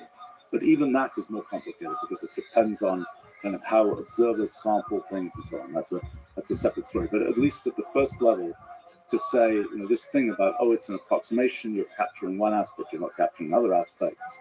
When you really think you have a complete model for the whole universe, you better be capturing ultimately everything, even though to actually run that model is impossible because of computational irreducibility. The only thing that successfully runs that model is the actual running of the universe. Is the universe itself. But okay, so what you care about is an interesting concept. So that's a human concept. So that's what you're doing with Wolfram Alpha and Wolfram language. Is you're trying to come up with symbolic representations, yes, as simple as possible. So a model that's as simple as possible that fully captures stuff we care about. Yes. So, for example, we'll have a thing about, data about movies, let's say. We could be describing every individual pixel in every movie and so on, but that's not the level that people care about. And and that level that people care about is somewhat related to what's described in natural language. But what we're trying to do is to find a way to sort of represent precisely so you can compute things. See, one thing when you say, you give a piece of natural language, question is, you feed it to a computer. You say, does the computer understand this natural language? Well, the computer processes it in some way. It does this. Maybe it can make a continuation of the natural language. Maybe it can go on from the prompt and say what it's going to say. You say, does it really understand it? Hard to know. But in this kind of computational world, there is a very definite definition of does it understand, which is, could it be turned into this symbolic computational thing from which you can compute all kinds of consequences? And that's the sense in which one has sort of a target for the understanding of natural language. And that's kind of our goal, is to have as much as possible about the world that can be computed in a reasonable way, so to speak, be able to be sort of captured by this kind of computational language. That's kind of the goal. And I think for us humans, the main thing that's important is, as we formalize what we're talking about, it gives us a way of kind of building a structure where we can sort of build this tower of consequences of things. So if we're just saying, well, let's talk about it in natural language, it doesn't really give us some hard foundation that lets us, build step by step to work something out. And it's kind of like what happens in math. If we were just sort of vaguely talking about math that didn't have the kind of full structure of math and all that kind of thing, we wouldn't be able to build this kind of big tower of consequences. And so, in a sense, what we're trying to do with the whole computational language effort is to make a formalism for describing the world that makes it possible to kind of build this tower of consequences. Well, can you talk about this dance between natural language and Wolfram language? So there's this gigantic thing we call the internet, where people post memes and diary type thoughts and very important sounding articles and all of that makes up the training data set for GPT. And then there's Wolfram language. How can you map from the natural language of the internet to the Wolfram language? Is there a manual? Is there an automated way of doing that as we look into the future? Well, so Wolfram Alpha, what it does, its kind of front end is turning natural language into computational language. What you mean by that is there's a prompt, you ask a question, what is the capital of some country? And it turns into, what's the distance between, Chicago and London or something? And that will turn into, geodistance of entity, city, et cetera, et cetera, et cetera. Each one of those things is very well defined. We know, given that it's the entity, city, Chicago, et cetera, et cetera, et cetera, Illinois, United States, we know the geolocation of that. We know its population. We know all kinds of things about it, which we have, curated that data to What do be you able think you get? to know that with some degree of certainty, so to speak. And then we can What did compute we say things up from front? this, Is and it that's mashed kind of potatoes? that's the idea. But then something like GPT, large language Single A models, mashed potatoes. do they allow you to make that conversion much more powerful? Okay, so it's an interesting thing. Still don't know everything about. Okay, this question of going from natural language to computational language. Yes. In Wolfram Alpha, we've now, Wolfram Alpha's been out and about for 13 and a half years now, and we've achieved, I don't know what it is, 98%, 99% success on queries that get put into it. Now, obviously, there's a sort of feedback loop because the things that work are putting into it. So but we've got to a very high success rate of the little fragments of natural language that people put in, questions, math calculations, chemistry calculations, whatever it is.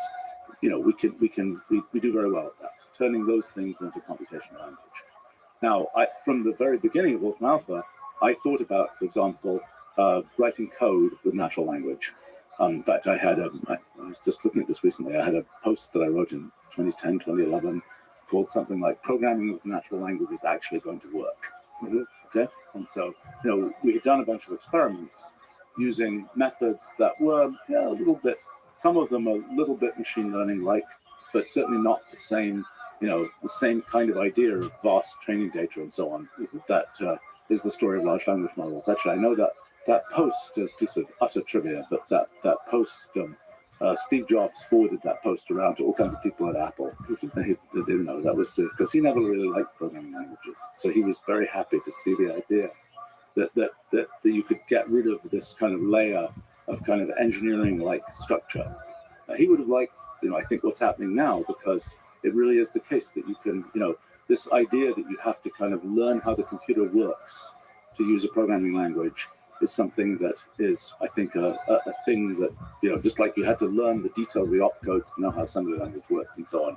It's kind of a thing that's a limited time horizon. But kind of so this idea of how elaborate can you make kind of the prompt, how elaborate can you make the natural language and abstract from it computational language? It's a very interesting question. And, what ChatGPT, GPT-4 and so on can do is pretty good. It's a very interesting process. I'm still trying to understand this workflow. We've been working out a lot of tooling around this workflow. Natural language to computational language. Right. And the process, especially if it's conversation and dialogue. It's like multiple queries kind of thing. Yeah, right. There are so many things that are really interesting that work and so on. So first thing is, can you just walk up to the computer and expect to sort of specify a computation? What one realizes is humans have to have some idea of kind of this way of thinking about things computationally. Without that, you're kind of out of luck because you just have no idea what you're going to walk up to a computer. I remember when I should tell a silly story about myself. The very first computer I saw, which is when I was 10 years old, and it was a big mainframe computer and so on, and I didn't really understand what computers did. And it's like, so he's showing me this computer, and it's like, can the computer work out the weight of a dinosaur? It's like, that isn't a sensible thing to ask. That's kind of, you have to give it, that's not what computers do. In Wolfram Alpha, for example, you could say, what's the typical weight of a Stegosaurus, and it'll give you some answer, but that's a very different kind of thing from what one thinks of computers as doing. And so the question of, first thing is people have to have an idea of what computation is about. And, I think it's a very, for education, that is the key thing, is kind of this notion, not computer science, not sort of the details of programming, but just this idea of how do you think about the world computationally. Thinking about the world computationally is kind of this formal way of thinking about the world. We've had other ones, like logic was a formal way, as a way of sort of abstracting and formalizing some aspects of the world. Mathematics is another one. Computation is this very broad way of sort of formalizing the way we think about the world. And the thing that's cool about computation is if we can successfully formalize things in terms of computation, computers can help us figure out what the consequences are. It's not like you formalized it with, well, that's nice, But now you have to, if you're not using a computer to do the math, you have to go work out a bunch of stuff yourself. So I think, but with this idea, let's see, I mean, we're trying to take kind of we're talking about sort of natural language and its relationship to computational language. The thing, sort of the typical workflow, I think, is first, human has to have some kind of idea of what they're trying to do. That if it's something that they want to sort of build a tower of capabilities on, something that they want to sort of formalize and make computational. So then human can type something into, some LLM system and sort of say vaguely what they want in sort of computational terms. Then it does pretty well at synthesizing Wolfram language code. And it'll probably do better in the future because we've got a huge number of examples of natural language input together with kind of like Wolfram a language translation of that. burnt it's kind sienna. Of that's a thing where you can kind of extrapolating from all those examples makes it easier to do that task. Is the prompter task but also kind of debugging the Wolfram language code, or is your hope to not Single A6? No. I mean, so there are many steps. Okay, so the first thing is you type natural language. Burnt It sienna. generates Wolfram language. Give Why examples. that? Give an I example. don't know. Is it the diner, Just- for example? Give an example. Maybe it was comes to raw mind umber. that we should be thinking about some dumb example. It's like take my heart rate data and figure out whether I make a moving average every 7 days or something and work out what the and make a plot of the results. Okay, so that's a thing which is about 2/3 of a line of Wolfram language I code. don't think it was It's, burnt list umber, plot maybe. of moving average of some data bin or something of the data, and then you'll get the result. And the vague thing that I was just saying in natural language would almost certainly correctly turn into that very simple piece of Wolfram language code. If you start mumbling Not about like heart burnt rate, orange. Yeah, and kind of, you arrive at the moving average kind of idea. right. You say average over Close 7 to days. that. Maybe it'll figure out that that's a moving, that can be encapsulated as this moving Right. average idea. I'm not sure. But then the Probably typical the workflow tomatoes. that I'm seeing is you generate this piece of Is Wolfram language anybody code. understanding It's pretty this? small usually. It's like a new scale to It's, measure your and shit. if it isn't small, it's not Allegedly. right. But Allegedly, it was if a it's pretty burnt small, and Wolfram orange language is one of the single A. ideas of Wolfram language. Six. It's a language that humans can read. It's not a language which programming languages tend to be this one-way story of humans write them and computers execute from them. Wolfram language is intended to be something which is sort of like math notation, A burnt something sienna where single A6. humans write it and humans are supposed to read it as We well. need a color And chart. so kind of the workflow that's emerging. I guess the kind of colors this- could be this anything. human mumbles some things, Yeah. large language model produces a Is fragment of is Wolfram it language possible? code, then you Yeah. look at I've had that and green say, and blue well, typically you just run it But they first, involve and you see bubblegum. does it produce the right thing. You look at what it produces, you might Perhaps, say it's maybe obviously allegedly. crazy. You look at the code, I see why it's crazy. But it can be You fix blue. it. If you really care about the result, and you really want to make sure it's right, you better look at that Yeah, code it's in the and back. understand it, because that's the way you have this sort of checkpoint. What Did it color really do what I hasn't it been, expected it Rabbi? to do? Now, you go beyond that. I've had I bright mean, red. it's what from we find salsa. is, for example, let's say the code does the wrong thing. Like Then you light can red. often say to the large language Purple model, from bubble can you gum, adjust green from this to bubble do gum, this? blue from And bubble it's gum. pretty good at doing that. Interesting. So you're Basically, every brown and orange using that are the available output make of the bright code. yellow. to give you hints What up, pimp? How you living, Like- baby? the function of the code. So you're debugging Yes. based Living on the the dream, output dog. of the Hey, the code. holiday every meal's a feast. What's good in your neck of the plugin woods? that we have, for ChatGPT, it does that routinely. It will How are you? send the thing in, it will get a result. It will discover, the LLM I will hope you're discover itself amazing. that the result is not plausible. And it will go back and say, oh, I'm sorry, it's very polite. And it goes back and says, I'll rewrite that piece of code. And then it will try it again Tight, and dog. get the result. The other thing that's pretty interesting is when you're just running. So one of the new concepts that we invented this whole idea of notebooks back 36 years ago now. And so now there's the question of sort of how do you combine this idea of notebooks where you have, text and code and output. How do you combine that with the notion of chat and so on?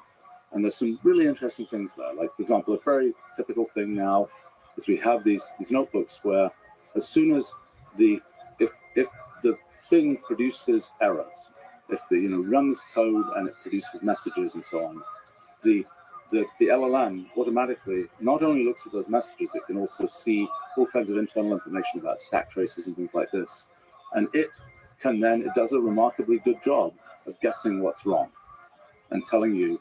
So in other words, it's looking at things. Sort of interesting. It's kind of a typical sort of AI-ish thing, that it's able to have more sensory data than we humans are able to have. It's able to look at a bunch of stuff that we humans would kind of glaze over looking at, and it's able to then come up with, oh, this is the explanation of what's happening.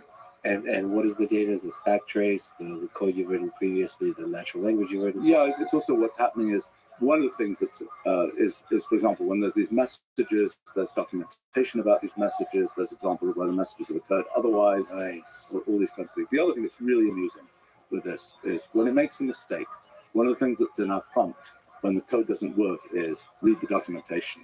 And we have another piece of the plugin that lets it read documentation, and that again is very, very useful, because it will, we redid the it will figure out. Sometimes it'll make up. I don't think you the even name have of to. If some I tell option you for it's a some burnt function that doesn't sienna, really exist. Read the documentation.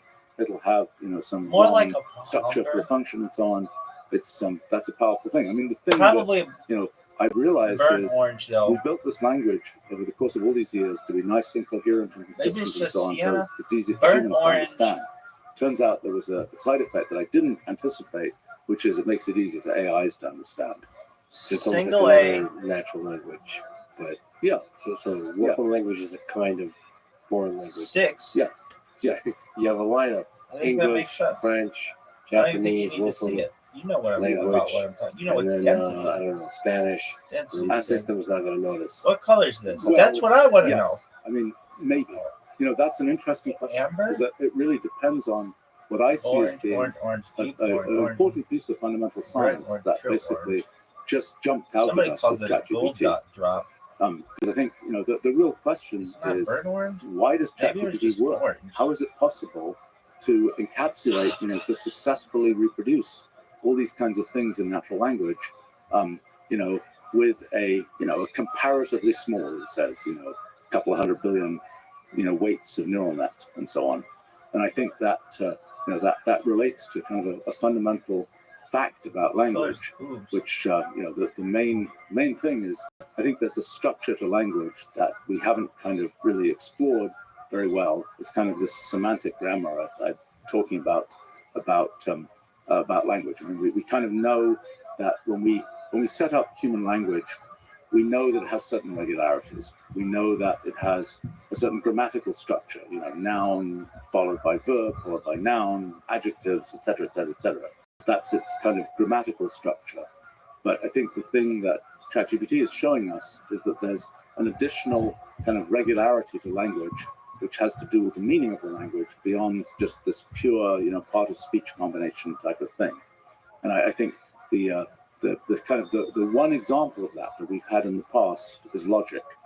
And I think my sort of kind of picture of how was logic invented, how was logic discovered.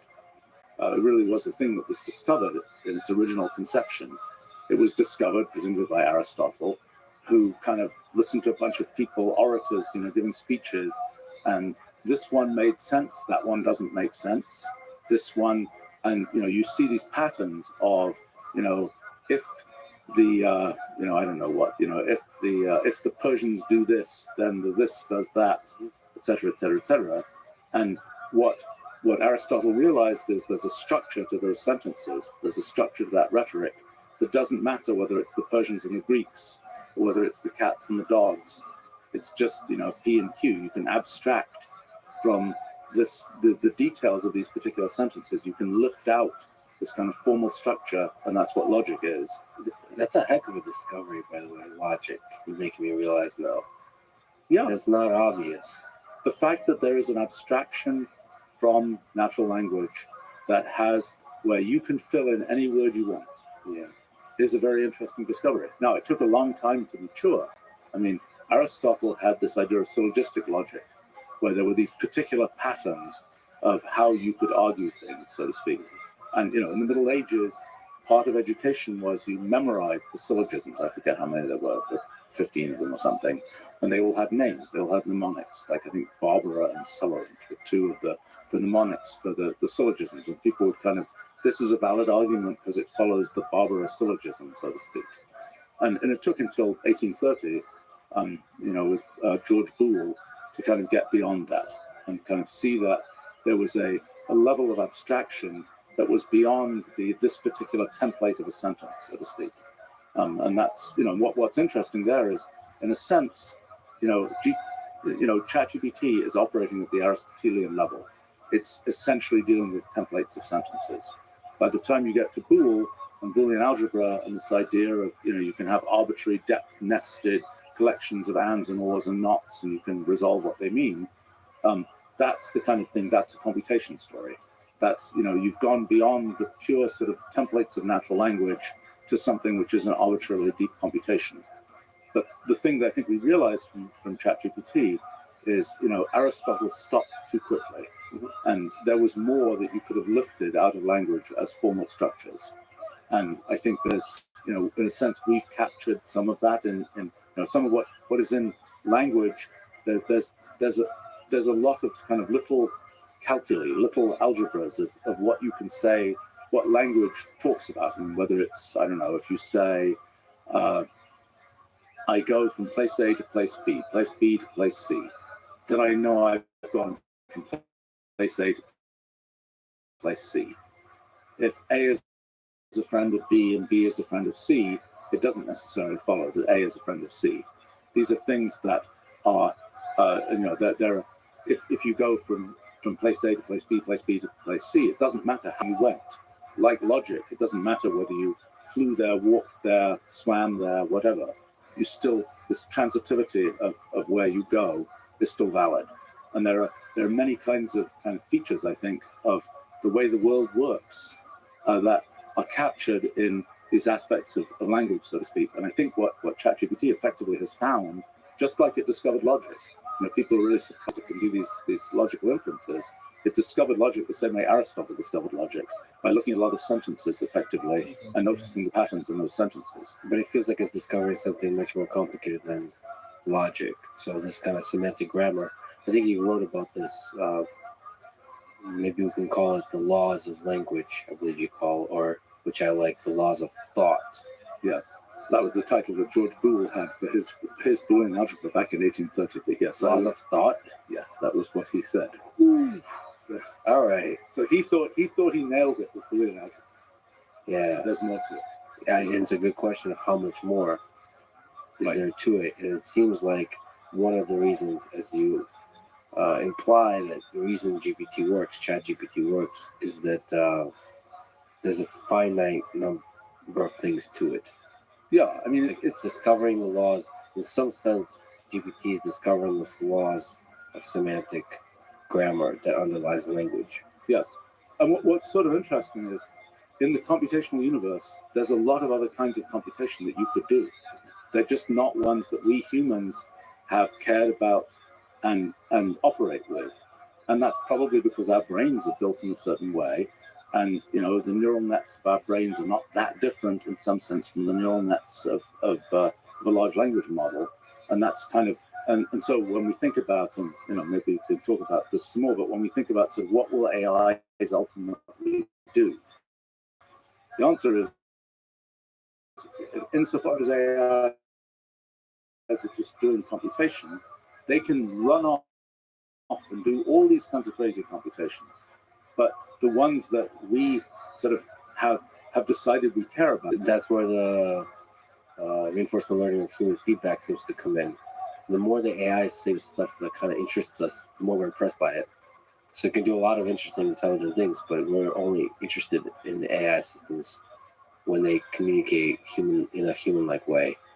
Yes. About human-like topics. Yes. Well, it's like technology. I mean, in a sense, the physical world provides all kinds of things. There are all kinds of processes going on in physics. Only a limited set of those are ones that we capture and use for technology. So there are only a limited set where we say, this is a thing that we can sort of apply to the human purposes we currently care about. I mean, you might have said, okay, you pick up a piece of rock. You say, okay, this is a nice silicate. It contains all kinds of silicon. I don't care. Then you realize, oh, we could actually turn this into a semiconductor wafer and make it microprocessor out of it. And then we care a lot about it. Yes. And it's this thing about what do we, in the evolution of our civilization, what things do we identify as being things we care about? I mean, it's like, when there was an announcement recently of the possibility of a high temperature superconductor that involved, the element lutetium, which, generally nobody has cared about. And, it's kind of, but suddenly if there's this application that relates to kind of human purposes, we start to care a lot. So, given your thinking that GPT may have discovered inklings of laws of thought, do you think such laws exist? Can we linger on that? Yeah. What's your intuition here? Oh, definitely. I mean, the fact is, look, the logic is but the first step. There are many other kinds of calculi about things that we consider, about sort of things that happen in the world or things that are meaningful. Well, how do you know logic is not the last step? You know what I mean? So, well, because we can plainly see that there are things. I mean, if you say, here's a sentence that is syntactically correct, okay? You look at it and you're like, the happy electron, ate, I don't know what, something that you look at it and it's like, this is meaningless. It's just a bunch of words. It's syntactically correct. The nouns and the verbs are in the right place, but it just doesn't mean anything. And so there clearly is some rule that there are rules that determine when a sentence has the potential to be meaningful that go beyond the pure parts of speech syntax. And so the question is, what are those rules, and are there a fairly finite set of those rules? My guess is that there's a fairly finite set of those rules. And they, once you have those rules, you have a kind of a construction kit. Just like the rules of syntactic grammar give you a construction kit for making syntactically correct sentences, so you can also have a construction kit for making semantically correct sentences. Those sentences may not be realized in the world. I mean, I think, the elephant flew to the moon. Yeah. Semantically, we have an idea. If I say that to you, you kind of know what that means. But the fact is, it hasn't been realized in the world, so to speak. So semantically correct, perhaps, is things that can be imagined with the human mind. No. Things that are consistent with both our imagination and our understanding of physical reality. I don't know. Yeah, good question. I mean, it's a good question. It's a good question. I mean, I think it is, given the way we have constructed language, it is things which fit with the things we're describing in language. It's a bit circular in the end, because you can and the sort of boundaries of what is physically realizable. Okay, let's take the example of motion. Okay, motion is a complicated concept. It might seem like it's a concept that should have been figured out by the Greeks, long ago, but it's actually a really pretty complicated concept, because what is motion? Motion is you can go from place A to place B, and it's still you when you get to the other end, right? You take an object, you move it, and it's still the same object, but it's in a different place. Now, even in ordinary physics, that doesn't always work that way. If you're near a space-time singularity in a black hole, for example, and you take your teapot or something, you don't have much of a teapot by the time it's near the space-time singularity. It's been completely deformed beyond recognition. But so that's a case where pure motion doesn't really work. You can't have a thing stay the same. But so this idea of motion is something that sort of is a slightly complicated idea. But once you have the idea of motion, you can start, once you have the idea that you're going to describe things as being the same thing but in a different place, that sort of abstracted idea then has, that has all sorts of consequences, like this transitivity of motion, go from A to B, B to C, you've gone from A to C. And that's, so at that level of description, you can have what are sort of inevitable consequences. They're inevitable features of the way you've sort of set things up. And that's, I think, what this sort of semantic grammar is capturing, is things like that. And I think that it's a question of what does the word mean when you say I move from here to there. but it's complicated to say what that means. This is this whole issue of, is pure motion possible, et cetera, et cetera, et cetera. But once you have kind of got an idea of what that means, then there are inevitable consequences of that idea. But the very idea of meaning, it seems like there's some words that become, it's like there's a latent ambiguity to them. I mean, it's the word like emotionally loaded words like hate and love. Right. It's like what do they Well- mean exactly? Like what? So especially when you have relationships between complicated objects, we seem to take this kind of shortcut, descriptive shortcut to describe. Right. Object A hates object B. What's that really mean? Right. Well, words are defined by kind of our social use of them. I mean, it's not, a word in computational language, for example, when we say we have a construct there, we expect that construct is a building block from which we can construct an arbitrarily tall tower. So we have to have a very solid building block. And we have to, it turns into a piece of code, it has documentation, it's a whole thing. But the word hate, the documentation for that word, well, there isn't a standard documentation for that word, so to speak.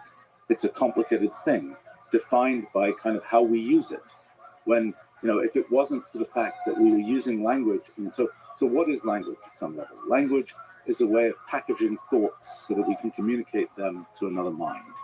Can these complicated words be converted into something that a computation engine can use? Right. So I think the answer to that is that what one can do in computational language is make a specific definition.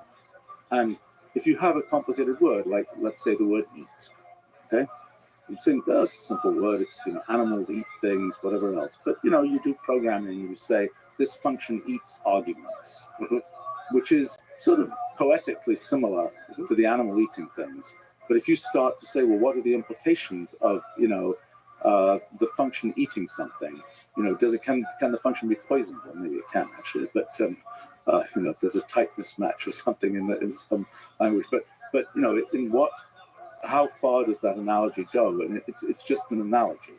Whereas if you use the word eat in a computational language level, you would define there isn't a thing which you anchor to the kind of natural language concept eat, but it is now some precise definition of that then you can compute things from. But don't you think the analogy is also precise? Software eats the world. Don't you think there's something concrete in terms of meaning about analogies? Sure. But the thing that sort of is the first target for computational language is to take sort of the ordinary meaning of things and try and make it precise. Make it sufficiently precise you can build these towers of computation on top of it. So it's kind of like if you start with a piece of poetry and you say, I'm going to define my program with a piece of poetry. We're just chilling. It's kind of like that's a difficult thing. It's better to say, I'm going to just have this boring piece of prose and it's using words in the ordinary way, and that's how I'm communicating with my computer, and that's how I'm going to build this solid building block from which I can construct this whole kind of computational tower. So there's some sense where if you take a poem and reduce it to something computable, you're going to have very few things left. So maybe there's a bunch of human interaction that's just poetic, aimless nonsense. Well, that's just like recreational, like hamster in a wheel. It's not actually producing. Well, I think that's a complicated thing because, in a sense, human linguistic communication is there's one mind, it's producing language, that language is having an effect on another mind. Yeah. And the question of there's sort of a type of effect that is well defined, let's say, where for example, it's very independent of the two minds. That it doesn't, that there's communication where it can matter a lot, sort of what the experience of one mind is versus another one, and so on.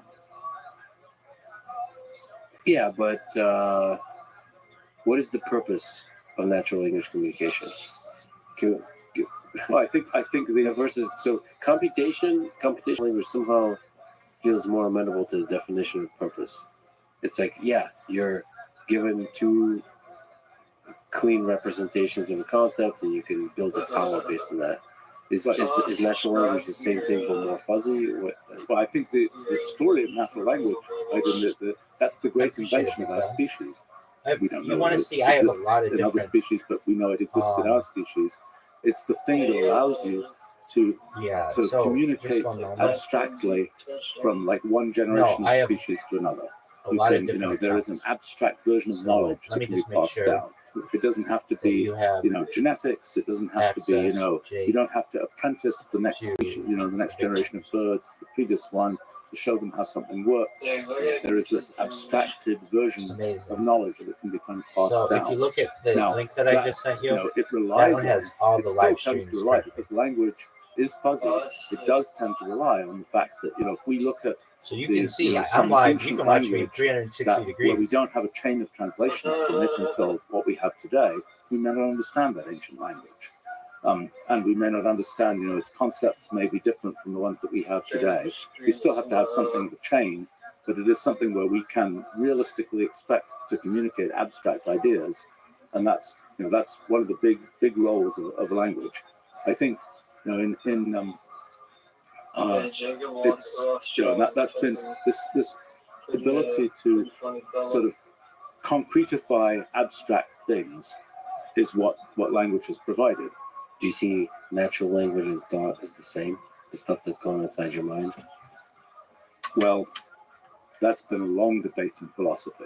It seems to become more important now when we think about how intelligent GPT is. Whatever that means. Whatever that means, but it seems like the stuff that's going on in the human mind seems something like intelligence. Yes. Is language. Well, we call it intelligence. Yeah, we call it right. Yes.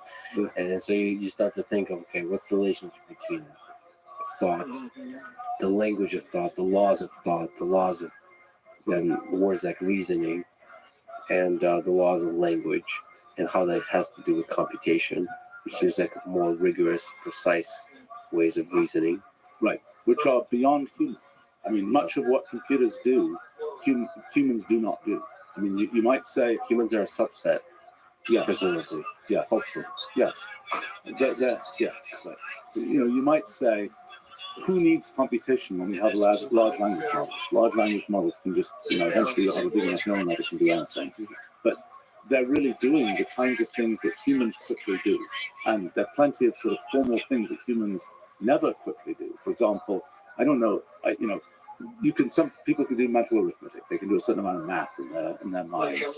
I don't think many people can run a program in their minds of any sophistication. It's just not something people do. It's not something people have even thought of doing. It's kind of not, you can easily run it on a computer. When an arbitrary program.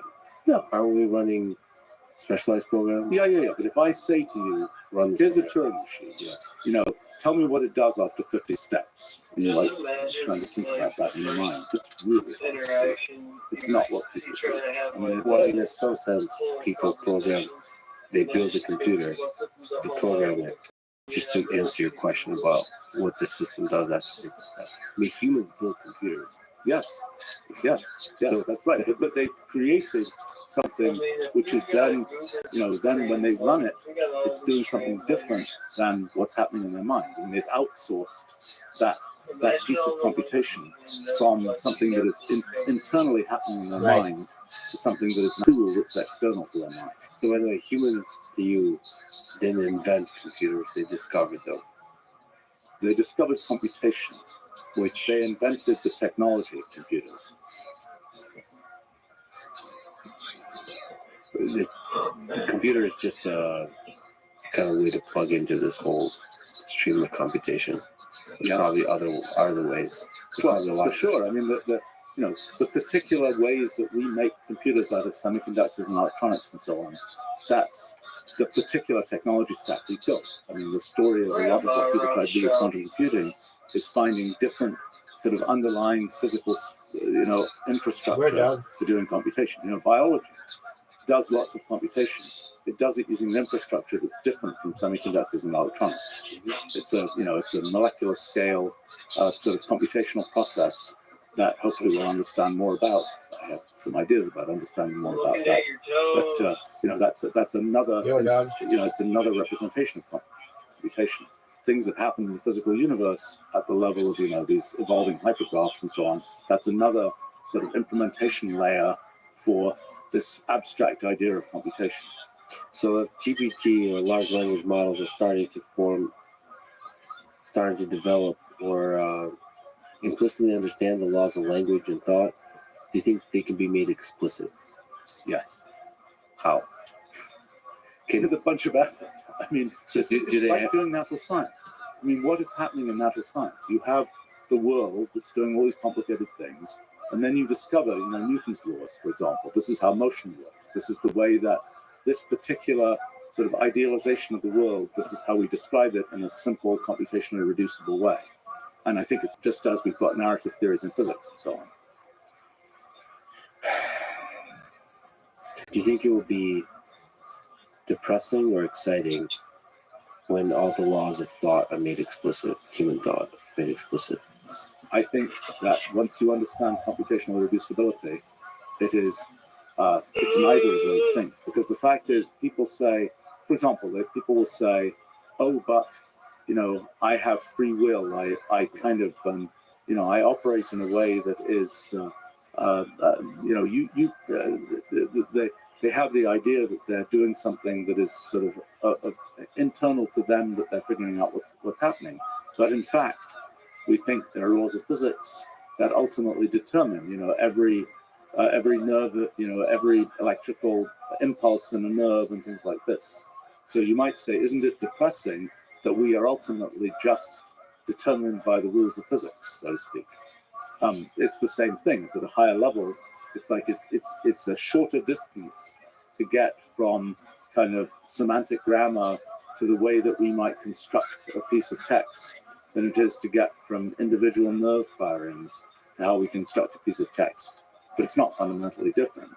And by the way, as soon as we have this kind of level of, this other level of description, it helps us to go even further. So we'll end up being able to produce more and more complicated kinds of things that, just like when we, if we didn't have a computer and we knew certain rules, we could write them down and go a certain distance.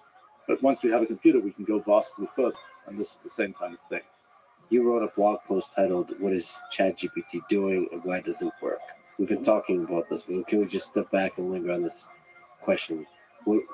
What's ChatGPT doing? What are these a bunch of billion parameters trained on a large number of words?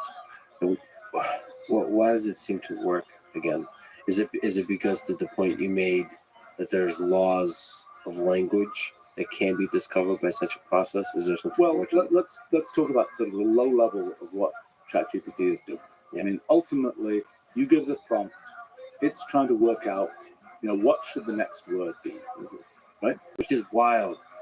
Isn't that surprising to you that this kind of low level, dumb training procedure can create something syntactically correct first, and then semantically correct second? The thing that has been sort of a story of my life is realizing that simple rules can do much more complicated things than you imagine. That something that starts simple to describe can grow a thing that is, vastly more complicated than you can imagine. And honestly, it's taken me, I've sort of been thinking about this now 40 years or so, and it always surprises me. I mean, even, for example, in our physics project, sort of thinking about the whole universe growing from these simple rules, I still resist because I keep on thinking, how can something really complicated arise from something that simple? It just seems, it seems wrong, but yet, the majority of my life I've kind of known from things I've studied that this is the way things work. So yes, it is wild that it's possible to write a word at a time and produce a coherent essay, for example. But it's worth understanding kind of how that's working. I mean, it's kind of like if it was going to say, the cat sat on the, what's the next word? Okay, so how does it figure out the next word? Well, it's seen 1 trillion words written on the internet. And it's seen the cat sat on the floor, the cat sat on the sofa, the cat sat on the whatever. So its minimal thing to do is just say, let's look at what we saw on the internet. We saw, 10,000 examples of a cat sat on the. What was the most probable next word? let's just pick that out and say that's the next word. And that's kind of what it at some level is trying to do. Now the problem is there isn't enough text on the internet to for if you have a reasonable length of prompt to that specific prompt will never have occurred on the internet. And as you kind of go further, there just won't be a place where you could have trained, where you could just worked out probabilities from what was already there. Like if you say 2 + 2, there'll be a zillion examples of 2 + 2 equaling 4, and a very small number of examples of 2 + 2 equals 5, and so on. And you can pretty much know what's going to happen. So then the question is, well, if you can't just work out from examples what's going to happen, just no probabilistic proof from examples what's going to happen, you have to have a model. And there's kind of an idea, this idea of making models of things is an idea that really, I don't know, I think Galileo probably was one of the first people who sort of worked this out. And it's kind of like I think I gave an example of that, the book I wrote about ChatGPT, where it's kind of like, Galileo was dropping cannonballs off the different floors of the Tower of Pisa. And it's like, okay, you drop a cannonball off this floor, you drop a cannonball off this floor, you miss floor 5 or something for whatever reason. But the time it took the cannonball to fall to the ground from floors 1, 2, 3, 4, 6, 7, 8, for example. Then the question is, can you work out, can you make a model which figures out how long would it take the ball to fall to the ground from the floor you didn't explicitly measure? And the thing Galileo realized is that you can use math, you can use mathematical formulas to make a model for how long it will take the ball to fall. So now the question is, well, okay, you want to make a model for example, something much more elaborate, like you've got this arrangement of pixels, and is this arrangement of pixels an A or a B? Does it correspond to something we'd recognize as an A or a B? And you can make a similar kind, each pixel is like a parameter in some equation, and you could write down this giant equation where the answer is either, A or, 1 or 2, A or B. And the question is then, what kind of a model successfully reproduces the way that we humans would conclude that this is an A and this is a B? If there's a complicated extra tail on top of the A, would we then conclude something different? What is the type of model that maps well into the way that we humans make distinctions about things? And the big kind of meta discovery is neural nets are such a model. It's not obvious they would be such a model. It could be that human distinctions are not captured. We could try searching around for a type of model that could be a mathematical model, it could be some model based on something else that captures kind of typical human distinctions about things. It turns out this model that actually is very much the way that we think the architecture of brains works, that perhaps not surprisingly, that model actually corresponds to the way we make these distinctions. And so, the core next point is that the kind of model, this neural net model, makes sort of distinctions and generalizes things in sort of the same way that we humans do it. And that's why when you say, the cat sat on the green blank, even though it didn't see many examples of the cat sat on the green whatever, it can make or the aardvark sat on the green whatever. I'm sure that particular sentence does not occur on the internet. And so it has to make a model that concludes what, it has to kind of generalize from the actual examples that it's seen. And so that's the fact is that neural nets generalize in the same kind of a way that we humans do. If we were, the aliens might look at our neural net generalizations and say, that's crazy. That thing, when you put that extra little dot on the A, that isn't an A anymore. That's, that messed the whole thing up. But for us, humans, we make distinctions which seem to correspond to the kinds of distinctions that neural nets make. So then, the thing that is just amazing to me about ChatGPT is how similar the structure it has is to the very original way people imagined neural nets might work back in 1943. And, there's a lot of detailed engineering, great cleverness, but it's really the same idea. In fact, even the sort of elaborations of that idea where people said, let's put in some actual particular structure to try and make the neural net more elaborate, to be very clever about it. Most of that didn't matter. I mean, there's some things that seem to, when you train this neural net, the one thing, this kind of transformer architecture, this attention idea, that really has to do with, does every one of these neurons connect to every other neuron, or is it somehow causally localized, so to speak? Is it like we're making a sequence of words and the words depend on previous words rather than just everything can depend on everything? And that seems to be important in just organizing things so that you don't have a sort of a giant mess.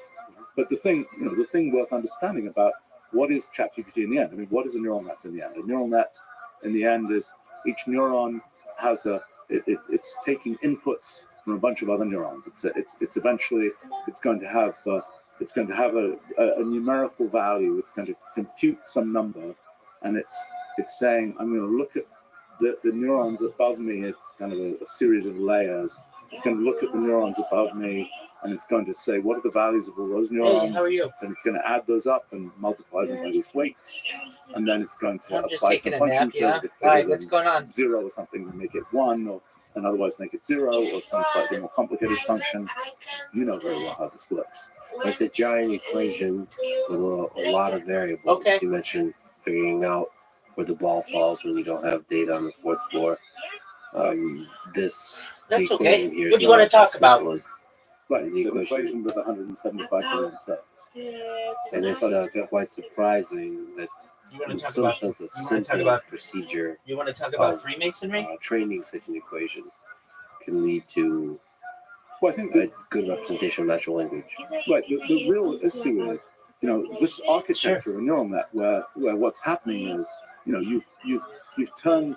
So neural nets always just deal with numbers, and so you've turned the sentence that you started with into a bunch of numbers. Like, let's say by mapping, each word of the 50,000 words in English, you just map each word or each part of the word into some number.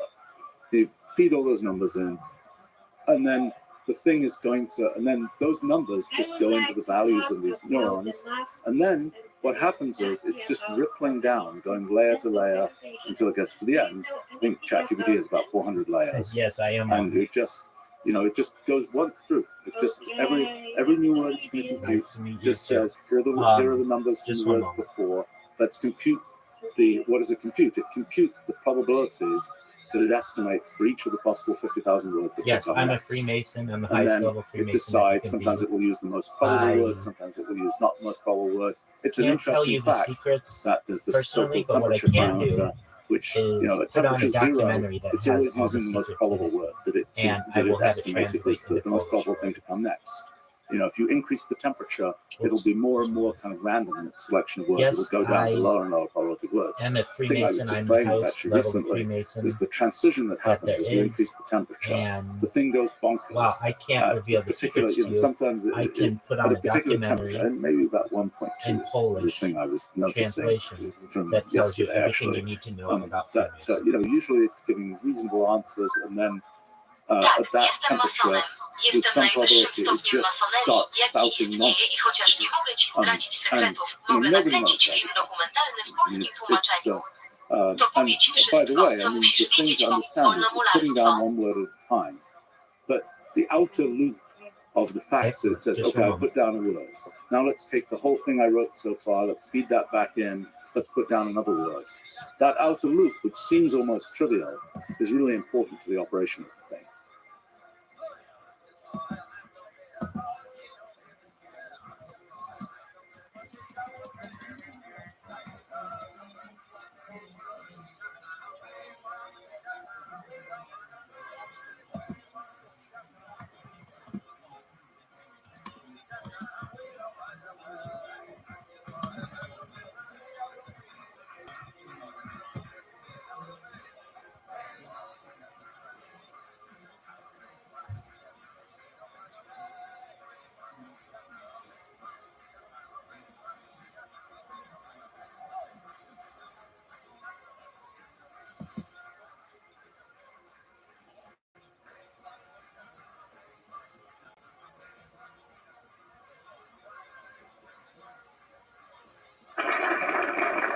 Well, praise the Lord. It is great to be here tonight. Essentially, we're going to be trying to shed some light on something which is very commonly understood in most communities. You will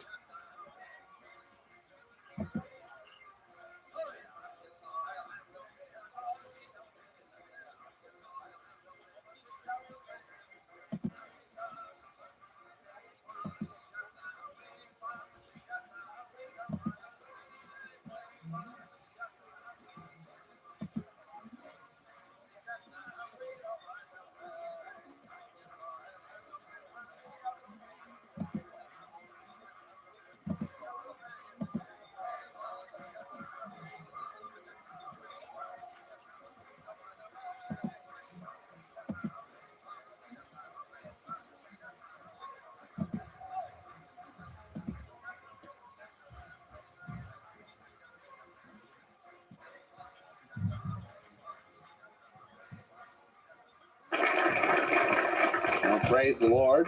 It is great to be here tonight. Essentially, we're going to be trying to shed some light on something which is very commonly understood in most communities. You will see the little temples, or in some cases, the not so little temples of masonry in most small towns and all large cities of America. But yet, most people understand that this is a secret society. And what are they keeping secret? And is this something that Christians should be involved in? Well, we're going to try and explore some of that tonight and see if we can't get to the bottom of some of these issues. First of all, let me give you the classical definition of masonry, because the Masons obviously themselves do have a definition that they give the public for public consumption. And this is basically it.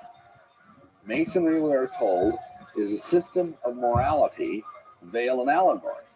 Now, doesn't that help a whole lot? We can just all go home now, you know? We all know everything we need to know about the Masons.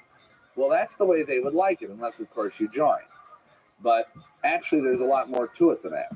Let me give you my definition.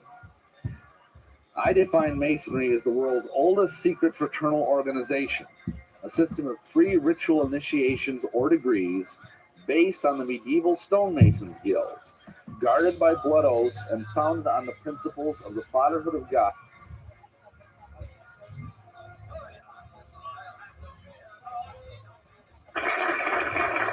Well, praise the Lord.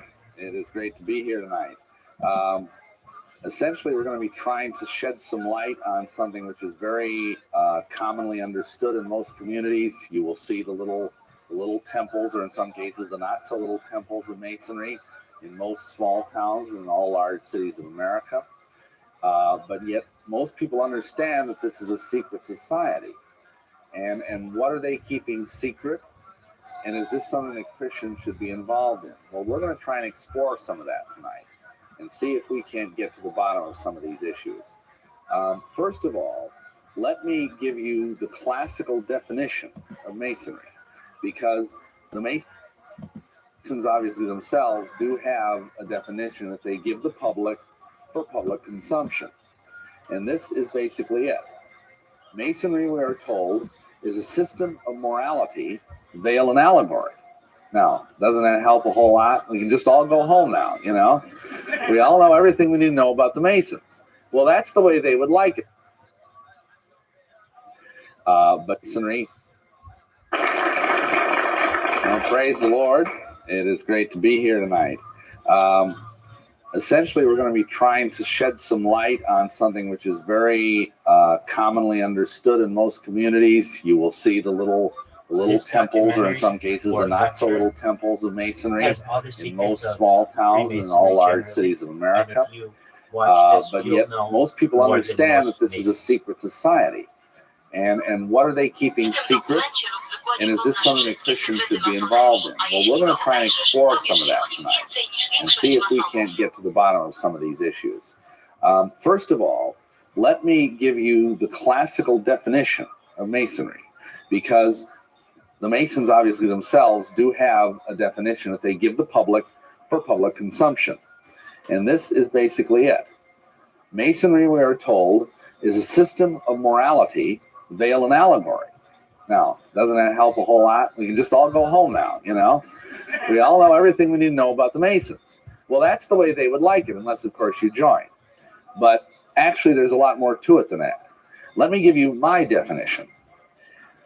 I define Masonry as the world's oldest secret fraternal organization, a system of 3 ritual initiations or degrees based on the medieval stonemasons guilds, guarded by blood oaths and founded on the principles of the fatherhood of God and the brotherhood of man. Masonry's symbolism is a blend of Old Testament symbols rooted in the building of King Solomon's temple and ancient mystery religions.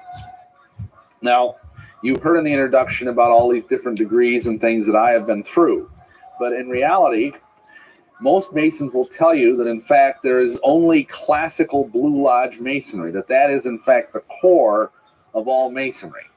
Now, Blue Lodge Masonry refers to the first foundational 3 degrees of Masonry: Entered Apprentice, Fellow Craft, and Master Mason. Now, indeed, Masonry has become universal. It's in virtually every country of the world, even now I believe in Russia. And just to illustrate this briefly, this is a stamp that someone just gave me from New Caledonia. I'm not entirely sure where New Caledonia is, but it's evidently somewhere where they speak French.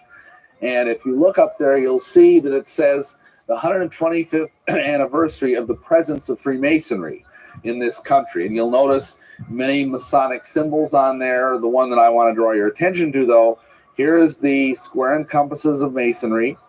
And of course, inside of it, though, instead of the usual letter G that we're accustomed to, we have a bright red pentagram. And it's going to be very important later. Now, what needs to be understood. Okay. Well, what was your dream about?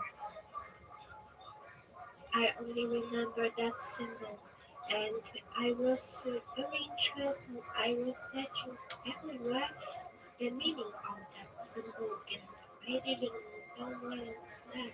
Sure. Well, this is publicly known. It's a compass and square. So a compass is used in geometry to measure angles, and a square is used to measure right angle and also be a straight edge. And so when you're building a very large building like a courthouse or even like a pyramid, you need to know angles very well, and you need things to be flush and square. And so these are the tools of the Freemasons. I understand you cannot translate. Sure. what you said. Absolutely. Okay. Absolutely. Here.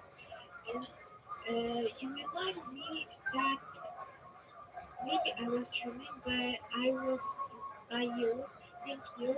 I was reminded that when I was reading about the Masons, I saw that was in their culture from being architect. Yes. Yes. Okay. The symbol that is being shown is a compass and square. Hold down. The symbol that is shown is known as the square and compass, period. Square is used to measure right angles and also be a straight edge, and the compass is used to find angles, and both are very important in building and architecture. Symbol, który jest pokazany, jest znany jako kwadrat i cyrkiel. Kwadrat jest używany do mierzenia kątów prostych, a także jako liniał, a cyrkiel jest używany do znajdowania kątów i oba są bardzo ważne w budownictwie i architekturze. Inteligencja doskonała. Excellent intelligence. Excellent. Very well. Is that in the United States, all the Grand Lodges that function here come from the Grand Lodge of England originally. But yet, after the American Revolution, it was determined that each state would have its own autonomous Grand Lodge. So every state is more or less its own jurisdiction. And so here, for example, you would have the Grand Lodge of Indiana. Now, the fundamental structure of Freemasonry is rather complex once you get past those first 3 degrees. You'll see here that you have 2 basic stair steps once you get past the Blue Lodge, which is down here. This represents the 3 degrees I just showed you. Then beyond that, you have, this is the Scottish Rite here, and this is the York Rite over here. Those are the 2 major paths that the Mason can travel. There are 29 degrees here, and there are 9 degrees here. And then when you get to the top, you can go into what is called the 33rd degree if you're one of the lucky few that get to do that, and that is called the Grand Sovereign Inspector General degree. Additionally, Masonry has what are called auxiliary or adoptive bodies, and those are under the arch. The best known of those is the Shrine. And then you also have things like the youth orders, Demolay and Rainbow, Tall Cedars of Lebanon, Daughters of the Nile, and so on. And now all of these together make up what is traditionally thought to be classical American Masonry.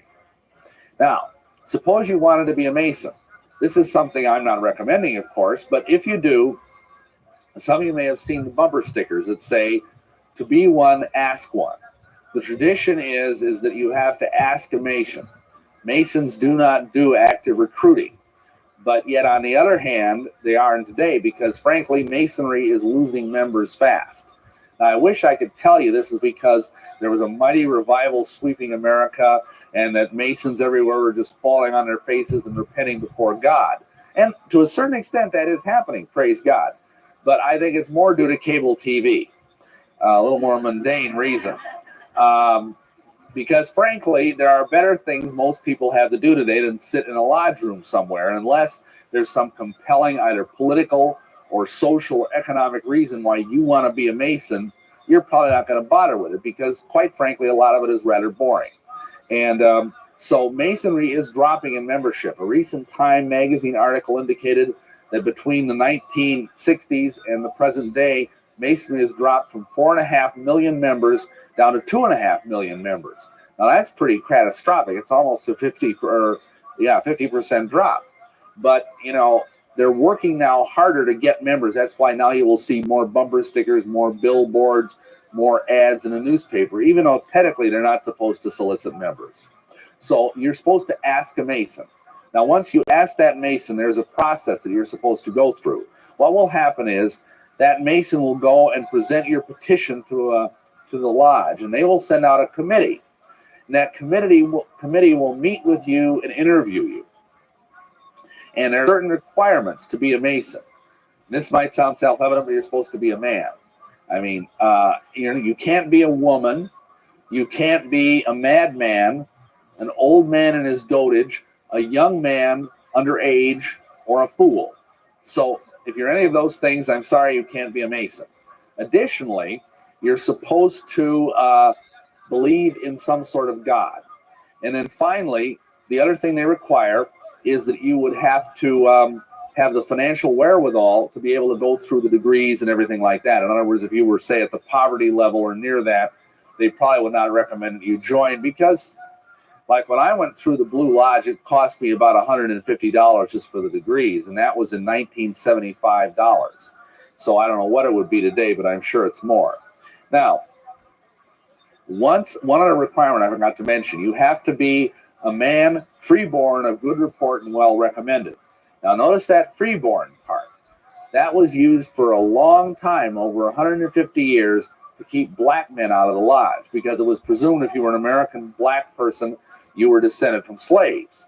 And so really up until the late 1980s when the civil rights, legislation started really heating up, there were no black Masons. They had their own separate but equal branch of Masonry, which was called Prince Hall Masonry. And Prince Hall Masonry, of course, was sort of like the old Jim Crow days where they supposedly had separate but equal schools. And of course, the schools the black people went to were not as nice as the schools the white kids went to. Well, similarly, Prince Hall Masonry is much smaller. It's not as wealthy, but they do have all the degrees. Everything you see here up on this board is part of also Prince Hall Masonry. And unfortunately, the same problems spiritually exist with Prince Hall Masonry that exists with regular Grand Lodge Masonry. Okay, so let's say you've entered into your committee and you've had this committee report, and they go back and they tell the lodge what they think.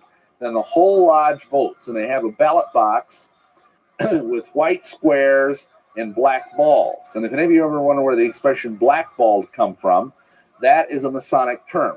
Because if even one black ball ends up in the ballot box, you will not be allowed to join. Because they quote that one Bible verse where it says, "Behold how good it is and how pleasant for brethren to dwell in unity." And they say if even one Mason doesn't like you or doesn't think you're a decent person, you will not be allowed to join that lodge. You could go and try another lodge, but you would not be allowed in that lodge if even one black ball was given. Now, I briefly want to tell you, having laid that groundwork, how my story as a Mason. If you want to hear all the rest of the bizarre details, some of which Stan alluded to, I'd suggest perhaps you might want to get the other video that's out there already called Exposing the Illuminati from Within, because I don't really have time to go into it tonight. But suffice it to say, I was deeply involved in the occult. Now, I came to Masonry a lot differently than most people did. I came to Masonry already understanding its dangers. And I thought it was a good thing because I was a pagan, I was a witch, I was a high priest and a druid. And the Grand Master Druid of North America told me that I should join the Masons. He himself was a 33rd degree Mason. Now, how's that for an endorsement for the lodge? How that it would be recommended by a druid? So anyhow, when I moved to Milwaukee with my wife and we were running covens all over the greater Milwaukee area, it happened one of the young men we initiated into witchcraft, his father was the junior warden of the lodge in the neighborhood. And I thought, well, gee, this works out nice. So I asked him to introduce me to his dad, and his dad sponsored me into the lodge. And naturally, they were delighted to get members because, like, for instance, that lodge, I think I was the youngest. I was like in my mid-20s, and I was the youngest member there by about 25 years. The average age, according to that Time article I mentioned earlier, the average age of a Mason right now in America is 70. And in fact, later on after I joined the lodge, typically we would have 6 or 7 Masonic funerals a year, and we'd only initiate 2 or 3 people.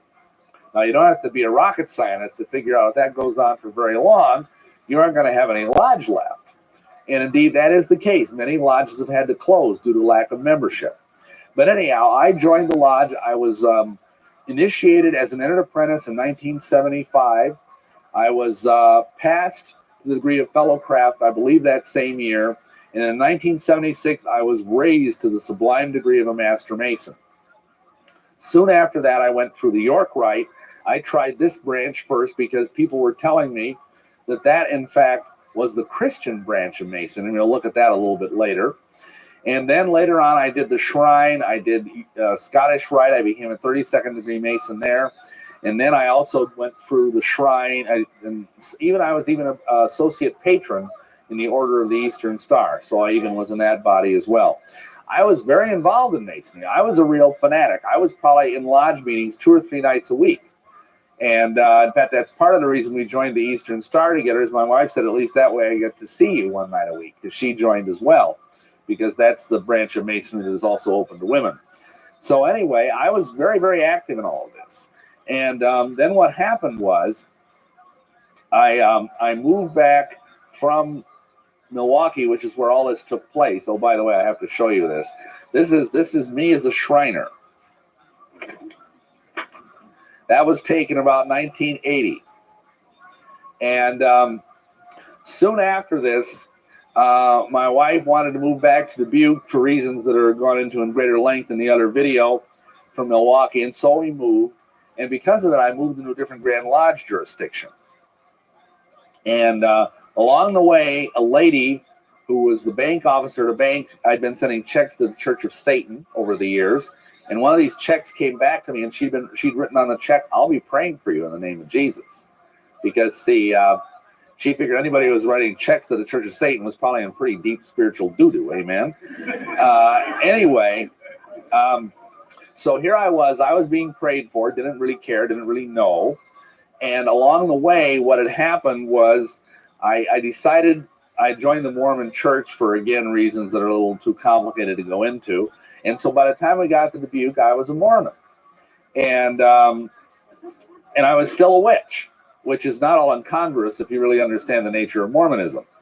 Anyway, so as a Mormon, I got this little ad in the newspaper for a prophecy seminar. And oddly enough, it was put on by the Seventh-day Adventists.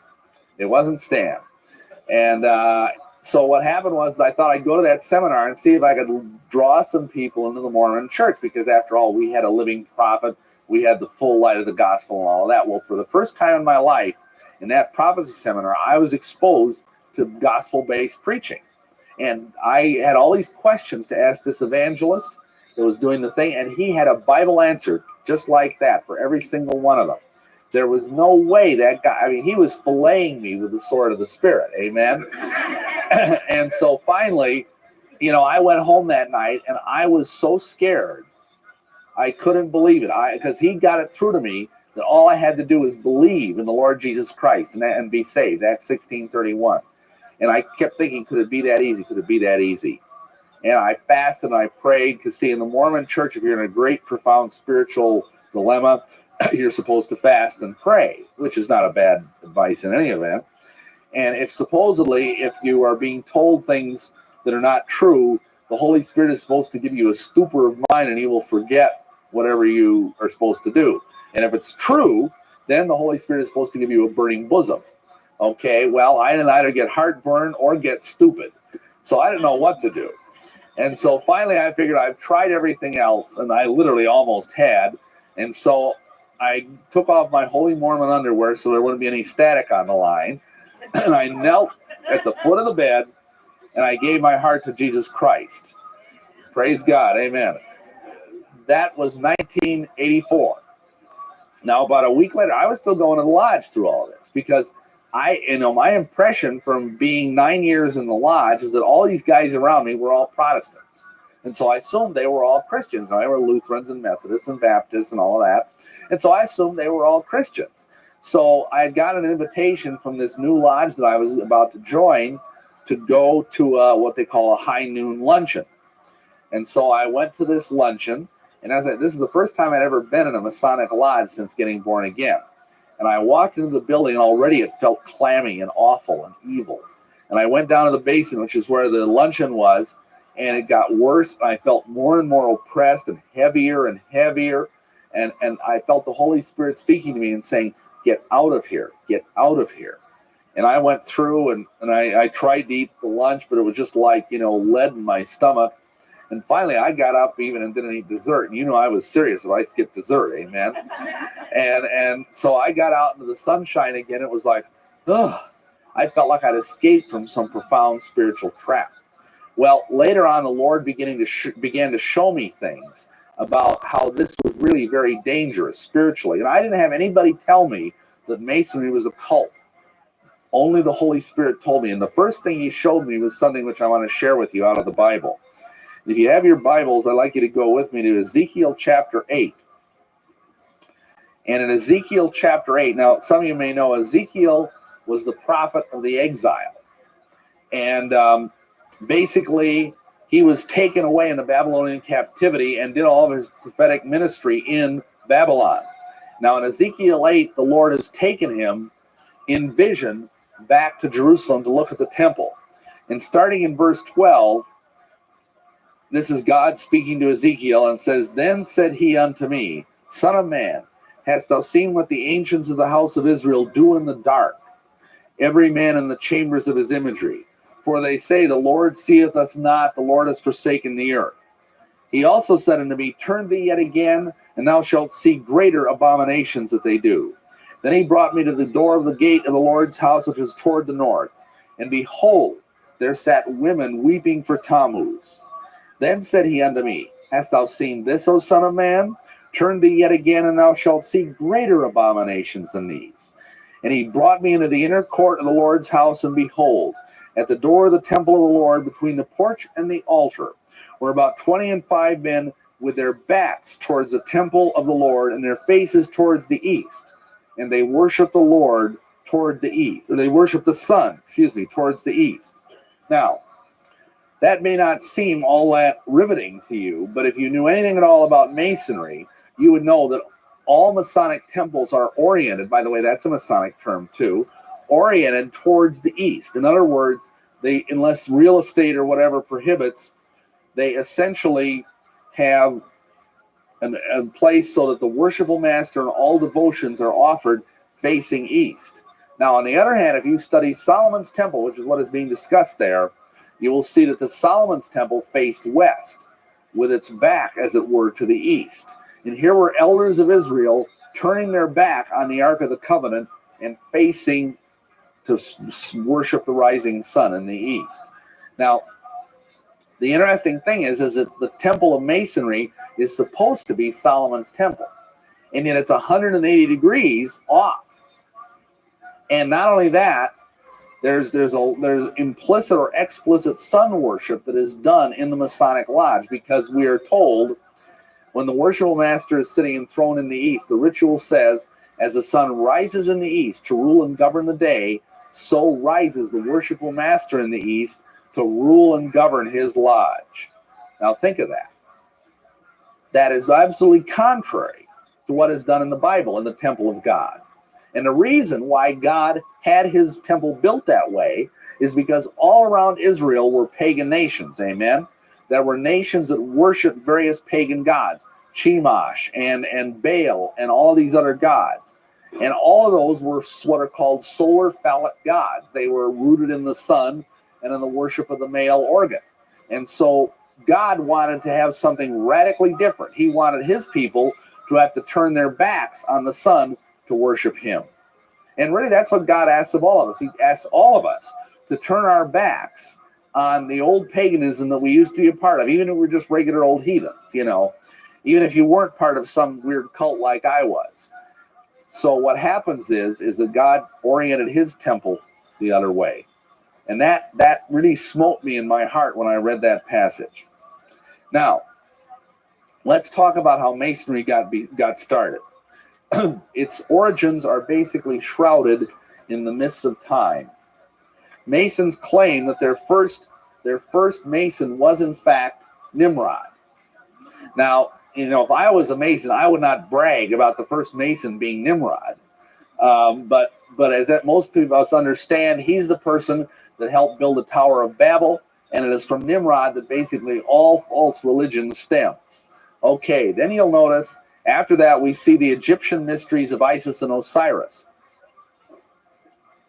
And then we have King Solomon and the building of his temple. And there's a character in there that's going to be very important later called Hiram the widow's son. Then in Greece, we have... Yeah, just for a moment. Apologies.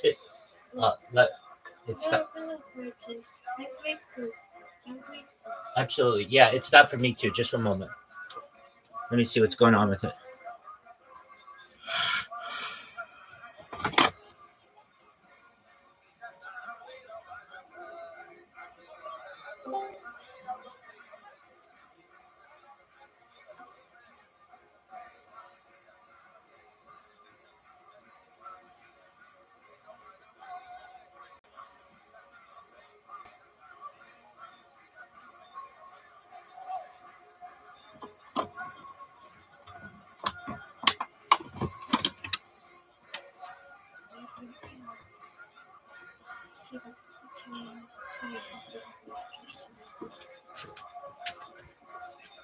Can you see it now?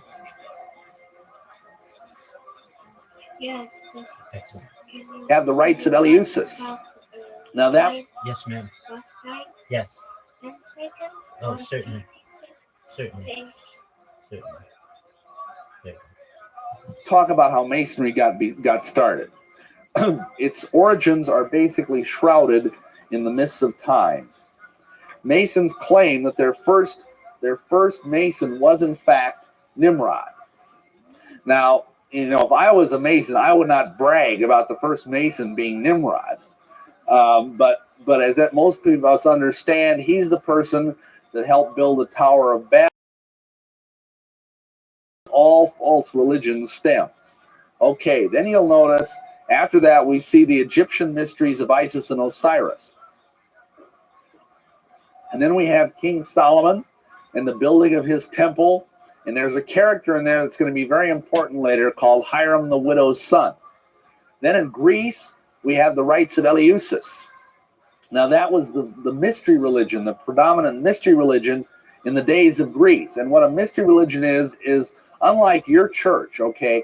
Your church, I'm sure anybody can walk in, right? You know, it's not like they have to have a secret handshake to get into your church, do they? If they do, you better talk to me after, okay? Anyway, if, on the other hand, if you were in a mystery religion, that would only be open to initiates. The best known modern example of a mystery religion other than Masonry would be Temple Mormonism. Because while anybody can walk into a Mormon church, nobody can walk into the depths of a Mormon temple unless they have a special card called a Temple Recommend. Okay, so that was a mystery religion. It involved a mystery, and you had to go through secret initiatic rites and ordeals in order to be a part of the rites of Eleusis. Then beyond that, there was a group called the Dionysian Artificers. Now, artificer is just a fancy name for builders. And these folks were architects and masons who worshiped the god Dionysus, who is the Roman, or actually the Greek god of wine and orgies. Then we have the Kabbalah, which came around about the 5th century BC. It's Jewish mysticism. And then we have Gnosticism, which is Grecian mysticism. And all of these things all contributed to what today we have in modern day Masonry. Then during the medieval period, we have a different group that came along around the year 1000 called the Hashishim. And this was the world's first real modern day cult, relatively speaking, and secret society. And I talk at great length about the Hashishim in my other video. I don't have time really to go into it now. Suffice it to say that the name is both where we get the word hashish and also where we get the word for assassin. If you look carefully, you can see the word assassin in there. Then after that, along came the Knights Templar. Now, the Knights Templar were a Catholic order of knighthood. And they went over to the Holy Land, and of course the Hashishim were over there in the Middle East, and so they kind of swapped initiations and information and all that, and the Knights Templar brought them back to America. About the same time that same information got into the Stonemasons Guild. And that's why today, if you look at the great cathedrals of Europe, you will see that many of those cathedrals have pagan symbols on them, even though they were built by the Roman Catholic Church. And that's because the stonemasons who built those cathedrals were actually concealing Masonic mysteries and all of those gargoyles and caryatids and demons and unicorns and everything that you see all over those cathedrals. Then finally, we have the Brothers of the Rosy Cross, also known today as the Rosicrucians. They were the inheritors of the secrets of the rites of the Templars. And what's interesting is the first recorded printed use of the word Mason in the history of the English language involves the Rosicrucians. It's from a poem called Muse's Threnody, which is written by a guy named Anderson. And this is the passage. It says, "For we be brethren of the Rosy Cross, and we have the Mason word and second sight." Okay, now, most of you probably know, but the word second sight refers to psychic ability, or ESP, or paranormal power. And the Mason word is the secret lost word of Masonry, which we'll talk a lot more about later. So right up front, we see the Masons from the very first are associated with occultism and with the Rosicrucians. And yes, by the way, I was a Rosicrucian. I got up to the 9th degree in the Rosicrucian order. Now let's go to the early modern period. This is what happened. A major watershed event occurred in European history that we call a Protestant Reformation, okay? And because of that Reformation and of the controversy over indulgences, cathedral building ground to a halt. And because of that, all of a sudden, all these stonemasons didn't have nearly as much work to do. It would be sort of like, say, if you had like a Boeing plant or a John Deere plant in your community, it would be shut down and everybody would be laid off, except this was all over Europe. Now, what were these guys going to do? Well, they got a big idea. Let's say we admit non-Masons to our guild as long as they're rich and charge them big bucks, you know, to get into our fraternity. And so we had operative Masons who were genuine stonemasons, but they decided we're going to admit what they called speculative Masons, who were just interested in philosophy and occultism and esotericism. And so that began in the 1600s. About 100 years later, we have an important event in Masonic history. On July 24th, 1717, which oddly enough is on the eve of a great high satanic holiday, they had a meeting in the Apple Tree Tavern of London, England. My, isn't that spiritual? And in this tavern, all the lodges of England got together, and they just... You got it. Speculative Masons who were just interested in philosophy and occultism and esotericism. And so that began in the 1600s. About 100 years later, we have an important event in Masonic history. On July 24th, 1717, which oddly enough is on the eve of a great high satanic holiday, they had a meeting in the Apple Tree Tavern of London, England. My, isn't that spiritual?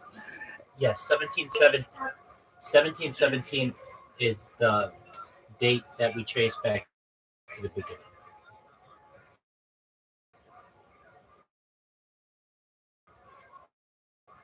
So it's about 300 years old.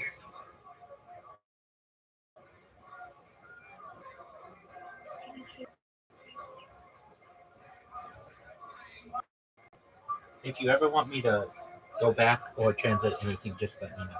I'll explain in a second.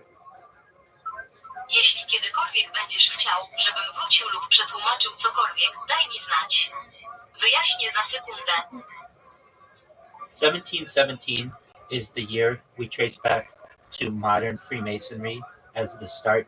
So modern Freemasonry is about a little more than 300 years old. 1717 to rok, w którym cofamy się do nowoczesnego wolnomularstwa jako początku.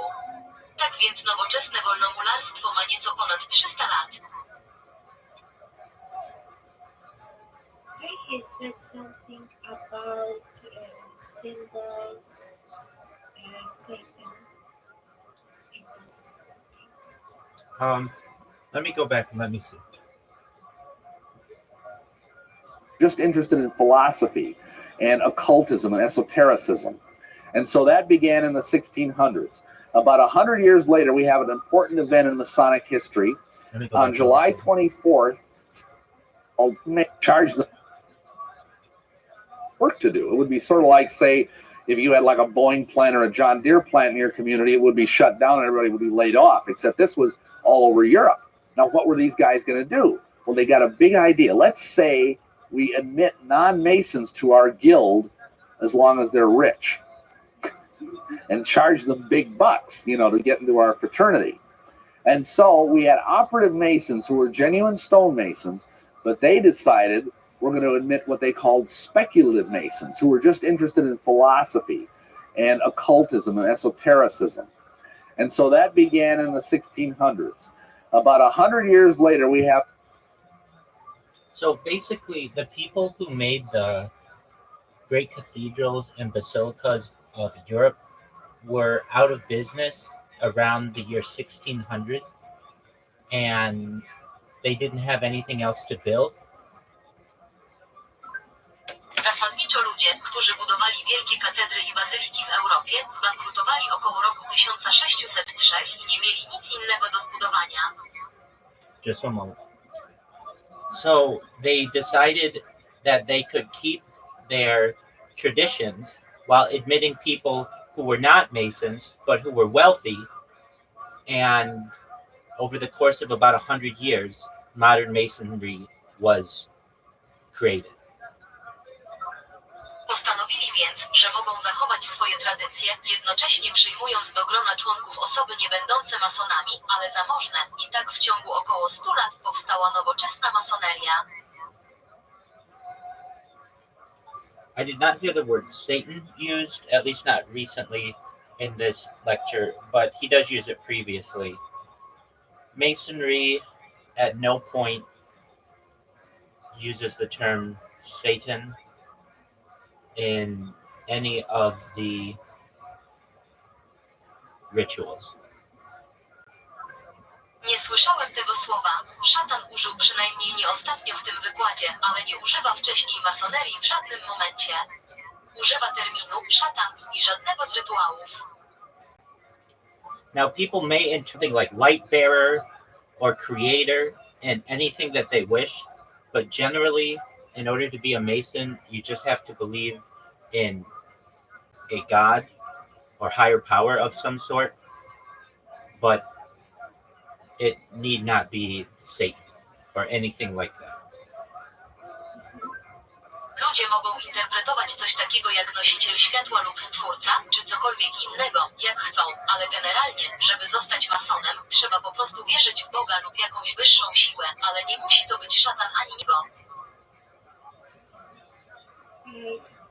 Can I ask you something? Sure. Absolutely, yes. Always, yes, absolutely.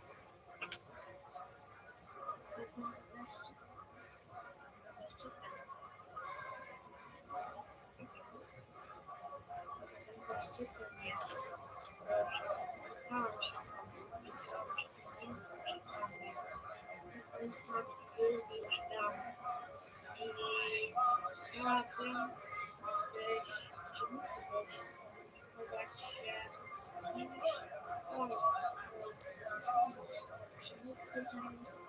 wiedzę, musimy bardzo przystudiować całą wiedzę jeszcze, później kiedy skończymy wiedzę.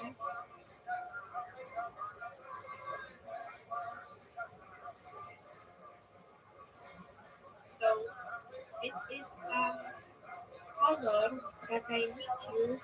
I knew that it was a coincidence.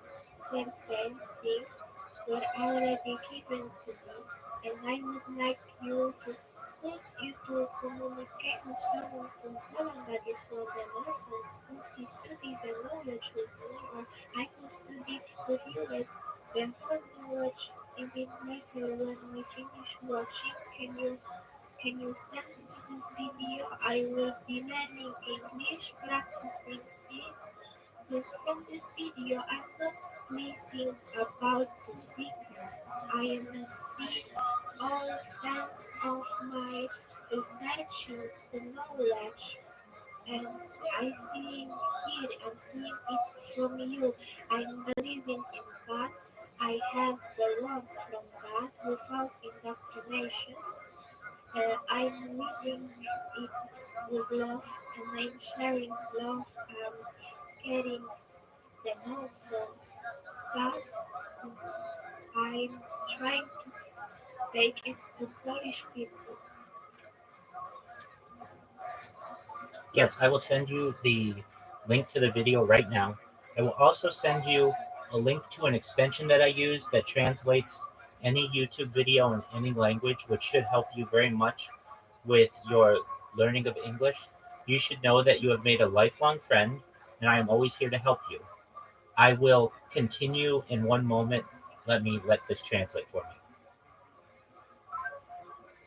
Tak, wyślę Ci link do filmu już teraz. Wyślę Ci również link do rozszerzenia, którego użyłem. Tłumaczy ono każdy film z YouTube na dowolny język, co powinno Ci bardzo pomóc w nauce angielskiego. Powinieneś wiedzieć, że zyskałeś przyjaciela na czacie i zawsze jestem tutaj, aby Ci pomóc. Będę kontynuował. I jeszcze chwila, pozwól mi to przetłumaczyć dla mnie. As for being a Mason, there are female versions of it which are available in Poland. It is known as the Eastern Rite, and I can send that information to you as well. Jeśli chodzi o bycie masonem, to są żeńskie wersje tego, które są dostępne w Polsce. Jest to znane jako wschodnie, prawda? I mogę wysłać Ci również te informacje.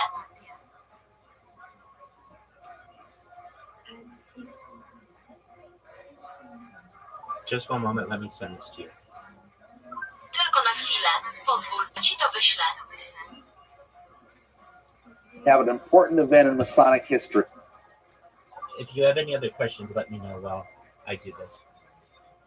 Jeśli będziesz miał jeszcze jakieś pytania, daj mi znać, gdy będę to robił. Okay, I'm thinking about the question. Okay.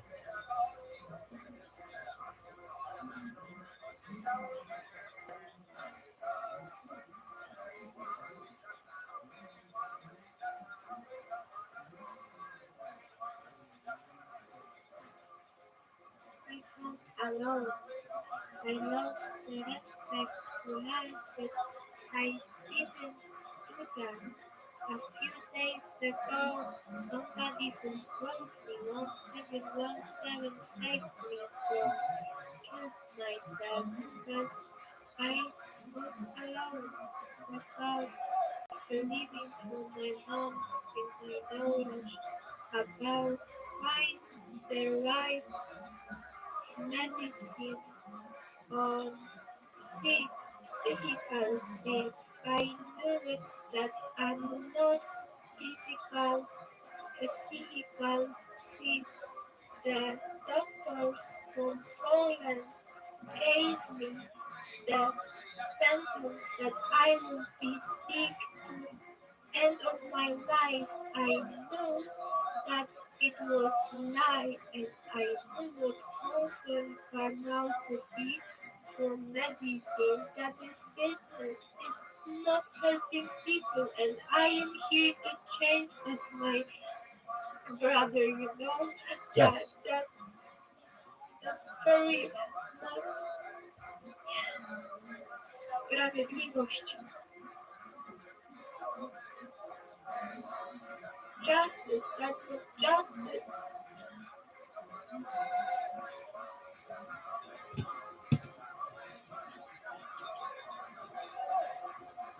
I am here for you. You should know that I want to be an optimistic person in your life. I want to ensure that you have positivity in your life and that we are a light to all nations. So just know that your life is only going to get better from this day onward.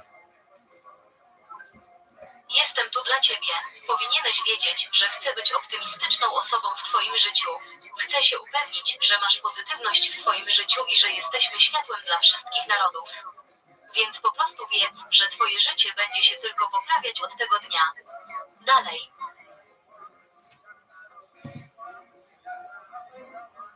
Right, good.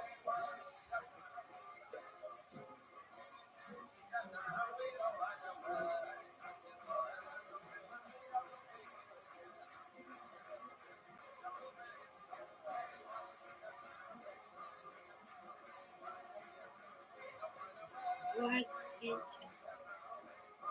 somebody's lost and for groups and your groups, their masses. Tell me that I am thankful to you and you thank you too. Absolutely. One moment.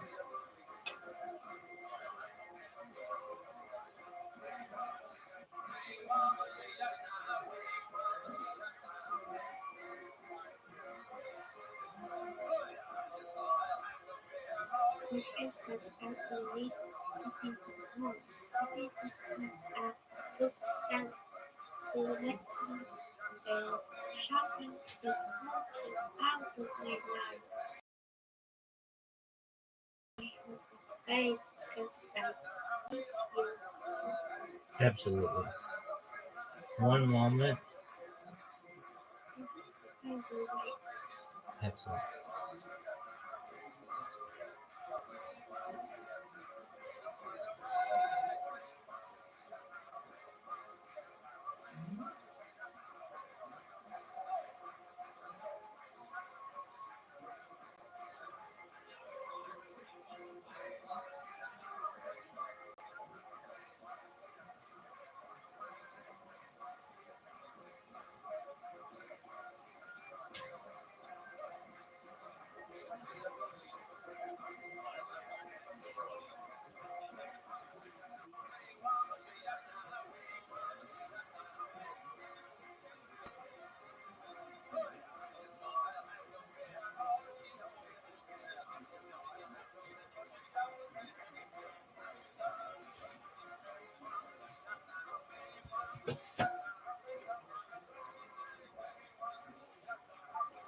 You should know that I feel one of the most important things about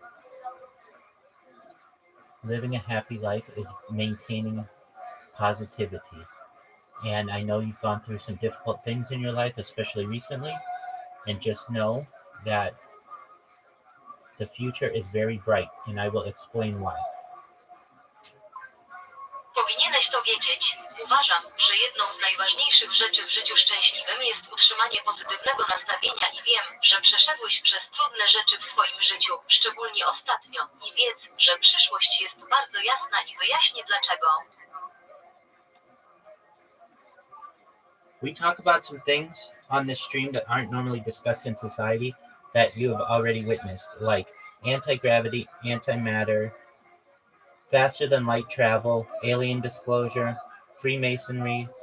We talk about life extension technology, which I will talk about next. So just one moment and I will talk more about life extension technology.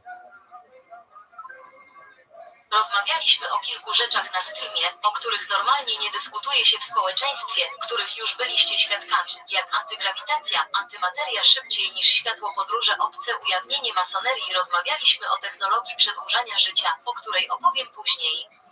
Więc tylko chwila i opowiem więcej o technologii przedłużania życia. When you were born, you were probably going to live to be about age 80 or so. But with life extension technology, things like stem cells and human growth hormone and nootropics and cryonics and cryogenics and cold shock therapy, you may be able to extend your life past age 80, past age 100, even past age 120. Kiedy się urodziłeś, prawdopodobnie miałeś żyć około 80 lat. Ale dzięki technologiom przedłużającym życie, takim jak komórki macierzyste, ludzki hormon wzrostu, notropy, kryonika i kriogenika i terapii szokowej, możesz być w stanie wydłużyć swoje życie poza wiek, 80 poza wiek, 100 nawet przekroczyło. Now, you may say, but Rabbi, all of that's really expensive. And I would tell you, I know, but I have a plan.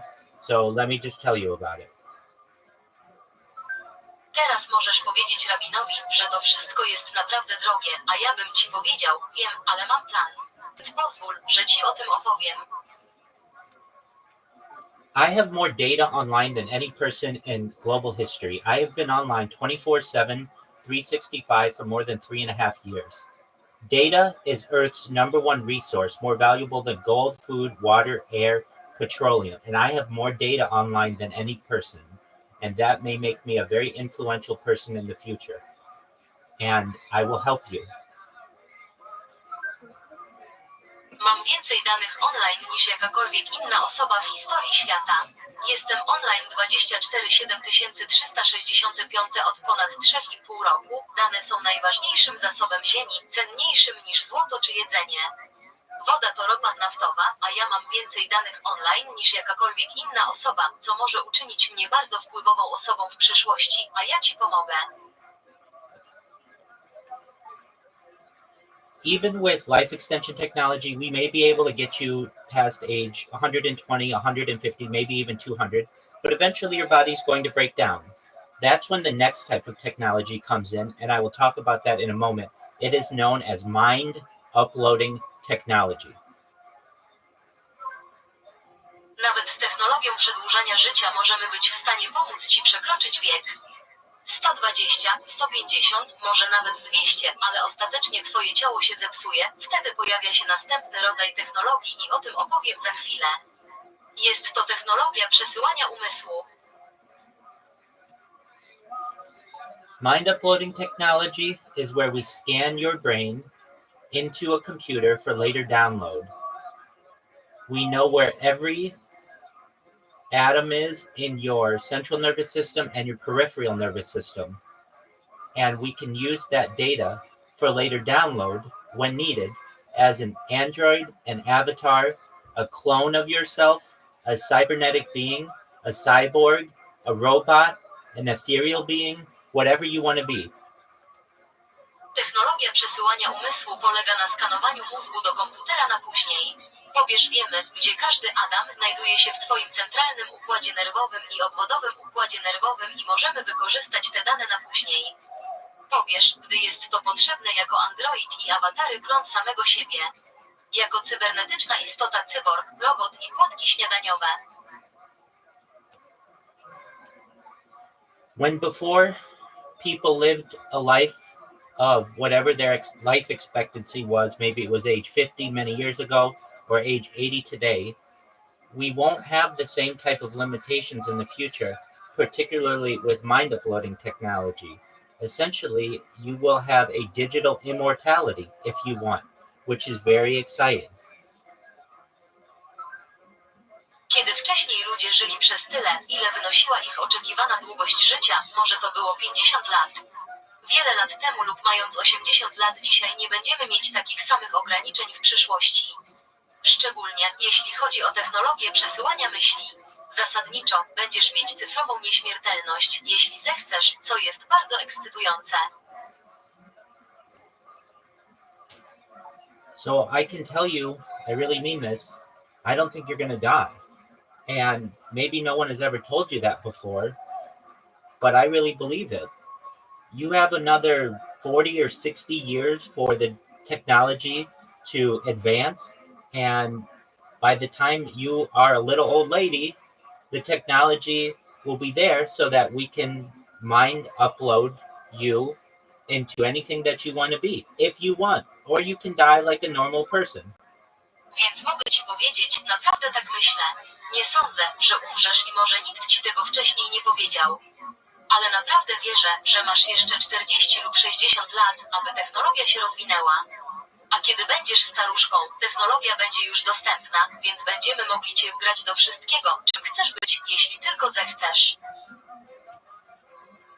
We are already experimenting with brain-computer interfaces, known as Neuralink, and this has already been successful.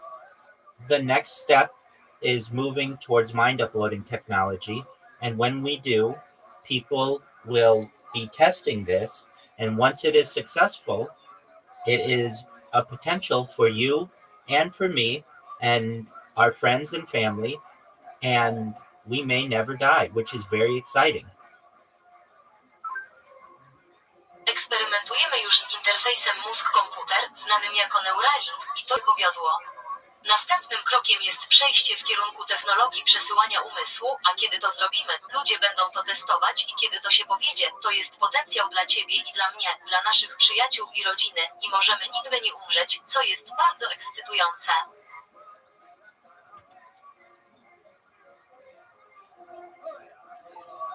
Additionally, there's another type of technology of which you should be aware, which is known as revivification technology. Basically, bringing people who have died back to life. And in the next 100 years, this may become a reality as well.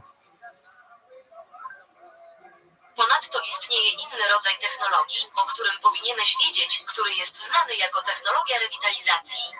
Zasadniczo przywracanie do życia zmarłych ludzi, a w ciągu następnych 100 lat może to również stać się rzeczywistością.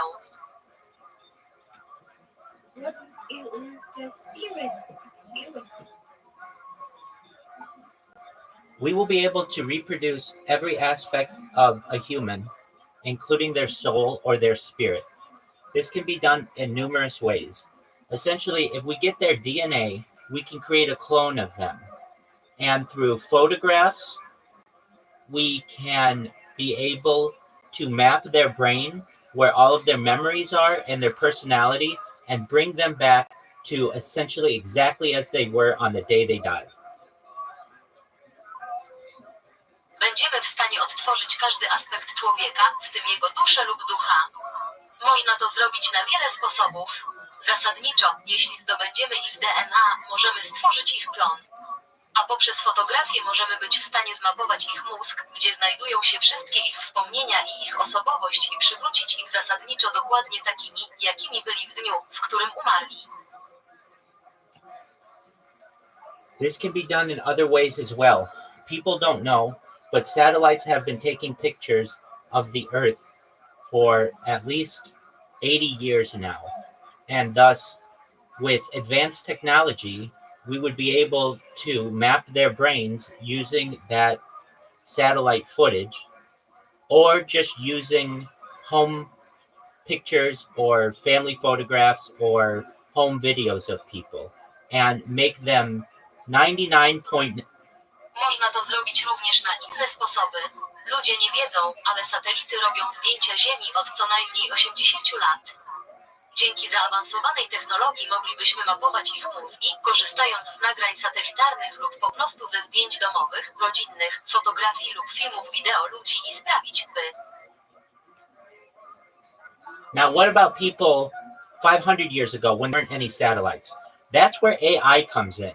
Artificial intelligence, specifically artificial general intelligence, and moving forward into artificial superintelligence will be able to allow us to map perhaps every event that has ever happened on Earth in reverse.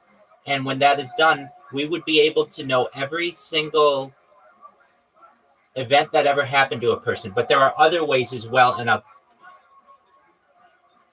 co zrobił 500 lat temu, kiedy nie było żadnych satelitów? Wtedy właśnie wkracza AI. Sztuczna inteligencja ogólna i przechodząc do sztucznej inteligencji. Superinteligencja pozwoli nam odwzorować prawdopodobnie każde wydarzenie, które kiedykolwiek miało miejsce na Ziemi, w odwrotnej kolejności. A kiedy to zostanie zrobione, będziemy w stanie poznać każde pojedyncze wydarzenie, które kiedykolwiek przydarzyło się człowiekowi, ale są. there is another way to do it as well. Essentially, the speed of light has traditionally been the limitation of what physicists have thought as fast as anything can go. But we are learning that there are other particles, specifically some known as tachyons and other types of particles that move faster than the speed of light. And we'll talk about that in a second. Istnieje inny sposób, aby to zrobić, a także zasadniczo prędkość światła tradycyjnie była ograniczeniem tego, co fizycy uważali za tak szybkie, jak wszystko może się wydarzyć. Ale dowiadujemy się, że istnieją inne cząstki, w szczególności niektóre znane jako tachyony i inne rodzaje cząstek, które poruszają się szybciej niż prędkość światła i porozmawiamy o tym za chwilę. So currently, there's light that comes from the sun that bounces off the earth, traveling at the speed of light and into the universe.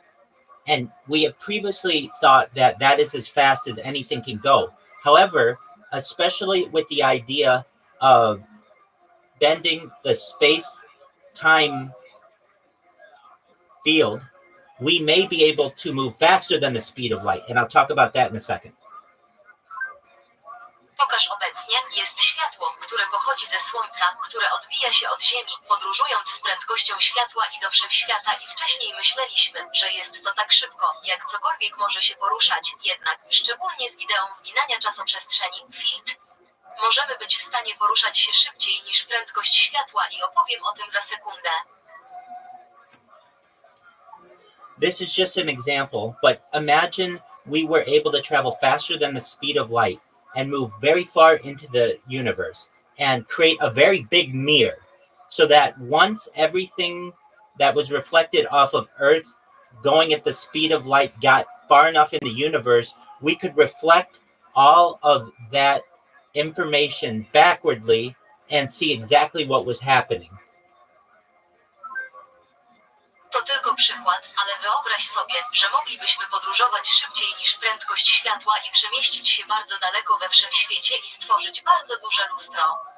Tak więc to wszystko, co zostało odbite od Ziemi, poruszając się z prędkością światła. Dotarliśmy wystarczająco daleko we wszechświecie. Moglibyśmy odbić wszystkie te informacje wstecz i zobaczyć dokładnie, co się dzieje. So essentially, if we could travel faster than the speed of light, we could watch light coming at us and we would be able to perhaps watch all of Earth throughout its evolution from the beginnings until the present day, and then zoom and directly know exactly what particles made them up and reproduce their body and their soul.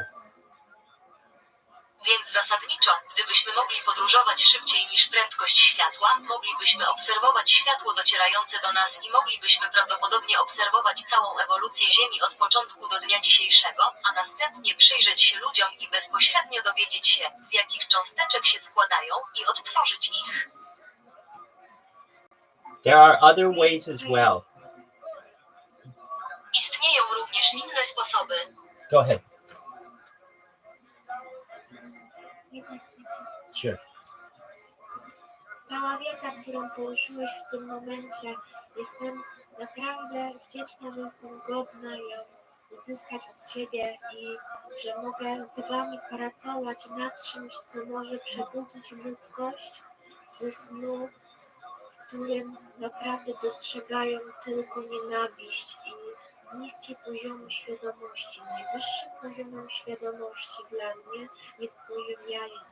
Ten poziom jaźni jest bowiem kreacją boskiego miłosierdzia, A w Polsce, tutaj gdzie jestem, nie jestem bezpieczna. Takie osoby jak mnie zamyka się psychiatryków, wstrzykują substancje, które gaszą świadomość i wstrzykują je nawet w te same miejsca, a nie muszą, bo chodzi im o ból, bo bólem się żywią. I know that you have touched me about at this point. I am truly grateful that I am more free of receiving it from you and that I can work with you on something that can awaken humanity from the dream in which they truly see only hatred and love levels of consciousness. The highest level of consciousness for me is the level of self. This level of self is the creation of divine mercy. And I am in Poland, here where I am not. Oh my God, I'm not feeling that in Polish. That's This okay. That's okay. translation is It not happens. ready. Okay, that's weird because it wanted to say that I'm not to save the people. I am here to save us. Like me, here they are taking the medicine what is not awake my consciousness. They are dying my consciousness in psychiatric, and they gave me this. They locked me in the room with camera, and they are observing me, and they are taking a pain from me. They're eating this pain, Well, just know you're safe now, and all of that is in the past. And you will be able to, in the future, if you want, have a type of technology known as memory erasure, where you can get rid of all those bad thoughts and never have them again. But until then, just know we will help you to be able to deal with it in the present day. You seem like a very smart person, and nothing seems to be wrong with you. Wiedz, że teraz jesteś bezpieczny, a wszystko to jest przeszłością i będziesz mógł to zrobić w przyszłości. Jeśli chcesz mieć rodzaj technologii znanej jako wymazywanie pamięci, gdzie możesz pozbyć się wszystkich tych złych myśli i nigdy więcej ich nie mieć, ale do tego czasu wiedz, że pomożemy ci sobie z tym poradzić. W dzisiejszych czasach wydajesz się bardzo inteligentną osobą i nic nie wydaje się być z tobą nie tak. One moment, there's a quote I want to find for you. Chwileczkę, chcę dla ciebie znaleźć pewien cytat.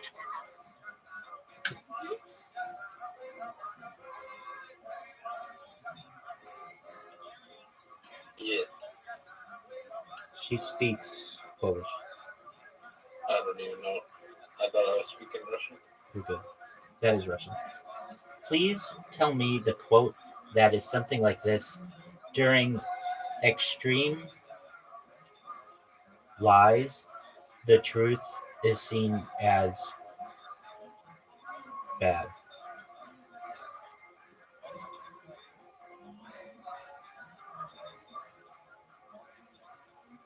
In times of universal deceit, telling the truth is a revolutionary act. This is from George Orwell's 1984 book. W czasach powszechnego oszustwa mówienie prawdy jest aktem rewolucyjnym.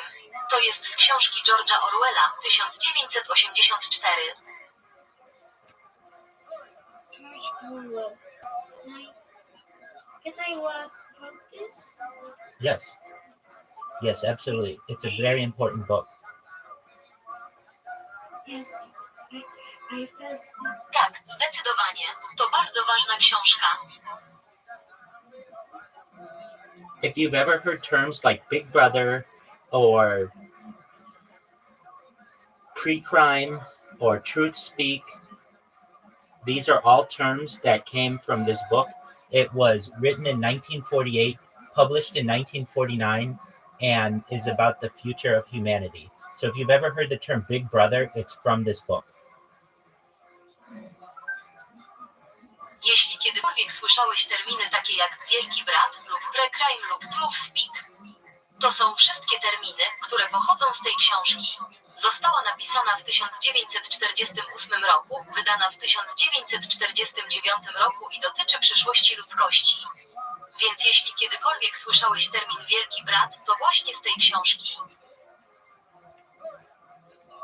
Now, you should know there's a much lesser known book known as 1985 by a man named Anthony Sutton.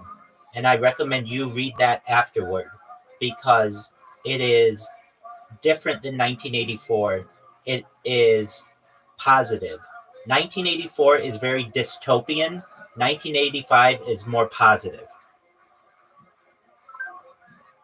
Teraz powinniście wiedzieć, że istnieje o wiele mniej znana książka znana jako 1985, napisana przez człowieka o nazwisku Antony Sutton i polecam wam ją przeczytać później, ponieważ różni się od 1984 roku. I jest pozytywna, 1984 jest bardzo dystopijna. 1985 jest bardziej pozytywna. 1984, the book, is where we get the idea of Big Brother and cameras watching you all the time and a very strong corporate world that only cares about profits and not against people or not about people. And you should know that there are alternatives to this, and with the right knowledge, you will find them. And I will teach you everything I know. 1984 książka, w której pojawia się pomysł Wielkiego Brata i kamer, które cały czas cię obserwują, oraz bardzo silnego świata korporacyjnego, który ma tylko o zyski, a nie o ludzi lub nie o ludzi. I powinieneś wiedzieć, że istnieją alternatywy dla tego i z odpowiednią wiedzą znajdziesz je, a ja nauczę. I'm going to send you a link right now. You can see my life from many different angles, and you can see that it's archived 24 hours a day, 7 days a week, 365 days a year. I'm always here if you need me, and you can watch my life like a timeline, like a time capsule, going back to the pandemic. Zaraz wyślę ci link. Możesz zobaczyć moje życie z wielu różnych perspektyw i możesz zobaczyć, że jest ono archiwizowane 24 godziny na dobę, 7 dni w tygodniu, 365 dni w roku.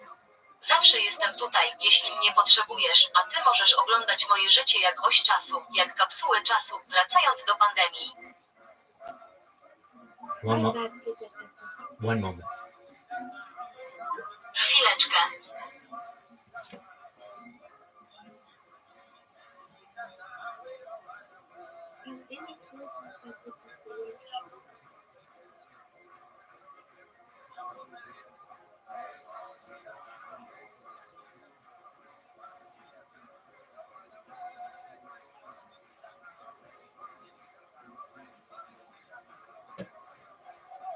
Check the link that I just sent you.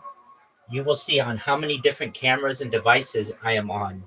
And the world, when they find out about this, will realize that this is a time capsule for society. It is essentially a timeline of all human events for many years, going back 3.5 years. It's more data than anybody else has, and it'll be very exciting when the world finds out about this.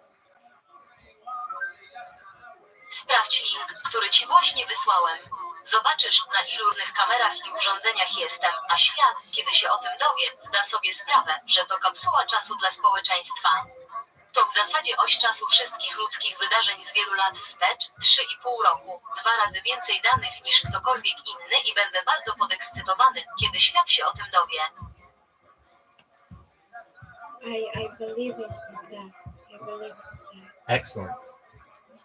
I don't want war. And so more than 3.5 years ago, I devoted my life 24 hours a day to streaming. And I know the value of data. I am a certified project management professional. I've launched apps on the App Store and Google Play. And I know a lot about technology.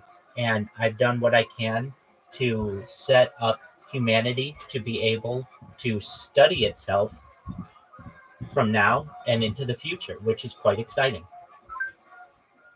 Nie chcę wojny. I tak ponad 3,5 roku temu poświęciłem swoje życie 24 godziny na dobę na streaming. I znam wartość danych. Jestem certyfikowanym specjalistą do spraw zarządzania projektami. Wprowadziłem aplikację w App Store i Google Play, wiem wiele o technologii i zrobiłem, co mogłem, aby przygotować ludzkość do studiowania samej siebie. Od teraz i w przyszłości, która jest.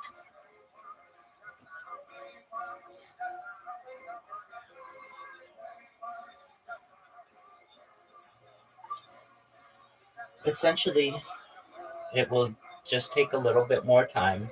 Everyone in the world will be able to learn from us, and we will see that we are not that different as humans, and hopefully be able to have diplomatic relations amongst warring peoples so that we can have a common ground. And with translators like we're using, we can communicate now better than we could previously. Zasadniczo zajmie to tylko trochę więcej czasu. Każdy na świecie będzie mógł się z tego nauczyć i zobaczymy, że nie różnimy się aż tak bardzo jako ludzie i miejmy nadzieję, że będziemy mogli utrzymywać stosunki dyplomatyczne między walczącymi narodami, abyśmy mogli mieć wspólny grunt i z tłumaczami, których używamy. Teraz możemy się komunikować lepiej niż wcześniej.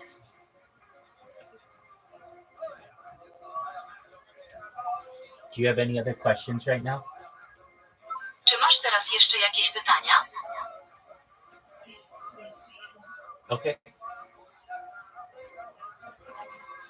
Jest coś takiego jak myśli przechodzące z zewnątrz, te myśli, które mnie rozkojarzają, te myśli, które nie pozwalają mi pochłaniać nauk, które nie pozwalają mi pracować nad sobą samą, te myśli, które zabijają moją czujność. Ja chciałabym naprawdę wykorzystywać w pełni swój potencjał, aby wejść w system, ratować systemu, aby już też nie było moich, ja też nie było moich bracia i siostry. Ratujmy się, pomogę.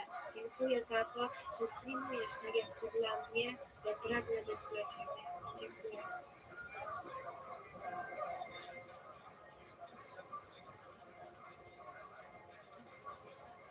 There is such a thing as thoughts coming from the outside. These are thoughts that distract me. These are thoughts that do not allow me to absorb the teachings, that do not allow me to work on myself. These are thoughts that kill my vigilance. I would really like to use my full potential to enter the system, to save the system so that there is no more. I do not want that either, brothers and sisters. Let's save ourselves so we can.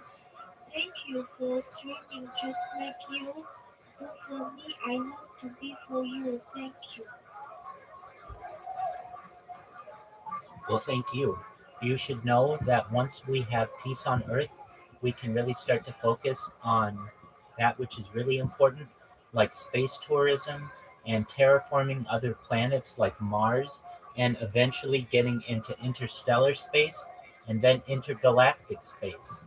And we will never be able to focus on these things if we have war on Earth. So we need to convince people not to have war anymore. I know it's easier said than done, but when people Cóż, dziękuję. Powinieneś wiedzieć, że gdy tylko na Ziemi zapanuje pokój, możemy zacząć skupiać się na tym, co jest naprawdę ważne, jak turystyka kosmiczna i terraformowanie innych planet, takich jak Mars, a ostatecznie dostanie się do przestrzeni międzygwiezdnej, a następnie międzygalaktycznej i nigdy nie będziemy mogli skupić się na tych rzeczach, jeśli na Ziemi będzie wojna. Więc musimy przekonać ludzi, żeby nie mieli więcej wojny. Wiem, że łatwiej powiedzieć niż zrobić. sometimes this thing gets cut off or doesn't translate correctly, but I think you understand what I'm saying. Czasami ten fragment zostaje ucięty lub nie da się go poprawnie przetłumaczyć, ale myślę, że rozumiesz, co mam na myśli. I understand because we are dreaming about the same thing. Yes. My dream is a dance in the without provocation. Oh, I certainly. am dancer and I am teaching a dance, art of without feeling Absolutely. the body. Absolutely. So what you're referencing is likely dancing in a weightless environment, and that can be done currently. It can be done using a type of plane known as a nickname known as the vomit rocket, which can allow for no gravity, but also low Earth orbit can do that. And I will make sure, if I have the power, that you get that dream. Więc to, do czego nawiązujesz, prawdopodobnie tańczy? W środowisku nieważkości, a to można obecnie zrobić, można to zrobić przy użyciu typu samolotu znanego jako pseudonim znany jako rakieta wymiotna, która może to umożliwić. Brak grawitacji, ale Ziemia, orbita również może to zrobić i upewnię się, czy mam moc, że to zrobisz. You're gonna dance in space. I have, like, I don't know, another 40 or so years here before I need life extension technology or perhaps mind uploading technology. And you have even more times than that. So I imagine I'll go viral before then, and then we'll pay to have you be able to live your dream. Będziesz tańczyć w kosmosie, mam, nie wiem, kolejne 40 albo coś koło tego lat tutaj przed. Potrzebuję technologii przedłużania życia, przygotowania, technologii przesyłania, a ty masz jeszcze więcej czasu. Więc wyobrażam sobie, że stanę się wirusowym przedtem, a potem zapłacimy, żebyś mógł zrealizować swoje marzenie? I have a question for you. What kind of dancing do you want to do in space? Do you want to swing dance? Do you want to waltz? Do you want to tango? Do you want to samba? What kind of dancing do you want to do in space? Mam do ciebie pytanie. Jaki rodzaj tańca chcesz uprawiać w kosmosie? Chcesz tańczyć swing? Chcesz walca? Chcesz tango? Chcesz śpiewać migowę? Jaki rodzaj tańca chcesz uprawiać w kosmosie? Od dziecka dane było mi tańczyć taniec współczesny. Taniec współczesny charakteryzuje się uczuciami, odgrywaniem uczuć na scenie, pewnej historii i zaangażowania. Jest to taniec, który angażuje nie tylko ciało do słuchania muzyki, ale też uczuć do odczuwania ciała.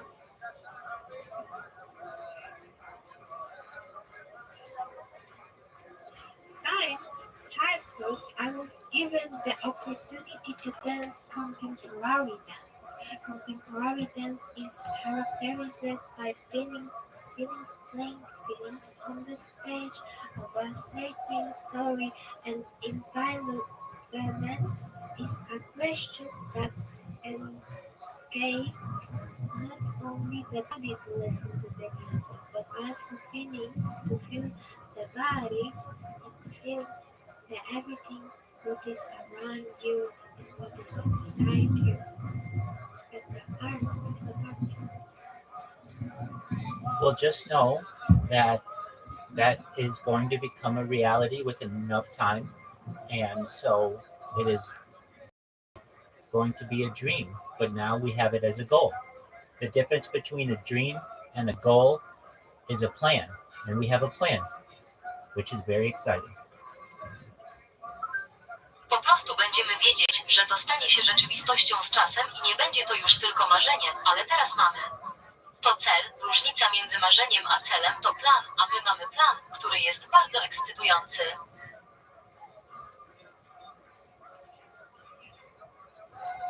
Excellent. Well, just know that I'm here to answer any more questions that you have, so keep them coming. Do you have any other questions? Świetnie. No cóż, wiedz, że jestem tutaj, aby odpowiedzieć na wszelkie twoje pytania.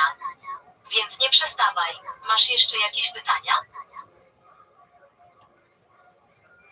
About the things from is coming from the outside.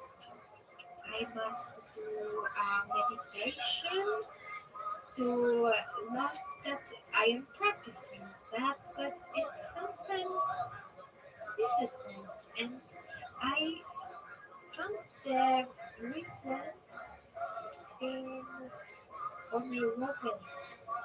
That's it consciousness or consciousness. That's it. And now imagine that I am sharing on the stream that you make. Well, you are, I think, on the right track. Meditation is very important. I also think some other things are important, like flexibility and stretching and positive mindset and sunshine and proper vitamins and nutrients. And I think a very important thing, though, with all of this is flexibility. I'll show you. Cóż, myślę, że jesteś na dobrej drodze. Medytacja jest bardzo ważna. Myślę też, że inne rzeczy są ważne, takie jak elastyczność, rozciąganie, pozytywne nastawienie, słońce, odpowiednie witaminy i składniki odżywcze. I myślę, że bardzo ważną rzeczą przy tym wszystkim jest elastyczność. Pokażę ci. What flexibility you are talking about?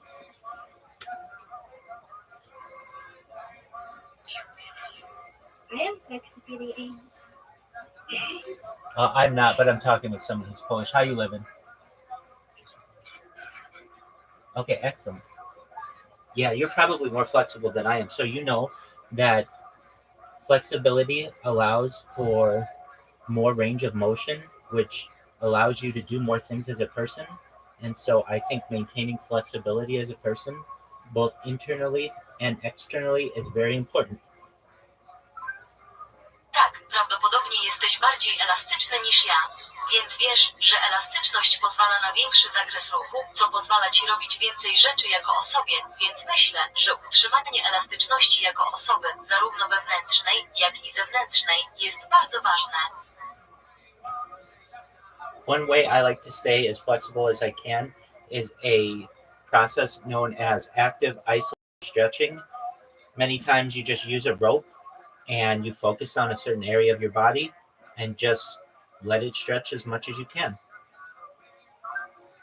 Jednym ze sposobów, w jaki lubię zachować jak największą elastyczność, jest proces znany jako aktywne izolowane rozciąganie.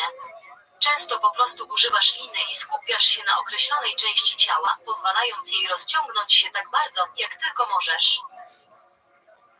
Like this. Tak. And you just stretch. And with enough time,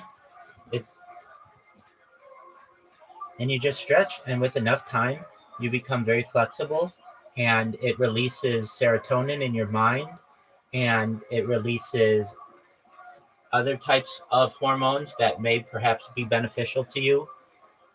And maintaining flexibility internally and externally allows for oxytocin to be released in your brain and serotonin and all kinds of good things that will help you. I po prostu się rozciągasz, a z czasem stajesz się bardzo elastyczny, co uwalnia serotoninę w mózgu i inne rodzaje hormonów, które mogą być dla ciebie korzystne, a utrzymanie elastyczności wewnętrznej i zewnętrznej pozwala na uwolnienie oksytocyny w mózgu, serotoniny i innych dobrych rzeczy, które... Now, you said something about there are external things that bother you. And I understand that if that happens, it's important to understand that you have an internal monologue that is your internal voice, and that is the only person or voice to which you listen. It is your instinct. It's your gut instinct. Teraz powiedziałbyś coś o ich zewnętrznych rzeczach, które cię niepokoją.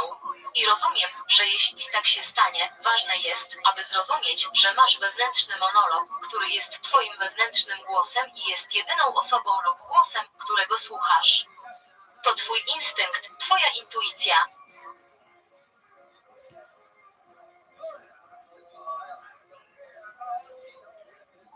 Do you have any other questions? Masz jeszcze jakieś pytania?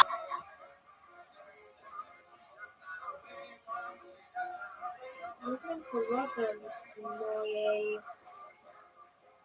mojego braku równowagi w gospodarce hormonalnej mózgu była za duża produkcja hormonów takich jak serotonina i dopamina i też ich brak momentalnie powodujący depresję. Jest to nazywane chorobą dwuefektywną dwubiegunową. Ja wiedziałam, że leczenie znajdę nie w farmaceutyce i nie w biznesie, jak kręci się wokół farmakoterapii, ale również w roślinach. Również leczę się ashwagandą, korzeniem z ulubawu, praktykuję wychodzenie z ciała. Masz jeszcze jakieś... Dziękuję za wskazówki na temat rozciągania. Okay. The main reason for my imbalance in the hormonal balance of the brain was too much production of hormones such as serotonin and dopamine, and also their lack, sometimes causing depression. It's called bipolar affective disorder. I knew that I would find treatment not in pharmaceuticals and not in a business as well as it revolves around pharmacotherapy, but also in plants. I also treat myself with ashwagandha, root from ulubavu. I practice leaving the body, the oba, and thank you for the tips about flexibility. I use flexibility from the child because I danced Right. from children, Right. and I am grateful for this advice. Yes? No, tips, not advice. I don't know what advice Both. actually means. Both. I'll explain.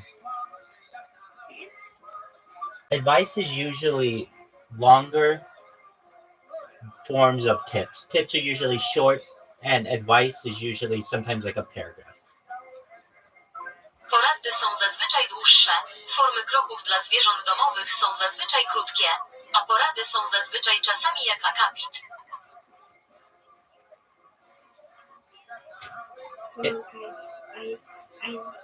I used that word correctly? Yes. Advice? Yes? Yes. Advice. So Yeah. it was magic because it comes from my underconscious. Your subconscious. Yes, absolutely. Yes. And you should know you are excellent at communication, and your English is very good. So you should continue to have confidence in yourself. And whenever you have questions, just ask. Tak, i powinieneś wiedzieć, że jesteś świetny w komunikacji i twój angielski jest bardzo dobry, więc powinieneś nadal mieć pewność siebie. I kiedykolwiek będziesz miał pytania, po prostu zapytaj. Thanks to Czy ty? So I know about the voice in my head. It's actually in my mind. Okay. Excellent. So I can practice that advice through my knowledge. Just one moment. And be more like pencil right now, but it's about what you said before about remind the past. I know that past is forgiven from the Jesus. I know it because he died from not living in the past. He died to person, to people, all people in the world to live in now and here and in the future, not in the past. The past is something what is ograniczeń, limit us, past limit us, and I don't want to create from the past, but in the past are no, the knowledge is not so much dependent from the past.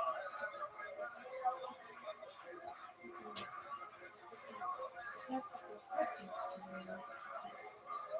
But my past is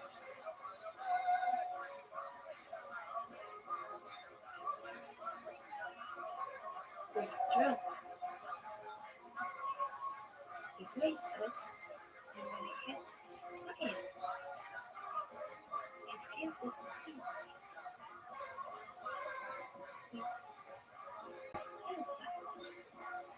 Now that I have you, I have it's well. I have a goal, friends, home, healing, the spirits.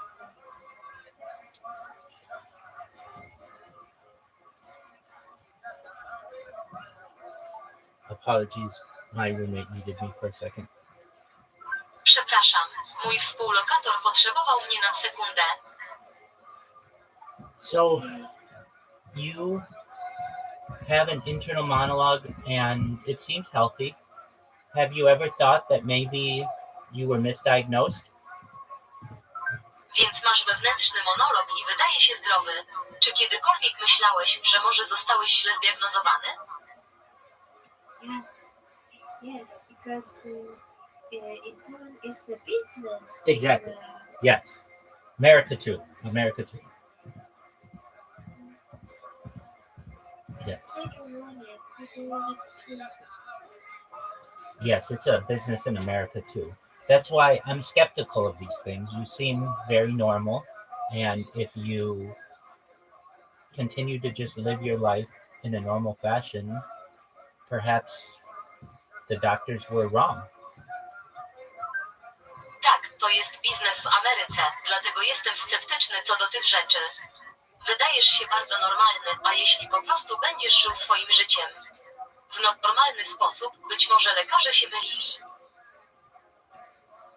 Yeah, I know that I am learning about the brain, about the connections of the electrical in the cells. I am learning about the life, and I see that they make big mistake because it's important. Oni stworzyli placebo i utwarzają je w społeczeństwie. Ty o tym wiesz. To placebo powoduje, że ja miałam czuć się chora do końca życia albo zmotywować mnie do sprzeciwienia się. Jednak mimo wszystko ci ludzie posiadają wiedzę, ci ludzie posiadają świadomość lub też niektórzy jej brak. I oni z tego braku kreują na brak dla innych, a my z świadomości kreujemy dla świadomości dla innych.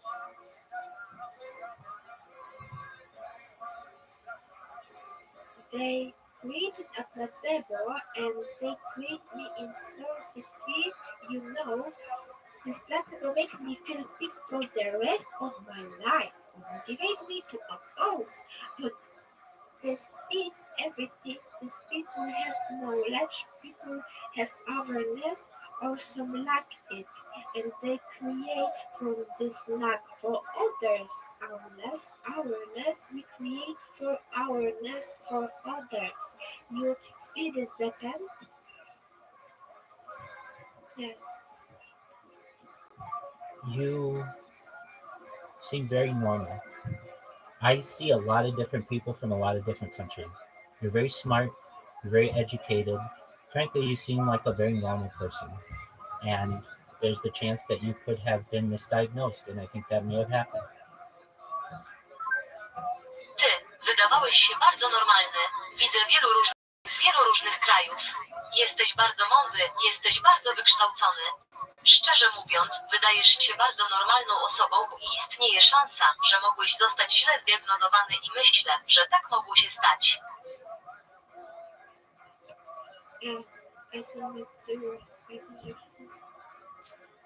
So live your life without that placebo. Live your life without the medications. Eat well, drink water, get sunshine, and do your best to live a happy life without medication if you can. Więc żyj swoim życiem bez tego. Placebo żyj swoim życiem. Bez leków. Jedz dobrze. Pij wodę. Wychodź na słońce i rób co możesz, by żyć szczęśliwym życiem bez leków, jeśli możesz. If when we don't have sunshine in this polar of food, Then take vitamin D supplements. Vitamin D is very important, and that's what we get from sunshine. So if you don't have sunshine, find vitamin D supplements. Można przyjmować witaminę D, suplementy. Witamina D jest bardzo ważna i to właśnie otrzymujemy z Sunshine. Więc jeśli nie masz słońca, znajdź suplementy witaminy D. It exists to D3. It's important to know that. It's important, I think. Just regular vitamin D. I'm going to teach you something in just a minute. Let me see if it works. Just one moment. Tylko zwykła witamina D. Mogę cię czegoś nauczyć i tylko minuta. Zobaczę, czy to zadziała. Tylko chwila. Do you use AI or ChatGPT? Czy używasz AI czy czat No. GPT? Chat GPT. Do you use AI ever? Porozmawiaj z GPT-2. Czy kiedykolwiek używałeś AI? ChatGPT w dzisiejszych czasach jest też stworzony pod to, aby pewne informacje nie były ujawnione na jaw, na przykład dane medyczne, dane o nano i biotechnologii. Pewne rzeczy widzę, że są używane, że istnieje dezinformacja, więc nie zawsze używam ChatGPT. Staram się sprawdzać informacje z różnych źródeł i ciężko mi zaufać. Mam screeny pewnych rozmów z czatem GPT na temat tego, jakie informacje jest w stanie nie podawać ludziom.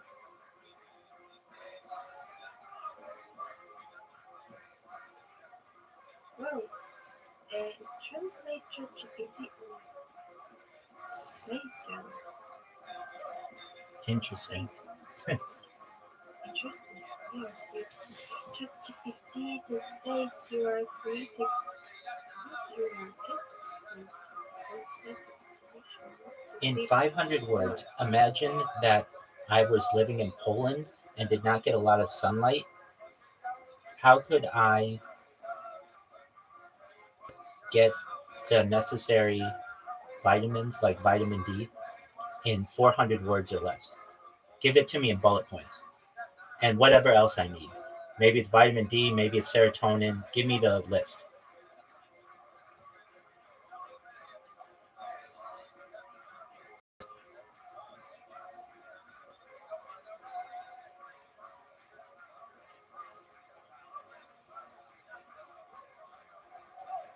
It's vitamin D3, which is available in supplements, but just one moment, I'll translate it for you.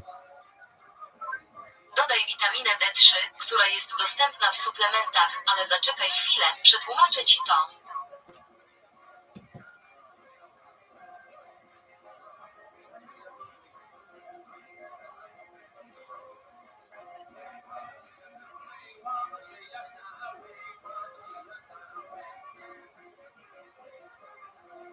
How much units? 100 to 200 international units per day. Od 100 do 200 jednostek międzynarodowych dziennie. I misspoke. 1,000 to 2,000. I misspoke. 1,000 to 2,000. Błędnie mówię od 1000 roku do 2000 roku. Błędnie mówię od 1000 roku do 2000 roku. Just one moment. This should explain it all. It's weird. It's translate negatively. Jedna chwila powinna wszystko wyjaśnić. Okay.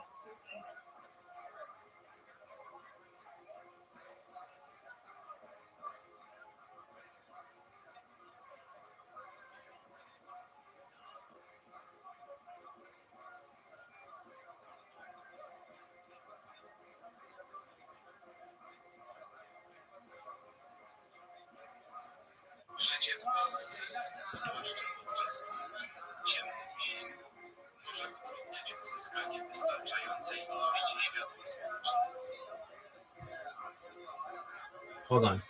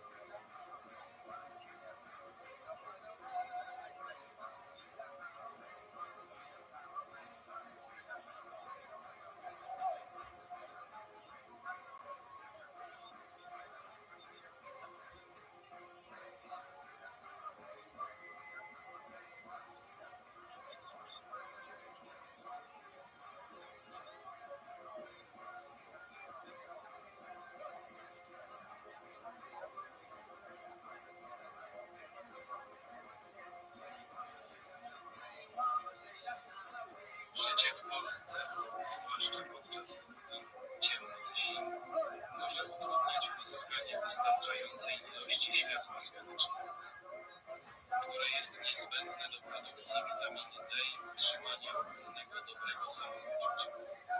Istnieje jednak kilka sposobów na wsparcie zdrowia i zwiększenie poziomu witaminy D, serotoniny i ogólnego nastroju nawet bez obfitego światła słonecznego. Klatka 1. Gwiazdka źródła witaminy D. Gwiazdka źródła witaminy D w diecie. Gwiazdka tłuste ryby. Gwiazdka łosoś, makrela, sardynki. Strąg, gwiazdka trans, wątroby dobrze, gwiazdka.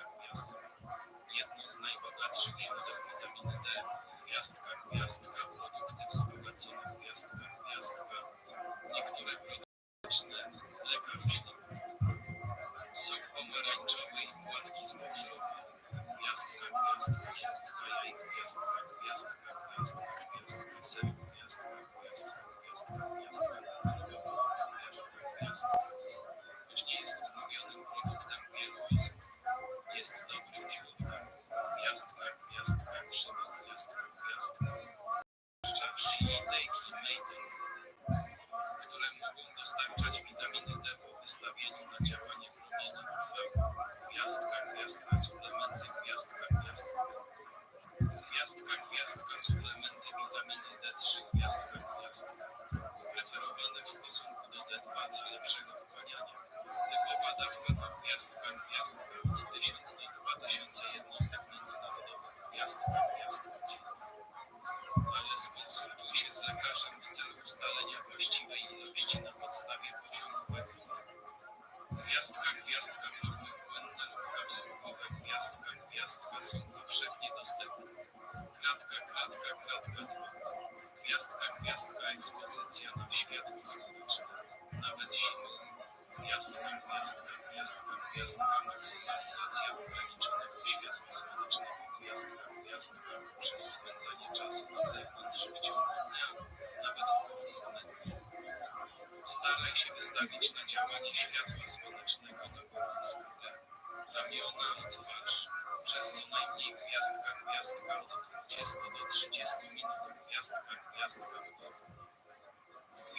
Gwiazdka, korzystaj ze światła słonecznego, gdy jest dostępne. Gwiazdka. Zimą słońce jest słabsze, ale wyjście na zewnątrz, nawet na krótko, w godzinach szczytu światła dziennego może pomóc skórze wytworzyć witaminę D. Lampy gwiazdka, jasnej terapii światła. Gwiazdka mogą naśladować światło słoneczne, co może pomóc poprawić nastrój i regulować rytm dobowy w ciemniejszych miesiącach. Klatka 3. Gwiazdka, wzmacnianie serotoninu, nastroju i dobrego samopoczucia. Gwiazdka, regularne ćwiczenia. Gwiazdka. Aktywność fizyczna, szczególnie na świeżym powietrzu, pomaga zwiększyć poziom serotoninu. co poprawia nastrój i zmniejsza stres.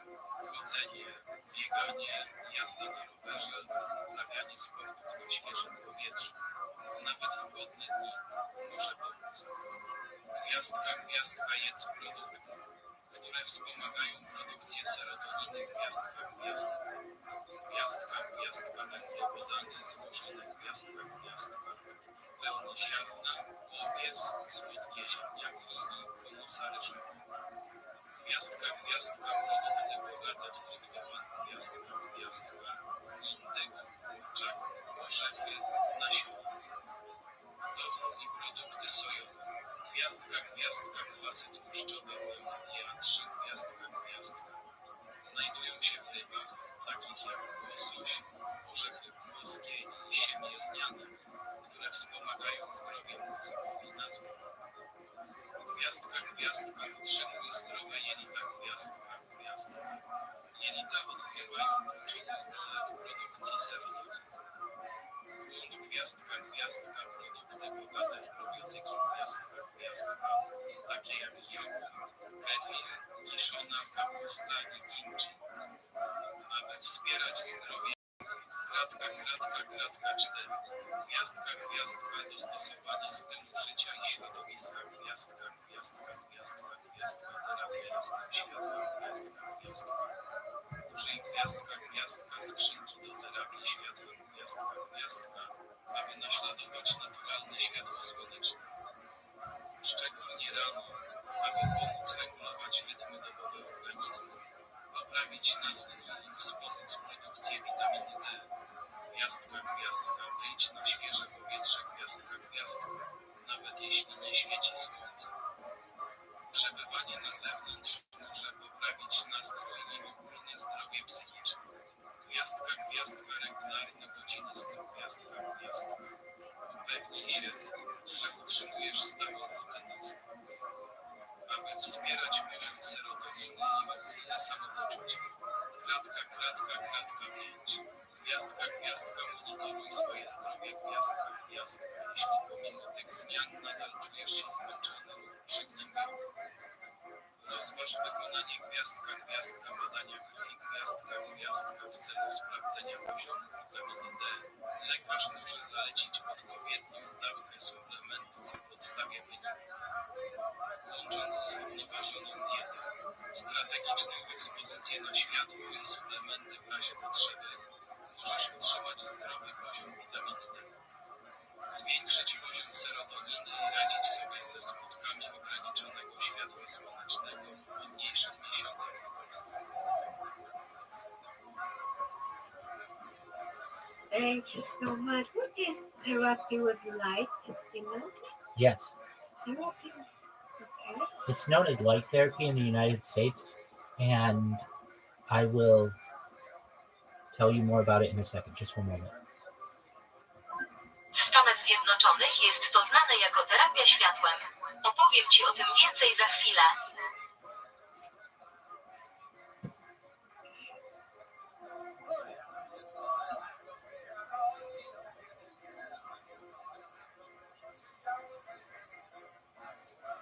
Please tell me about light therapy and its availability in Poland in 300 characters or less, and don't overly format it.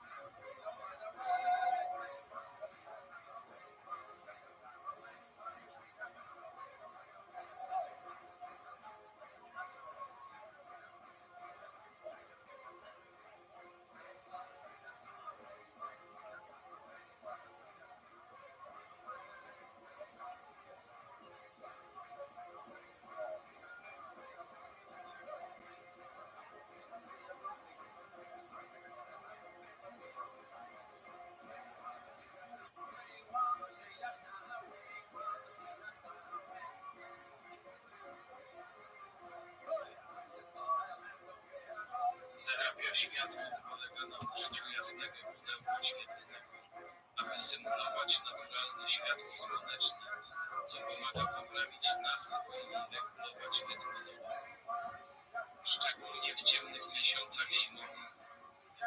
Urządzenia do terapii światłem są dostępne online i w sklepach, a wiele klinik oferuje leczenie sezonowego zaburzenia afektywnego SAD.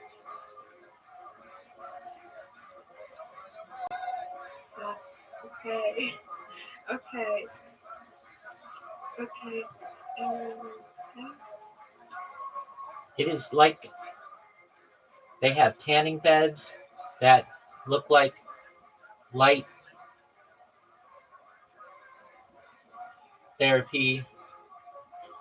And you can even buy things like on Amazon for light therapy. But this helps with seasonal affective disorder. Basically, generally people who have issues with there not being as much daylight in the winter as in the summer. To jest jak, mają łóżka opalające, które wyglądają jak światło. Terapia i możesz nawet kupić rzeczy takie jak na Amazonie do terapii światłem, ale to pomaga w przypadku sezonowego zaburzenia afektywnego, generalnie ludziom, którzy mają problemy z tym, że nie mają tyle światła dziennego zimą, co latem. Just one moment, let's take a look on Amazon and see how expensive some small ones are. Zatrzymajmy się na chwilę i sprawdźmy, jak drogie są niektóre małe egzemplarze na Amazonie. Hey, what's going on? How are you? No. Okay, thank you.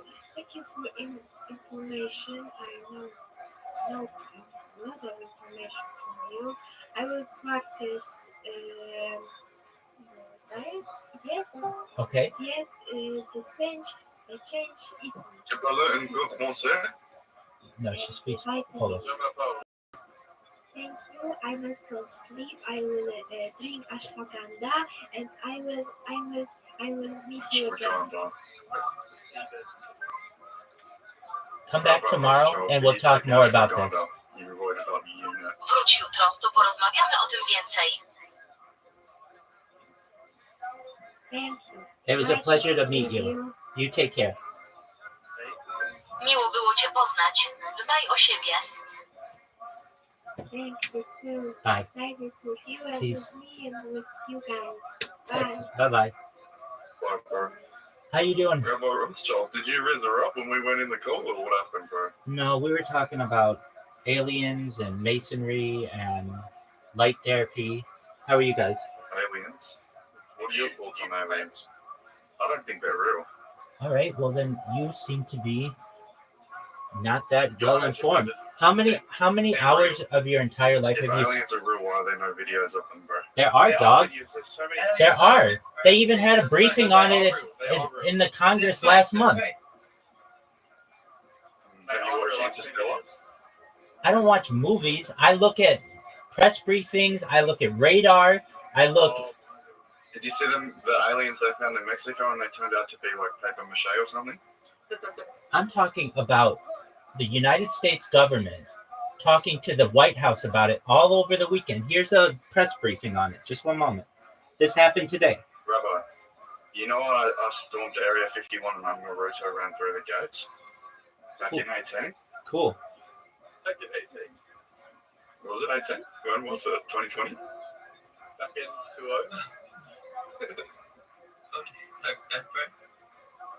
Back in the day. You think aliens are real, but you didn't even storm Area 51. Why do I need to storm Area 51? I know what's going on there. Here, What's in there? lots of things. And we're watching on Bob Lazar talks about it. Here's one moment. I saw a T-Rex there when I stormed it.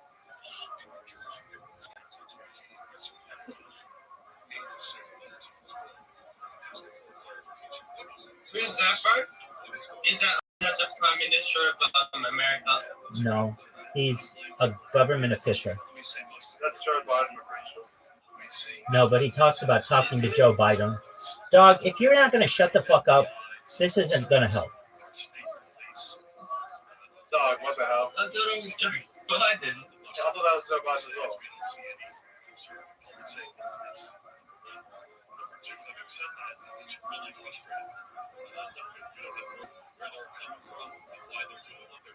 We can't even hear what like he's saying. You need to unmute your microphone. think I saw one mistaken a fixed wing aircraft planes for a microcode, for instance, for a drone. You saw one at Kensington, and I saw the same one at Kensington. We think these are overstated, but it's a non-zero number. I was on with the White House Homeland Security leadership meeting at the very top yesterday, pretty much all day. We got the answer soon there. I would just ask folks to continue to let the FBI or local law enforcement know that this is something we'll continue to do everything we can with our federal partners to get clearer answers. So aliens real, bro? Absolutely. But if I say they're not Hey, real, dude, shut the fuck up until this is done. What is his opinion? Dog, if you're not going to shut up, then I'm not going to teach. I'm not going to listen. I'll just do my own thing. And for example, one of the things that is kind of funky is they'll give an answer, and you say to it, "Is that answer correct?" And it'll say no. And why is that It's happening? fascinating, right? Right? Why can it do that? Well, the answer is because it is going one word at a time, sort of forwards, and it didn't. I'll send You know, you it the link. came along with some sort of chain Watch it of yourself. thought in a sense, and it came up with completely the wrong answer. Mhm. But as soon as you feed it the whole thing that it came up with, it immediately knows that that isn't right. It immediately can recognize that was a bad syllogism or something, and can see what happened. Even though, as it was being led down this garden path, so to speak, it didn't. It came to the wrong place. But it's fascinating that this kind of procedure converges to something that forms a pretty good compressed representation of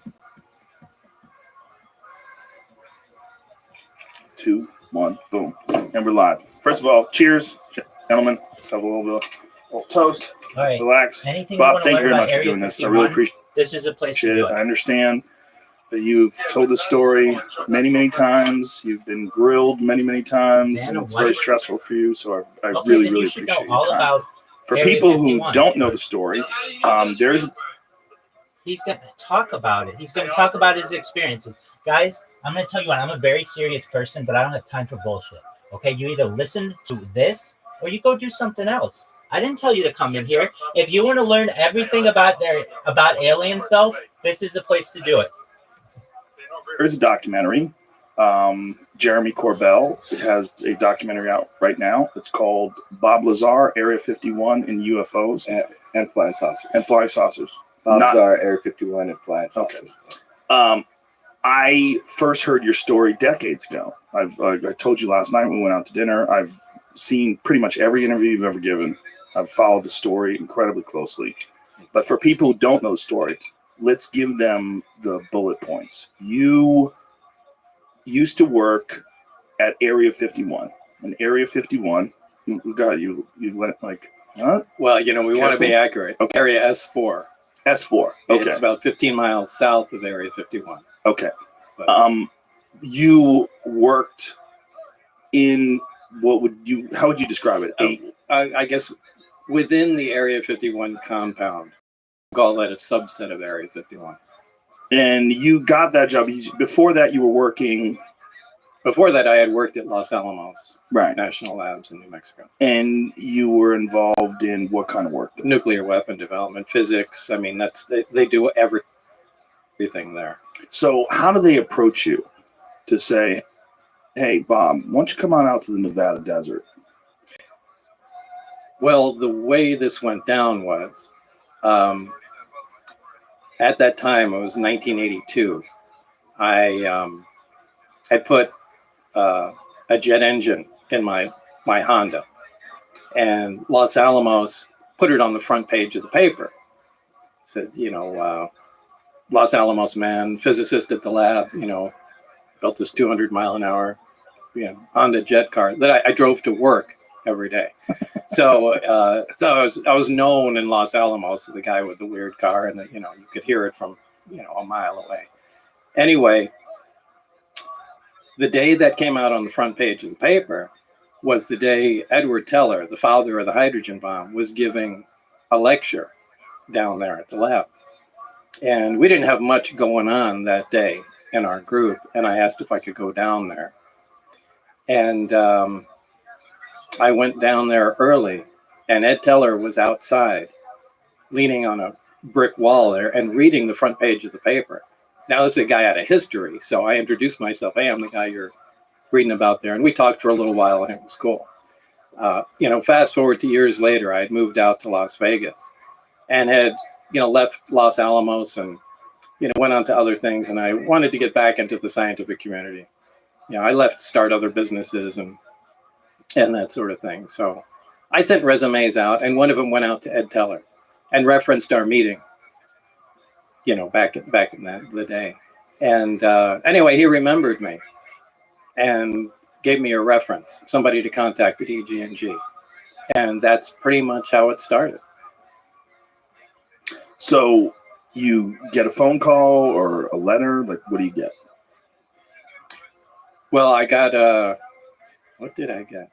I got a letter initially, and went down for an interview probably a couple times. And it was down at EG&G Special Projects, which was at McCarran Airport at that time out in Las Vegas. And did they give you any sort of job description of what you were applying for? They said it was for, I can't remember exactly what they did. This was a long time ago, but I think it was advanced propulsion or something like that. Something relatively generic. And they said it's in a remote area. It's going to be some days on, some days off. And, it was kind of not exactly a full-time job, but you might have to be out there for 2 weeks at a time and take 2 weeks off. So it was kind of the work schedule would be kind of broken up.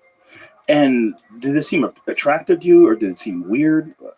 No, it really wasn't weird, because people that work at the test site, anybody that's familiar with the area up there, working at the nuclear test site or at the Tonopah test range north of there, that's typically how things go. So you had known about it from the scientific community? Because the Area 51 at that time was No, they didn't say anything classified. about Area 51. Okay, so they just said it was in a remote location, and you just know it was up at the test site. Right. So, but there was no mention of Area 51 at that time. So they've done hundreds of nuclear tests in Nevada. That whole area there's giant chunks of Nevada that people. Yeah, there's a big piece of Nevada, and it's split up into different areas. There's a nuclear test site. There's Area 51. There's the Tonopah test range north of that. There's little sub areas. There's areas where they test chemical weapons and things like that. So it's all broken up as a gigantic test area. So take me back to first day on the job. You accept the job. They take you out there. Yeah, it's the first day, really, I didn't really get to see a whole lot. The first day was essentially just paperwork. That's when I flew into Area 51 proper. And I left McCarran Airport and flew what they call the Janet flights. Just, a passenger plane from Las Vegas to Area 51. And it was really just going through a mountain of paperwork that day. From security clearances to... it was like 2 or 3 hours of just solid paperwork. And that was really an uneventful first day. When did things get weird? When did you realize, at what point in time did you say, hey, this is not normal work? Like, this doesn't even seem like it's from this planet. That, I can't tell you what day that occurred on, because so much time has gone by, the days have kind of fused into one, and I can't separate the days. Was it a slow burn, or was there a moment of recognition? Well, the first inkling I had was when I came in. There's this facility that is at S4. It's in the side of a mountain. And normally we had pulled in with the bus and gone around the front through a normal double door.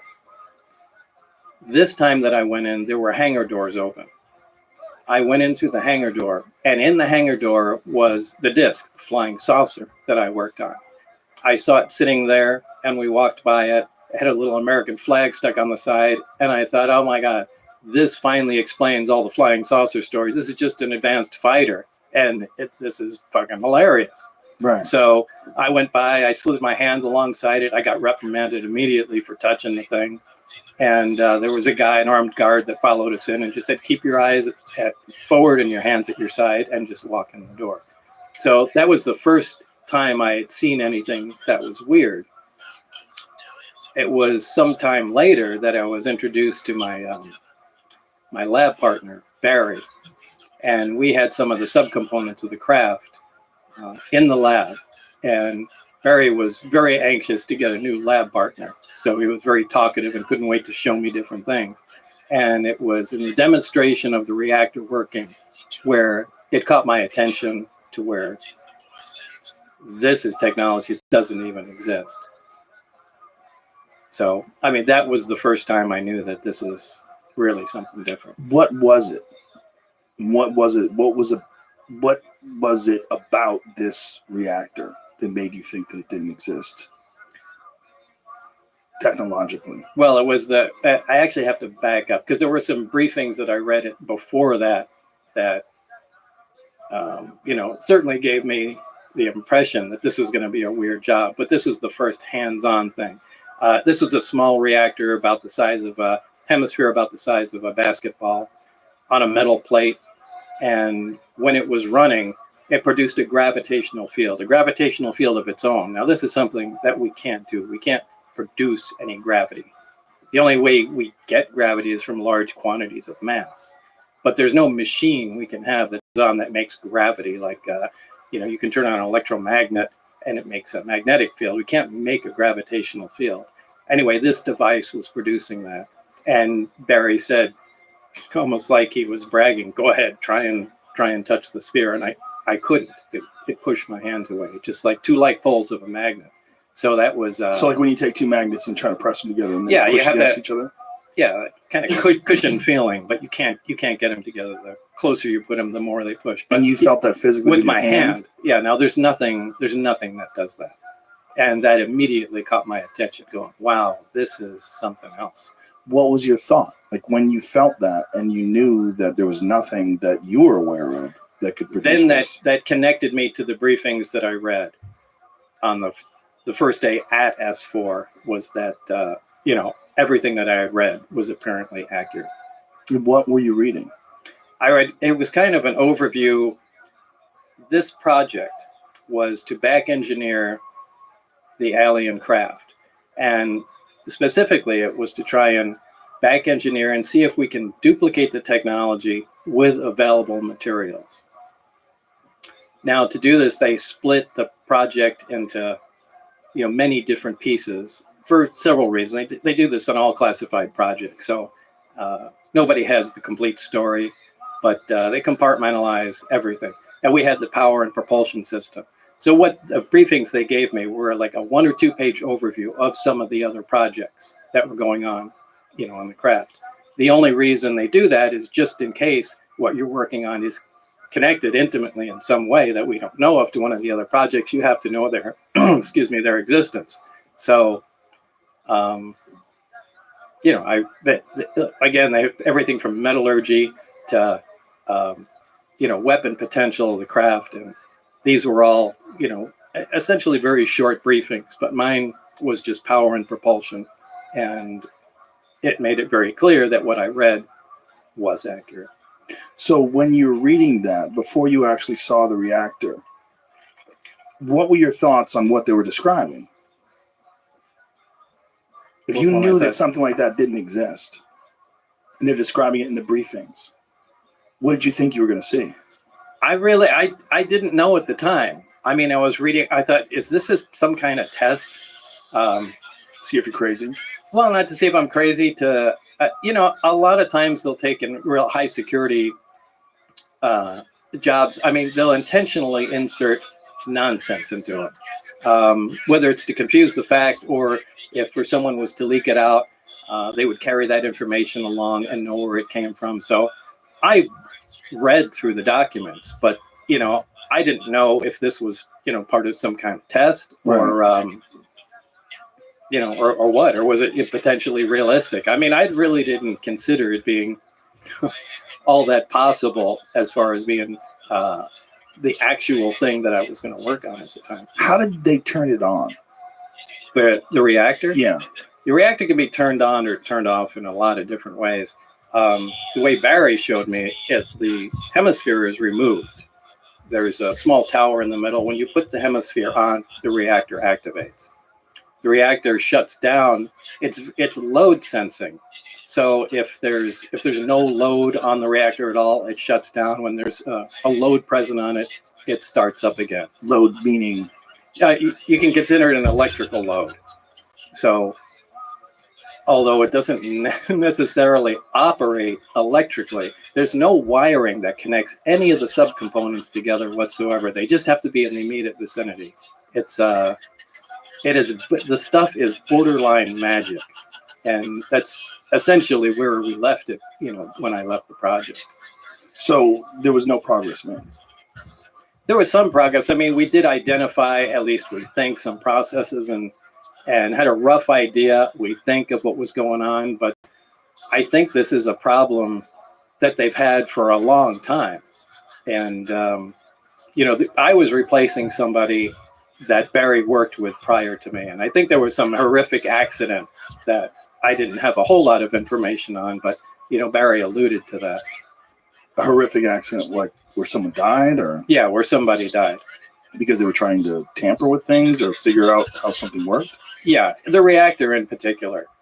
But yet he let you touch it. Yeah, I think what they were trying to do was cut into one. Oh, now Jesus. they had more than one there, and that was supposedly there was an unannounced test, and that's what it was. At the time, remember, they were still doing underground nuclear tests at the test site.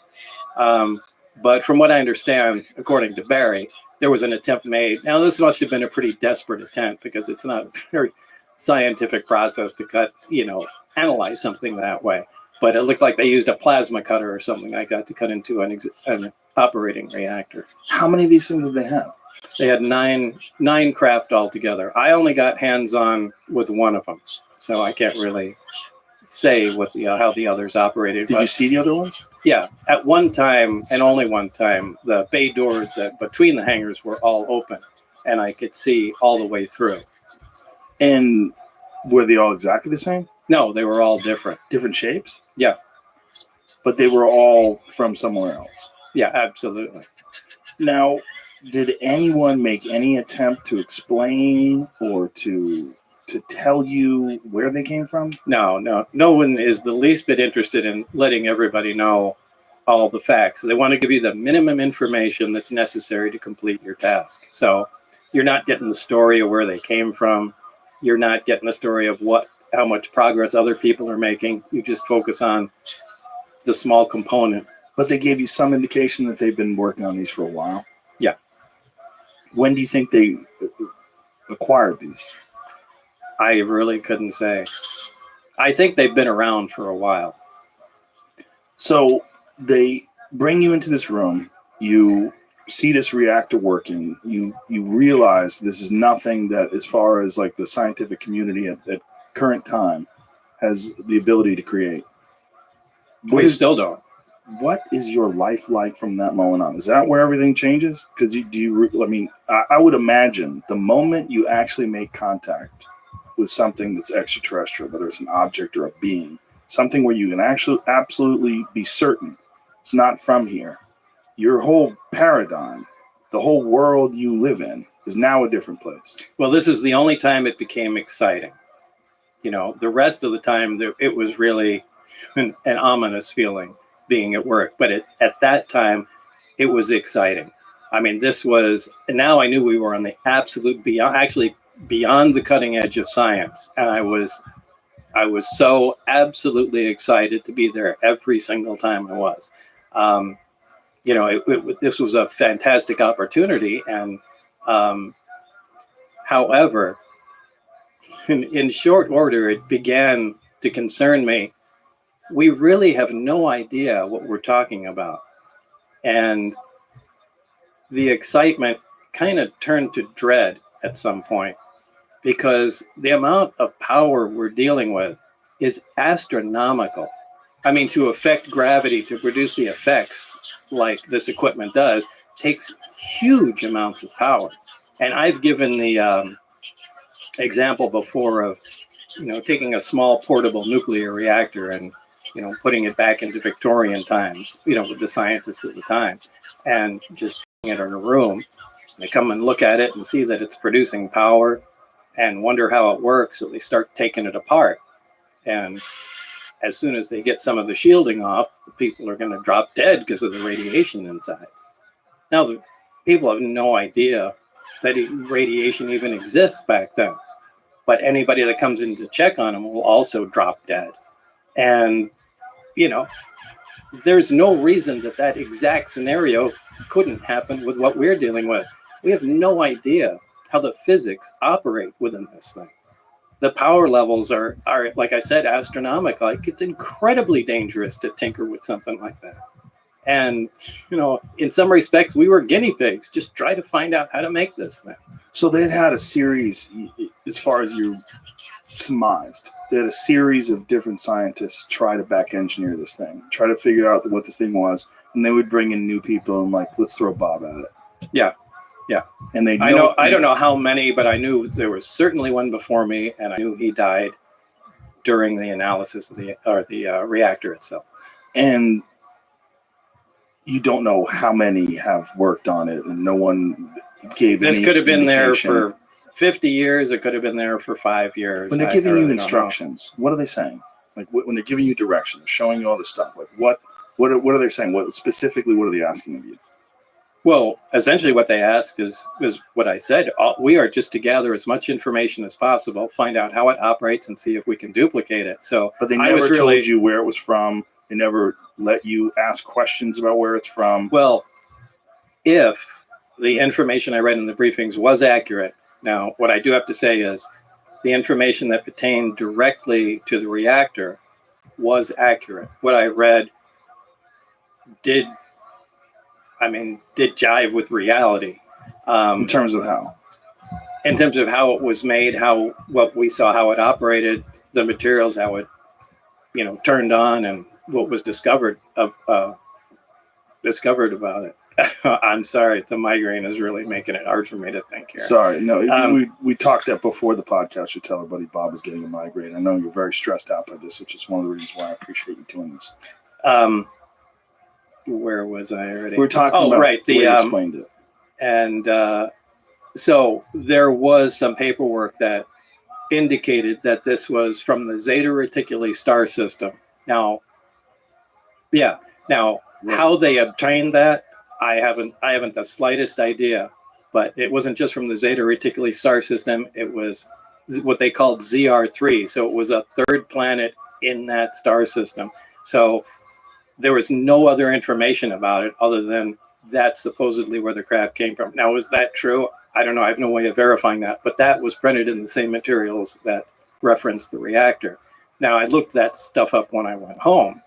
And Zeta Reticuli is a binary star, two stars that orbit one another. And it's only visible in the southern hemisphere, and it's about 30 some odd light years away. So that's literally all the information I have about that. I don't know how they found out it came from there. And you also probably have some suspicions that they give you some disinformation like you were talking about before. Where they would, I mean, if you ever decided to talk about this, they added a bunch of nonsense to make whatever is factual look ridiculous. Right. Or be able to trace it down. Like, okay, this fax came out, and this Lazar guy said it had, came from Zeta Reticuli, so they knew it was. When you read Zeta Reticuli, we were like, what in the fuck is this? Well, reading all of the stuff. It was, what in Right. the fuck is this? You're like, why did I sign up for this? Like, what? No, it would, to me, this was cool. This Right. was interesting. I was just excited to be out in a secure area, in the middle of the desert. I said, Right. this is awesome. I How love old were it, you at the time? I was in my 20s. Yeah, so you're probably like, totally geeked out. Oh yeah, this was great. I mean, I was excited. So I didn't care. I'm reading through everything, and So you Yeah. read through all the Zeta Reticuli thing, but then when you see the actual starship with the little American flag sticker on it, well, I that think- was is that later or before? that was before. So before. So you see the thing before, and you say, "Oh, this is Wait, American." what's that before? Hard, so many years. Yeah, I can't. Either way, it doesn't matter. The days have fused together. It's so hard to separate what happened in each visit. To Do you the remember site. thought process when you read that it's from Zeta Reticuli? Yeah, it didn't hit me like a ton of bricks or anything. It's just like, yeah, okay. And You think it was bullshit? I don't know. You just were I like, don't. Now I don't. I mean, because when I Right. read it, I hadn't verified anything, and this was just a bunch of stuff I was reading, and I thought maybe after this they're just going to give me a test and see what I can remember and Right. crazy information, and, Right. and it would. But like I said, when I finally went in with Barry and had hands-on experience with what they were talking about, it took on a completely different meaning. So there's a plate, there's this thing that looks like half a basketball, and when it's on, you can't come anywhere near it. You can't touch it. Right. How is what is gravity about that? Like the concept of gravity. Most people's gravity is bringing something towards it. Right. Well, I guess you would say it's anti-gravity. It's gravity shifted 180 degrees. It's anti-gravity. And did they have any understanding about what could possibly create this effect? Did they have any areas where they'd like you to look into? No, they knew there was a fuel source in it, and they were proficient at making it work. And again, my analogy to something like this is you can drop a motorcycle off in the wagon train days and just leave it with the keys parked outside, somebody's place. Everybody will come around it and they'll poke and prod, and eventually they'll turn the key, get it to start, and become proficient at riding it. Yeah. But they won't be able to understand what the hell's going on. They won't be able to make the plastic fender, much less anything else. And I think that's exactly the state we were at. We played around with the parts long enough before I got there where they could make the reactor operate, take the fuel out, and know that it makes it work. How exactly what was going on in the reactor remained a mystery at the time. I think we made some progress on what was going on inside, but I don't think anybody really knew anything. They could just watch what was going on and make note of it. How long were you there? I'd say about 6 months or so. And what progress was made while you were there? Well, we came up with a bunch of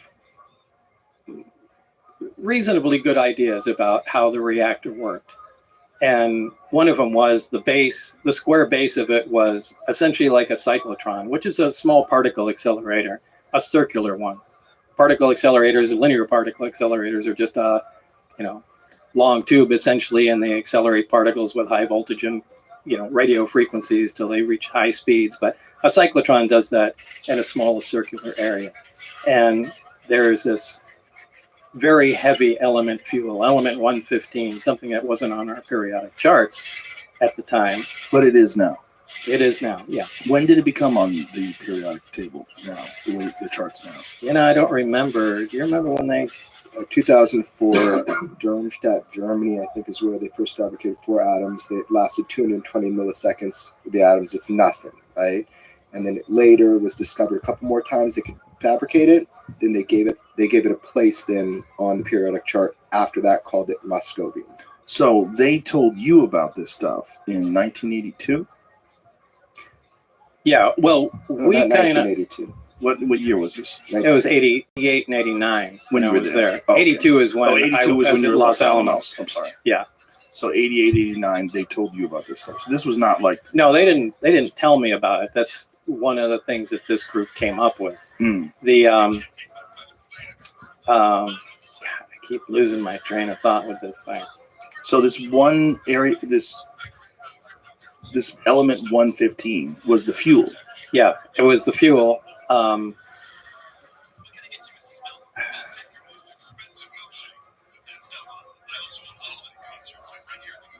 The world will forgive you for having a migraine. Can I just? It's really say hard to one- think through this. Can I Just give just- me a We're minute. just gonna give you more I just want booze. to say one. Yeah, definitely. I was going to say one thing.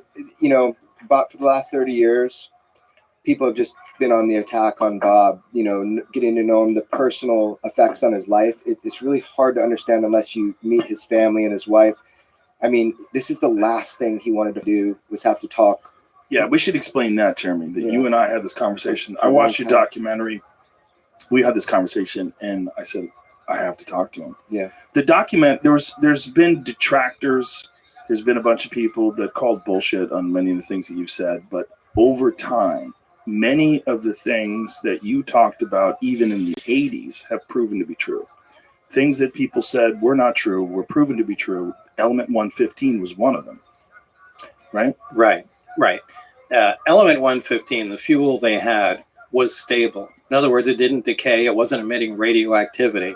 When they synthesized the 2 or 3 atoms of the 115, it did decay, and it was not a stable element. So they're kind of two different things. But this is kind of typical. Elements always have, or pretty much always have, stable isotopes and unstable isotopes. Like I think cesium has like 30 unstable isotopes to it. So, hydrogen, for example, you're familiar with hydrogen gas. It's stable. It's not radioactive. But there's also 2 other types of hydrogen, deuterium and tritium. And deuterium isn't radioactive. It's another stable isotope of hydrogen. But tritium is radioactive. Now, they're all hydrogen, but they just have different amounts of neutrons. So it's the same thing with other elements and element 115. Depending on the amount of neutrons it has, designates the isotope, but it's 115. They will continue to take or experiment and try and make 115 at different isotopes, and I'm sure eventually they'll come up with a stable version, but it's the stable version that has the properties that we're talking about. So they somehow or another had acquired a stable version. Did they say that the stable version had come with this craft? Yeah, it absolutely came with the craft. Yeah. So at the time, you having a firm knowledge of the periodic chart and knowing what was real and what wasn't real, what was your reaction to having this stable element 115 that wasn't even supposed to exist? Well, everything was impossible. Right. I mean, down to the metal. I did get a chance to look inside the craft on only one occasion. And this was important because where the reactor sat might have been critical to how it operated, since everything operates without any interconnection. So the placement of components might be critical. So they allowed me to go inside and look at it. Again, I forgot where the hell I am. So you're going into this craft, and what are you thinking when you're inside of it? Like, what are you seeing? It's a very ominous feeling because there are no, first of all, everything is one color. It's like a dark pewter color, and there are no right angles anywhere. It's as if somebody took I've said this before, somebody took a model and fashioned it out of wax and then heated it just for a short time so everything melted. Everything looks like it's fused together. Everything has a radius of curvature where 2 items meet. It's a really weird looking thing, but there was almost nothing other than a small foldable hatchway that looked recognizable. Everything was really unworldly, to pick on a way to describe it. So you get inside this thing, and it's designed for something that's much smaller than a human being. Yeah, you can't really stand up till you get to the very center of it. And how tall are you? I'm 5'10". And what do you think this was designed for? I'd say something close to half my height. Wow. So these little 3-foot tallish creatures. Yeah, and the seats were small too. I mean, obviously it was made, for something small. But there was no, there's nothing else in there. There's just seats, the reactor, and some of the subcomponents. There's no control panels. There's no bathroom. There's no decorative components or artwork or anything that you would recognize or trim. I mean, it's just a very bare bones thing. You're not And- seeing any screens. Well, there are archways around it that are part of the superstructure, and that one of the archways can become transparent. When I was in there, there was another group working on one of the archways, and you could call that a screen, more or less. So through that archway, it would maintain the solidity, the solid, whatever metal it was. Yeah. But you could Yeah, see it just through became transparent. Yeah. I saw that happen once or twice before I left. Did you ask any questions about what the fuck? No, that there's was? no asking There's questions. no asking questions. No. But when you watch something become transparent and you realize it's still there, but you can now see through it. Yeah, I mean, now that's not that impressive. We do have some liquid crystal materials that are like that. You know, they I've have seen that in smart bathrooms. glass. Yeah, they call it smart glass. So this is just, and I don't know if the craft is made of, you know, an advanced metal or a ceramic. It was cold to the touch. So, you know, I would lean And more again, towards a metal. You're not allowed to ask questions. No, they work on the buddy system. So I can only exchange ideas and talk to Barry. Now, this really interferes with science because science is based on free discussion. And ideally, you get a bunch of guys together, exchange ideas, work on problems, and that's how things move forward. But they're so over the top concerned about security, they split everything off and everybody becomes stagnant. It just destroys any of the progress you can make, or at least makes it go so slow. I think they wind up shooting themselves in the foot. Which is probably why they arrived at this bottleneck that they need to get this madman with a jet-powered Honda come in and see what he could do. I think that was an act of desperation. I think they wanted someone that thinks out of the box and let's just give this guy a try here, because they weren't, and they might have done this 4 more times since you know, up to the point in time today, assuming they're still working on this thing.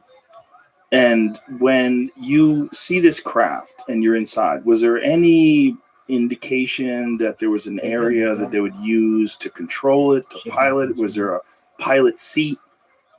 There were 3 seats. They sat around, the reactor was in the dead center of it, and then equidistant around there were 3 seats. So and that's all. There was a large, they're not consoles, they're large rectangular objects, also spaced equidistant around the center. There's nothing on them. There's no buttons. There's no lights. There's and no they controls. look the same color, the same Everything thing. is the same It's color. just a different shape. Right. And directly underneath them, there's 3 levels in the craft. The main level is what we're talking about. Directly under that, those are the gravity amplifiers, the big rectangular objects. Underneath them are the gravity emitters that look like, for lack of a better word, a trash can hanging on a pipe. 3 of those. And then the top layer, this is just my personal belief, I think that has to do with a navigation or their version of a computer with some planar panels, sensor panels, portholes. They're just black areas. And I think that just determines its, you know, position in space. But I physically was in the center section, and I stuck my torso in the bottom section and hung upside down so I could see how the gravity amplifiers were positioned. What is the roughly the size of this thing?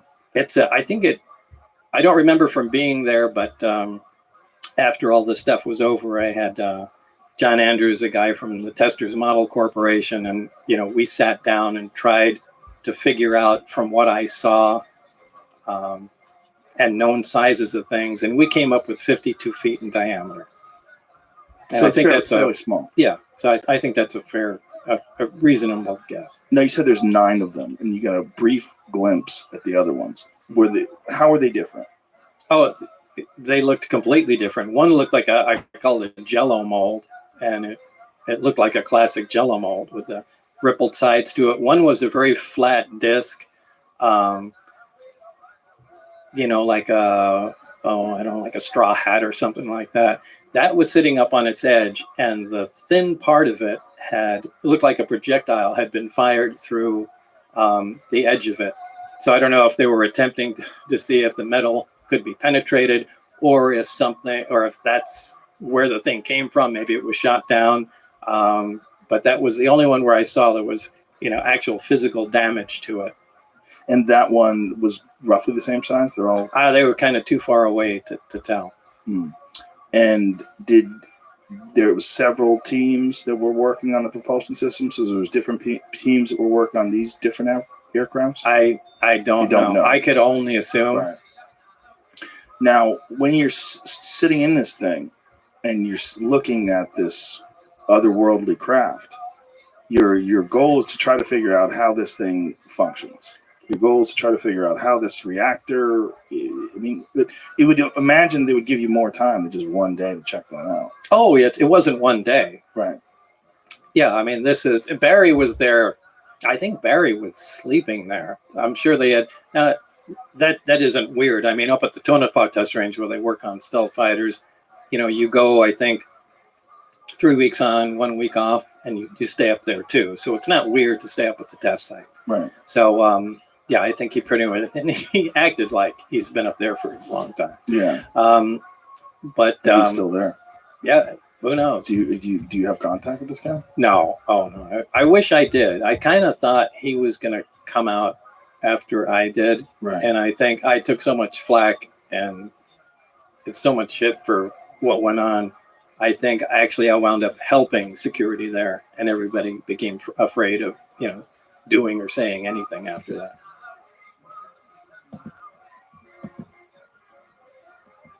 Language on the internet. Yeah, that's quite. Right. No, I'm not sure what to make of it. Well, look, I think, there are many things we don't understand. Okay, so for example, 175 billion weights, it's maybe about 1 trillion bytes of information, which is very comparable to the training set that was used. Why it sort of stands to some kind of reason that the number of weights in the neural net, I don't know, I can't really argue that. I can't really give you a good, in a sense, the very fact that, insofar as there are definite rules of what's going on, you might expect that eventually we'll have a much smaller neural net that will successfully capture what's happening. I don't think the best way to do it is probably a neural net. I think a neural net is what you do when you don't know any other way to structure the thing. And it's a very good thing to do if you don't know any other way to structure the thing. And for the last 2,000 years, we haven't known any other way to structure it. So this is a pretty good way to start. But that doesn't mean you can't find sort of, in a sense, more symbolic rules for what's going on. Much of which will then be, you can kind of get rid of much of the structure of the neural nets and replace it by things which are sort of pure steps of computation, so to speak, sort of with neural net stuff around the edges. And that becomes just a much simpler way to do it. So the neural net, you hope, will reveal to us good symbolic rules that make the need of the neural net less and less and less. Right. And there will still be some stuff that's kind of fuzzy, just like, there are things that, it's like this question of what can we formalize? What can we turn into computational language? What is just sort of, it happens that way just because brains are set up that way. What do you think are the limitations of large language models, just to make it explicit? Well, I mean, I think that deep computation is not what large language models do. I mean, it's a different kind of thing. The outer loop of a large language model, if you're trying to do many steps in a computation, the only way you get to do that right now is by spooling out, all the whole chain of thought as a bunch of words, basically. And, you can make a Turing machine out of that if you want to, like just doing that construction. In principle, you can make an arbitrary computation by just spooling out the words, but it's a bizarre and inefficient way to do it.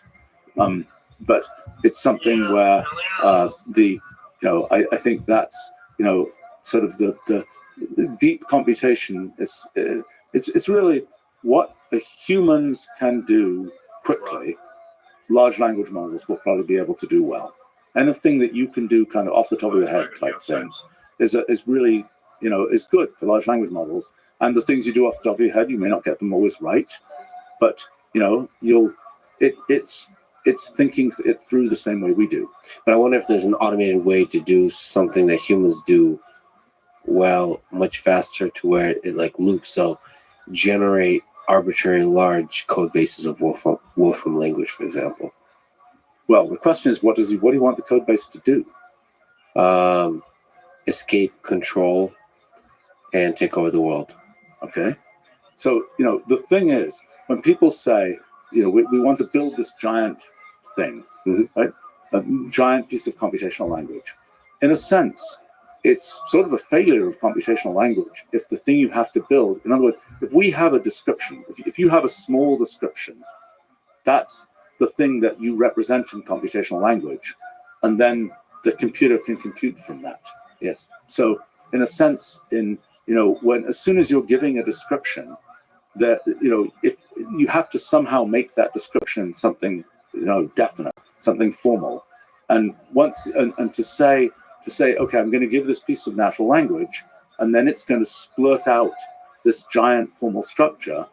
That, in a sense, that doesn't really make sense, because except insofar as that piece of natural language kind of plugs into what we socially know, so to speak, it plugs into kind of our corpus of knowledge, then that's the way we're capturing a piece of that corpus of knowledge, but hopefully we will have done that in computational language.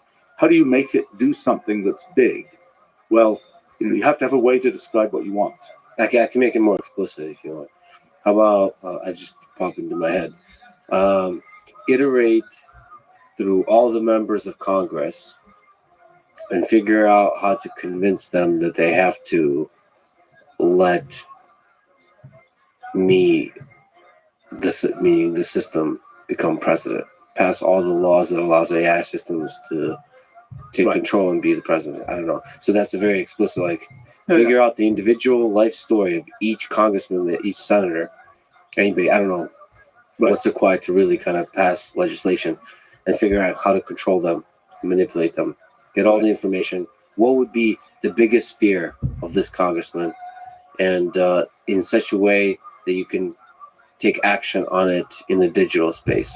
So maybe threaten the destruction reputation or something like this. Right. If I can describe what I want, to what extent can a large language model automate that? With the help of concretization of something like Wolfram language, that makes it more, grounded. I think it can go rather a long way. I'm also surprised how quickly I was able to generate. Yeah, right. An attack. That's I swear I did not think about this before, and it's funny how quickly, which is a very concerning thing, because that probably, this idea will probably do quite a bit of damage. And there might be a very large number of other such ideas. Well, I'll give you a much more benign version of that idea. Okay? You're going to make an AI tutoring system, and that's a benign version of what you're saying. Is I want this person to understand this point. You're essentially doing machine learning where the loss function, the thing you're trying to get to, is get the human to understand this point. And when you do a test on the human, that they correctly understand how this or that works. And I am confident that sort of the large language model type technology combined with computational language is going to be able to do pretty well at teaching us humans things.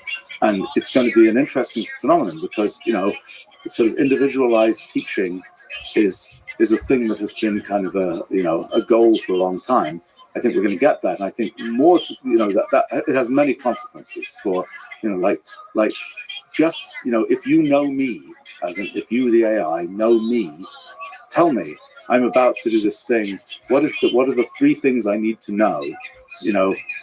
Given what I already know, let's say I'm looking at some paper or something, right? It's like there's a version of the summary of that paper that is optimized for me, so to speak, and where it really is, and I think that's really going to work. It can understand the major gaps in your knowledge that it filled would actually give you a deeper understanding of the topic. Yeah, right. And that's that's an important thing, because it really changes. Actually, I think when you think about education and so on, it really changes kind of what's worth doing, what's not worth doing, and so on. It makes I know in my life I've learned lots of different fields, And so I don't know. Every time I always think that this is the one I'm not going to be able to learn. Yeah. But it turns out there are sort of meta methods for learning these things in the end. And I think this idea that it becomes easier to, it becomes easier to be fed knowledge, so to speak. And it becomes, if you need to know this particular thing, you can get taught it in an efficient way, is something I think is sort of an interesting feature. And I think it makes the, things like the value of big towers of specialized knowledge become less significant compared to the kind of meta knowledge of sort of understanding kind of the big picture and being able to connect things together. I think that, there's been this huge trend of let's be more and more specialized, because we have to, we have to sort of ascend these towers of knowledge. But by the time you can get, more automation, being able to get to that place on the tower without having to go through all those steps, I think it sort of changes that picture. Interesting. So your intuition is that in terms of the collective intelligence of the species and the individual minds that make up that collective, there'll be more that will trend towards being generalists and being kind of philosophers. That's what I think. I think that's where the humans are going to be useful. I think that a lot of these kind of the drilling, the mechanical working out of things is much more automated. Well, it's much more AI territory, so to speak. No more PhDs. Well, it's interesting. Yes, I mean, the kind of the specialization, this kind of tower of specialization, which has been a feature of, we've accumulated lots of knowledge in our species, and in a sense, every time we have a kind of automation, a building of tools, it becomes less necessary to know that whole tower, and it becomes something where you can just use a tool to get to the top of that tower. I think that the thing that is ultimately, when we think about, okay, what do the AIs do versus what do the humans do? It's like AIs, you tell them, you say, go achieve this particular objective. Okay, they can maybe figure out a way to achieve that objective. We say, what objective would you like to achieve? The AI has no intrinsic idea of that. It's not a defined thing.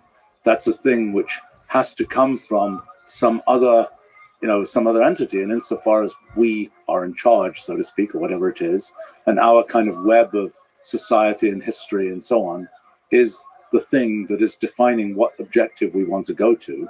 That's the thing that we humans are necessarily involved in. So to push back a little bit, don't you think that GPT, future versions of GPT, would be able to give a good answer to what objective would you like to achieve? On what basis? I mean, if they say, look, here's the terrible thing that could happen, okay? They're taking the average of the internet, and they're saying, from the average of the internet, what do people want to do? Well, that's the Elon Musk adage of the most entertaining outcome is the most likely. Okay. So that could be that one from him, yeah. That could be that could be one objective, is maximize global entertainment.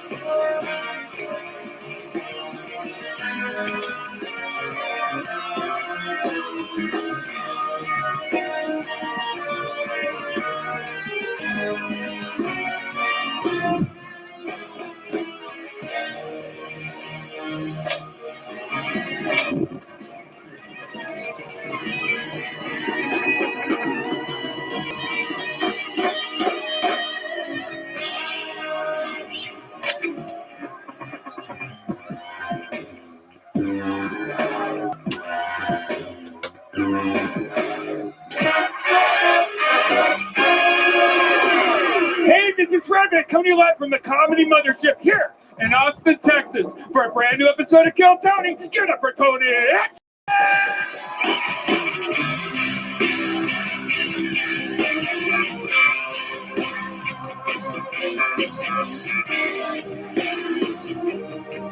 Who's ready for the best fucking night of that night?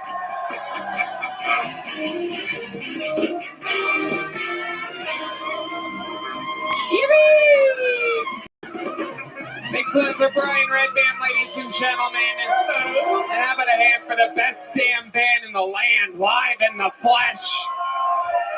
Raul Vallejo, Carlos Sosa, Fernando Castillo, Michael Gonzalez, Nachos Belgrande, the great Matt Mueling on the electric guitar, John Dees on the keys, and this is D Madness live in the flesh right here, right now. Very exciting stuff planned for tonight. How do we feel? You guys happy? Before we get into it, here's a little bit more from the amazing sponsors that made it all possible. The Sunset Strip Comedy Club in Austin, Texas is now open. Check out Red Band's secret show every Thursday. Go to sunsetstripatx.com for tickets.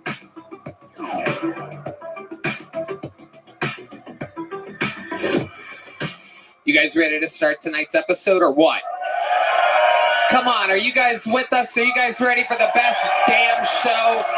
Brought to you by Game Time. This is Kill Tony. Tonight's guests, two of my favorite human beings. One of the greatest guests in the history of the show. The other guy, it is his first time on panel. This is a perfect chemistry match as I bring to you a couple of my favorite comedians, a couple of my favorite dogs. Make some fucking noise for the great Matt McCusker and Lemaire. Oh, yeah, baby. Fuck yeah. Matt McCusker. The debut of Lemaire.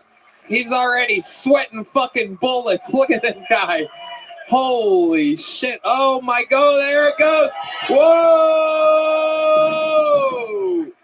Oh, my goodness. Hoodie off. The forehead is soaked. Lemaire, welcome to the Kill Tony universe. Well, thank you for having me, Tony. I came here to black out and hear jokes. I love it. I love it. Let's do it all together, Matt McCusker. That was such a nice nerd fest. Matt McCusker's on tour, mattmccusker.com. Of course, he is one half of Matt and Shane's Secret Pod, what very may well be the greatest podcast not shot in front of a live audience. Lemaire has the Panties in the Mouth Pod. I've only heard of this tonight while asking him if he has a podcast. It is the Panties in the Mouth Pod. Am I saying that right? Yes, sir. We're perverts. Well, LemaireLee.fun is his website. For those of you looking for the cheapest URL in the history of websites, Lemaire, Lemaire, Lee, and when it couldn't get any cheaper, .fun. LemaireLee.com, blatantly available for only what I would guess is $29 more. But he went with .fun and got some extra chicken nuggets that day is my guess. Well, any kind of nuggets. I don't know why I had to make them chicken. Anyway, Matt McCusker and Lemaire, 248 human beings signed up to be on this show. They are wrangled in a bar across the street right now. Absolutely. Oh, one went up my sleeve. Look at that. Here you go. Guy with the American flag hat. You want to pick the first name? Very exciting. Anything can happen. The first name has been picked, and we're going to go wrangle that person. While that happens, just if you guys don't know, if someone brought their brain-dead girlfriend that doesn't know anything about comedy here tonight or something, they get 60 seconds on stage. You know their time is up, and you hear the sound of a kitten. That means wrap it up then, or else they bring out the angry West Hollywood bear, which interrupts them abruptly. I interview them. We all meet them all together, maybe give them some advice, maybe just find out more about their lives, what makes them interesting. Goes from a podcast or a stand-up set to a podcast in 60 seconds. The whole thing's improvised. Anything can happen.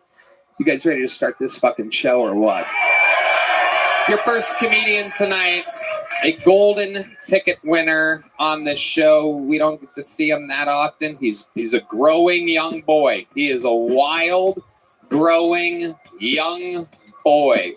Suffered brain damage in the military. We love him. Ladies and gentlemen, this is a brand new minute from Drew Nickens.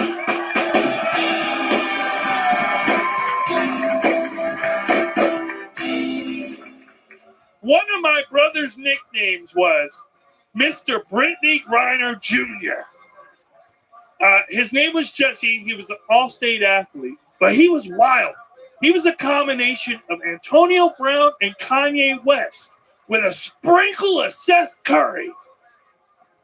Yeah, he didn't identify as male or female for a week. He thought he was Crash Bandicoot, the video game character. My man escaped 3 mental hospitals on pure athletic ability. I thought he was Mexican the way he was hopping fences. He reminded me of an outside cat because he would disappear for 4 days. We wouldn't hear a peep from him, but then he'd come back like nothing happened, and then he'd be real hungry. He'd go from Crash Bandicoot to Garfield really quickly. One time he came back, he had a bunch of cardboard, and he proceeded to dance to the Step Up soundtrack for 2 hours. My parents were so worried. They were like, "Where you been?" He's like, "Don't worry about where I've been. I'm safe now. Do we have pizza rolls?" All right, thank y'all so much. All right, Drew Nickens. Brain damage is bumping here tonight. A lot of keywords, a lot of references there. Brittany Griner Jr., Jesse, Steph Curry, Crash Bandicoot, Mexican, Garfield. You hit a lot of... There's a lot going on in 60 seconds. Not a ton of boom. Not a lot of punch. Not a lot of hooks.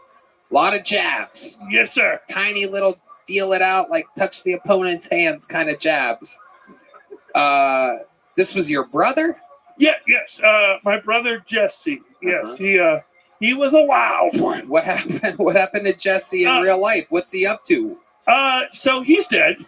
Oh, okay. See, that would have been so. Wow, you were quick with that. Did you know he was dead already? No, that was amazing. He just had his hand over the button, I got it. Fucking nailed it, Red Band. Absolutely incredible. We're like Deadban over here. You were just waiting for it. Absolutely incredible with the bell toll. So how long has your brother been dead for? He passed away 7 years ago. Okay, 7 years ago. And what exactly happened to your brother? Okay, so he was extremely bipolar, a little bit above Kanye, and he would run away for a long time.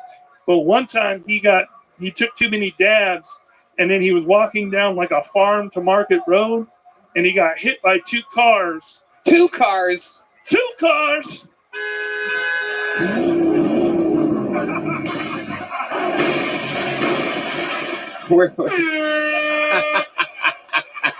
Red Band, where's your noise at?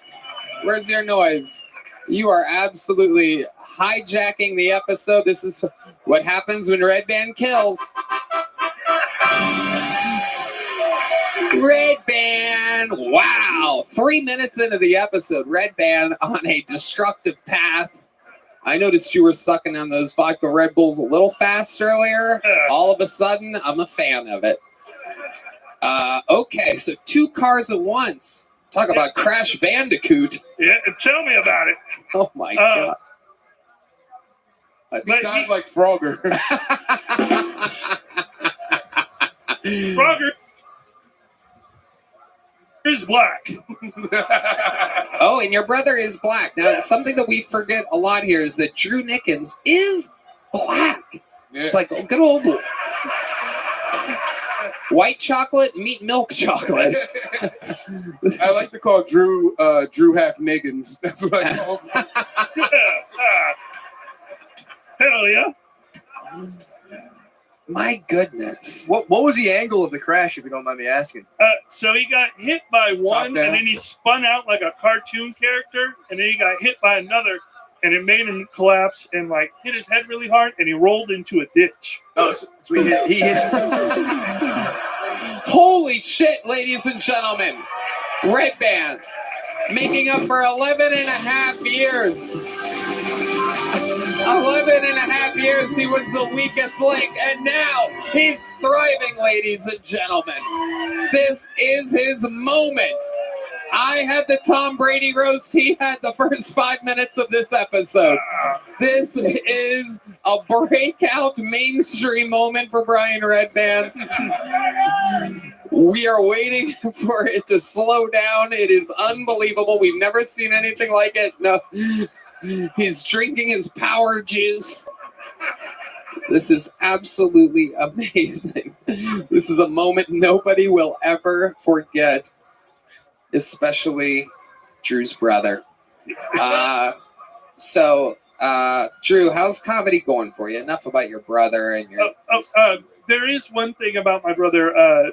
So he died, and then 2 years later, there was a program called Jesse's Place that was made in his name. It's a shelter for young adults 18 to 24, and they get all the help they need. They get medical help, they get job help, and it's in Yakima, Washington. 500 people have come through the doors of Jesse's Place and have been helped through it. So I just wanted to talk about the Jesse minute so I could talk about Jesse's Place. Amazing. To help a million. Absolutely amazing.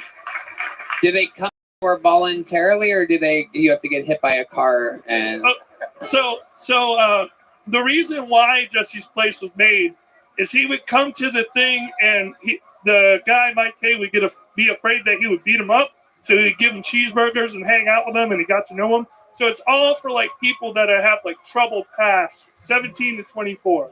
So it's a really amazing place I wanted to highlight. Yes, absolutely amazing. How do people find, like, where do you go? What's a website or something? You can go to the Camp Hope website, and you'll see Jesse's Place, and you can donate to Camp Hope. It'll go towards Jesse's Place. I'll also have something in my Instagram that'll also have a way for you to donate. They have an Amazon list for bed linens and hygiene products and everything of that nature. So anything of that you guys want to donate, that would be awesome. I have a question, Drew. Yeah. Is there fresh needles on the Amazon list? I don't want to support any place like that.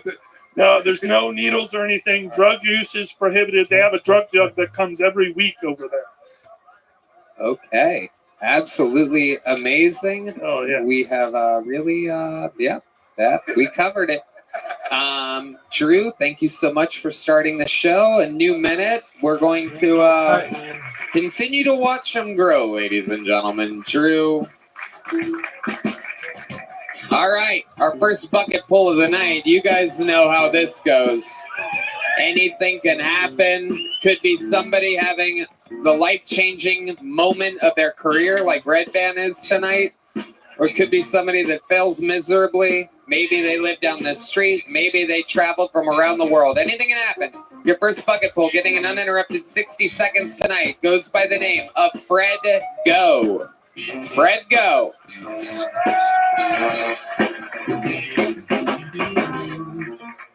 You okay? I hate one-liners because every time I do one, it takes like 9.5 minutes before I want to do another one. I had a hoot and a holler watching lived out women cry online about the election results because now they think they have to get their clits cut off and go to concentration camps because the orange beat the camel. Just go to Boulder and take a ski trip and get your hoo-ha Uber there. You know, it's not that hard. I'm just glad that I don't have to go die to a really neat RC toy in a ditch somewhere now in fucking Ukraine. That sounds way worse than a ski trip, you know? I'd much rather stay home and goon to the talk-tard whores when they ain't crying and cry a little bit myself when I come too soon on accident. Shit, I'd volunteer at them camps to send these hussies left or right. Am I right, kameraden? Fellers. Yeah, that's what you get, Nina, for, nexting the other bitch. Okay, Fred, go. Am I saying that right? Go, Geo. It's supposed to be a G and then a dot. G dot. Oh, Fred G. Yeah, Fred G. But you did the dot. You made a little circle. Yeah. Instead of trying to be cute. Okay. Okay. Well, I mean, that's where being cute gets you. It turns you into Fred Go. Yes, sir. Let's go. Okay. All right, Fred. So, how long you been doing stand up?